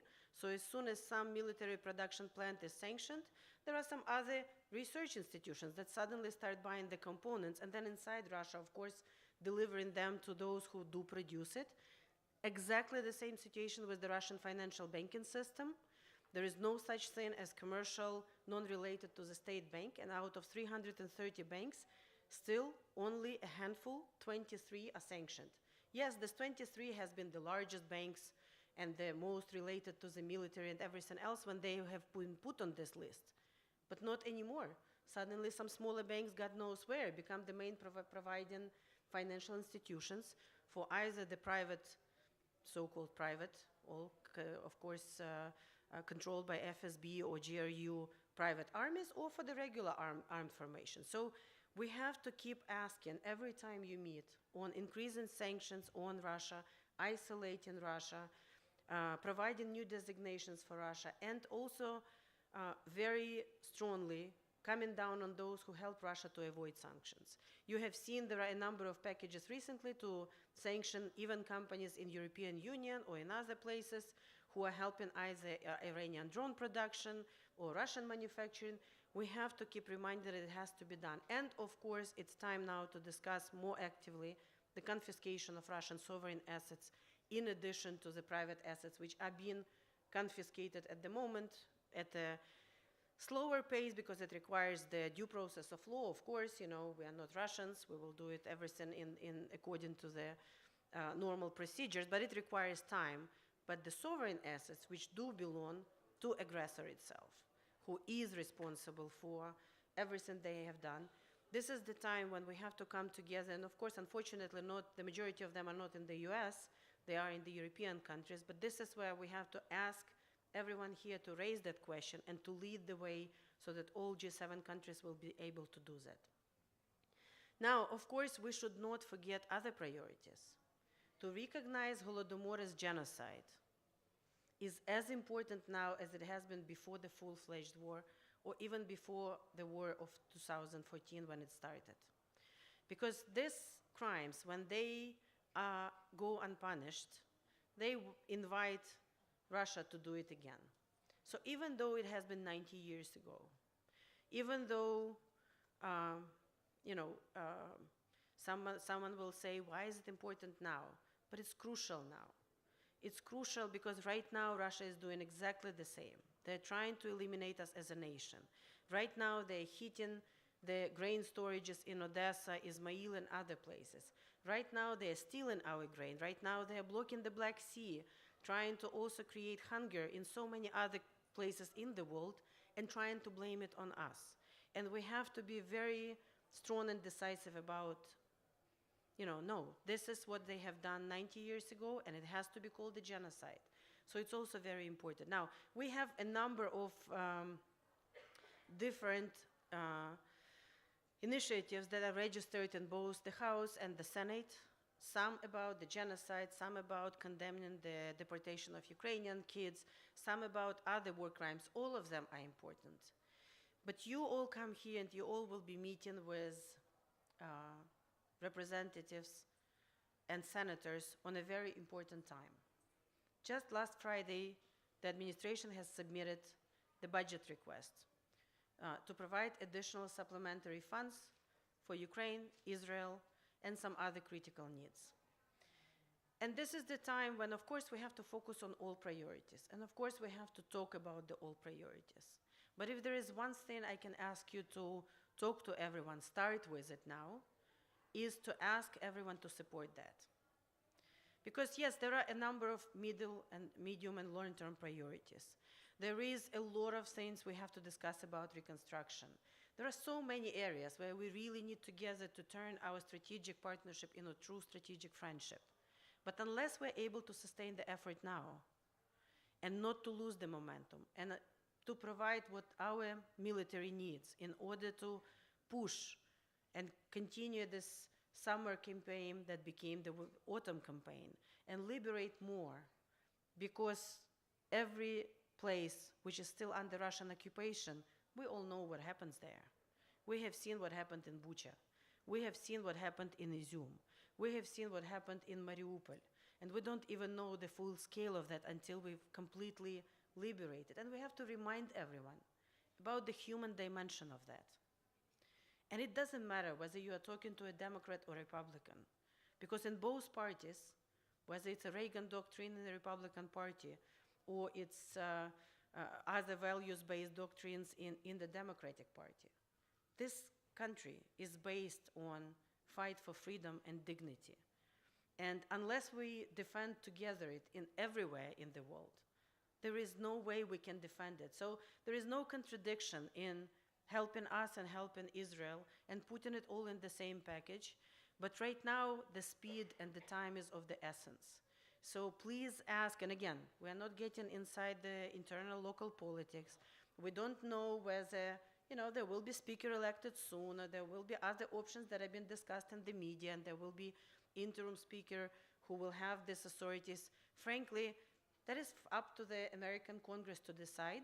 And this is something that you as American citizens can discuss with your representatives and with your senators. But the message from Ukraine is that every day counts. Yes, we still have some money we're using from the previous budget, only for the military, and some humanitarian, but we don't have any direct budget support anymore.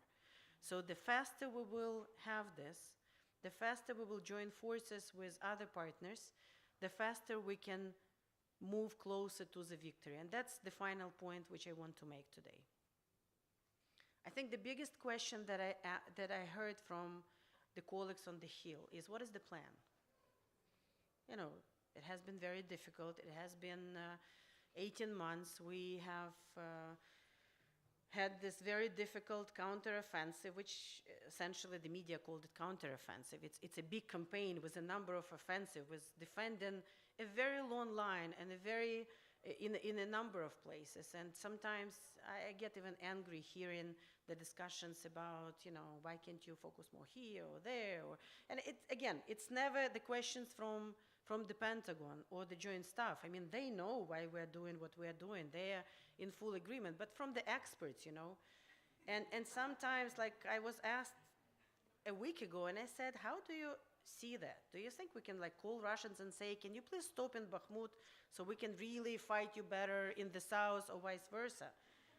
This is a real war. It's not a movie. It's not, we have to push everywhere. But it's in all of our interest to win. We cannot lose this one, as we cannot lose any other wars, because principles, they are either adhered in all of the places, or you cannot say that this is in one place there are rules and principles and in another there are not.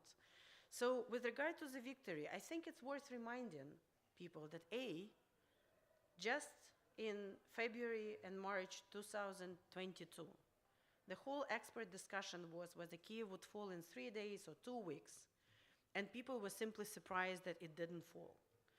Just a couple of months after that, we have liberated all Kyiv Oblast, which seemed as an impossible task, because at that time, yes, we had javelins and other support, but we didn't even have howitzers, the 777 howitzers. Just 6 months after that, it was a miracle how fast we have liberated Kharkiv Oblast. And then a lot of people said Kherson is unliberatable with the amount of the artillery they have put there. And at the beginning of summer, a lot of people said, oh my God, this is the most mined place in the south. And yet, during these very difficult months, there was not a day when our brave defenders moved back. They are moving forward every month. It's difficult. It costs us a lot. It's a huge price that we're paying by the best of us. But they never moved back. They're moving forward every day, every night. So the victory is in sight. It's just a pure function of military equipment. We have the people, and the faster and more equipment we can get, the faster we can liberate it. And, I think Putin himself and his war criminals already has shown that all the red lines that they are putting to us, and the escalation talks, and the rattling of the nuclear capabilities that they allegedly have, the Crimea, the bridge, the 4 oblasts they tried to include in their sham referendum, everything was a red line. Kherson was the red line. We have liberated it, and nothing happened except for what they have been doing since the beginning of this criminal war that started in 2014. So we just all have to be brave, we have to be resolved, we have to be united, and get to victory faster. And this is your task for the next 2 days, to inspire and push and convince everyone you talk to that this is how it's going to be if US will continue decisively supporting us. Thank you very much. God bless this country.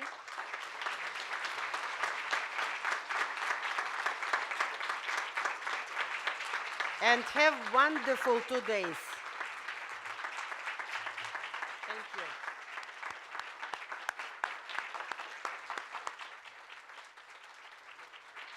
You're taking it there? Героям слава! Слава нації! And one more, Ukraina. Thank you all so much. With this wonderful speech by Madam Ambassador, we're concluding the official part of today's program. We're gonna move on to the patio, outside patio. It's time for us to talk, mingle, network.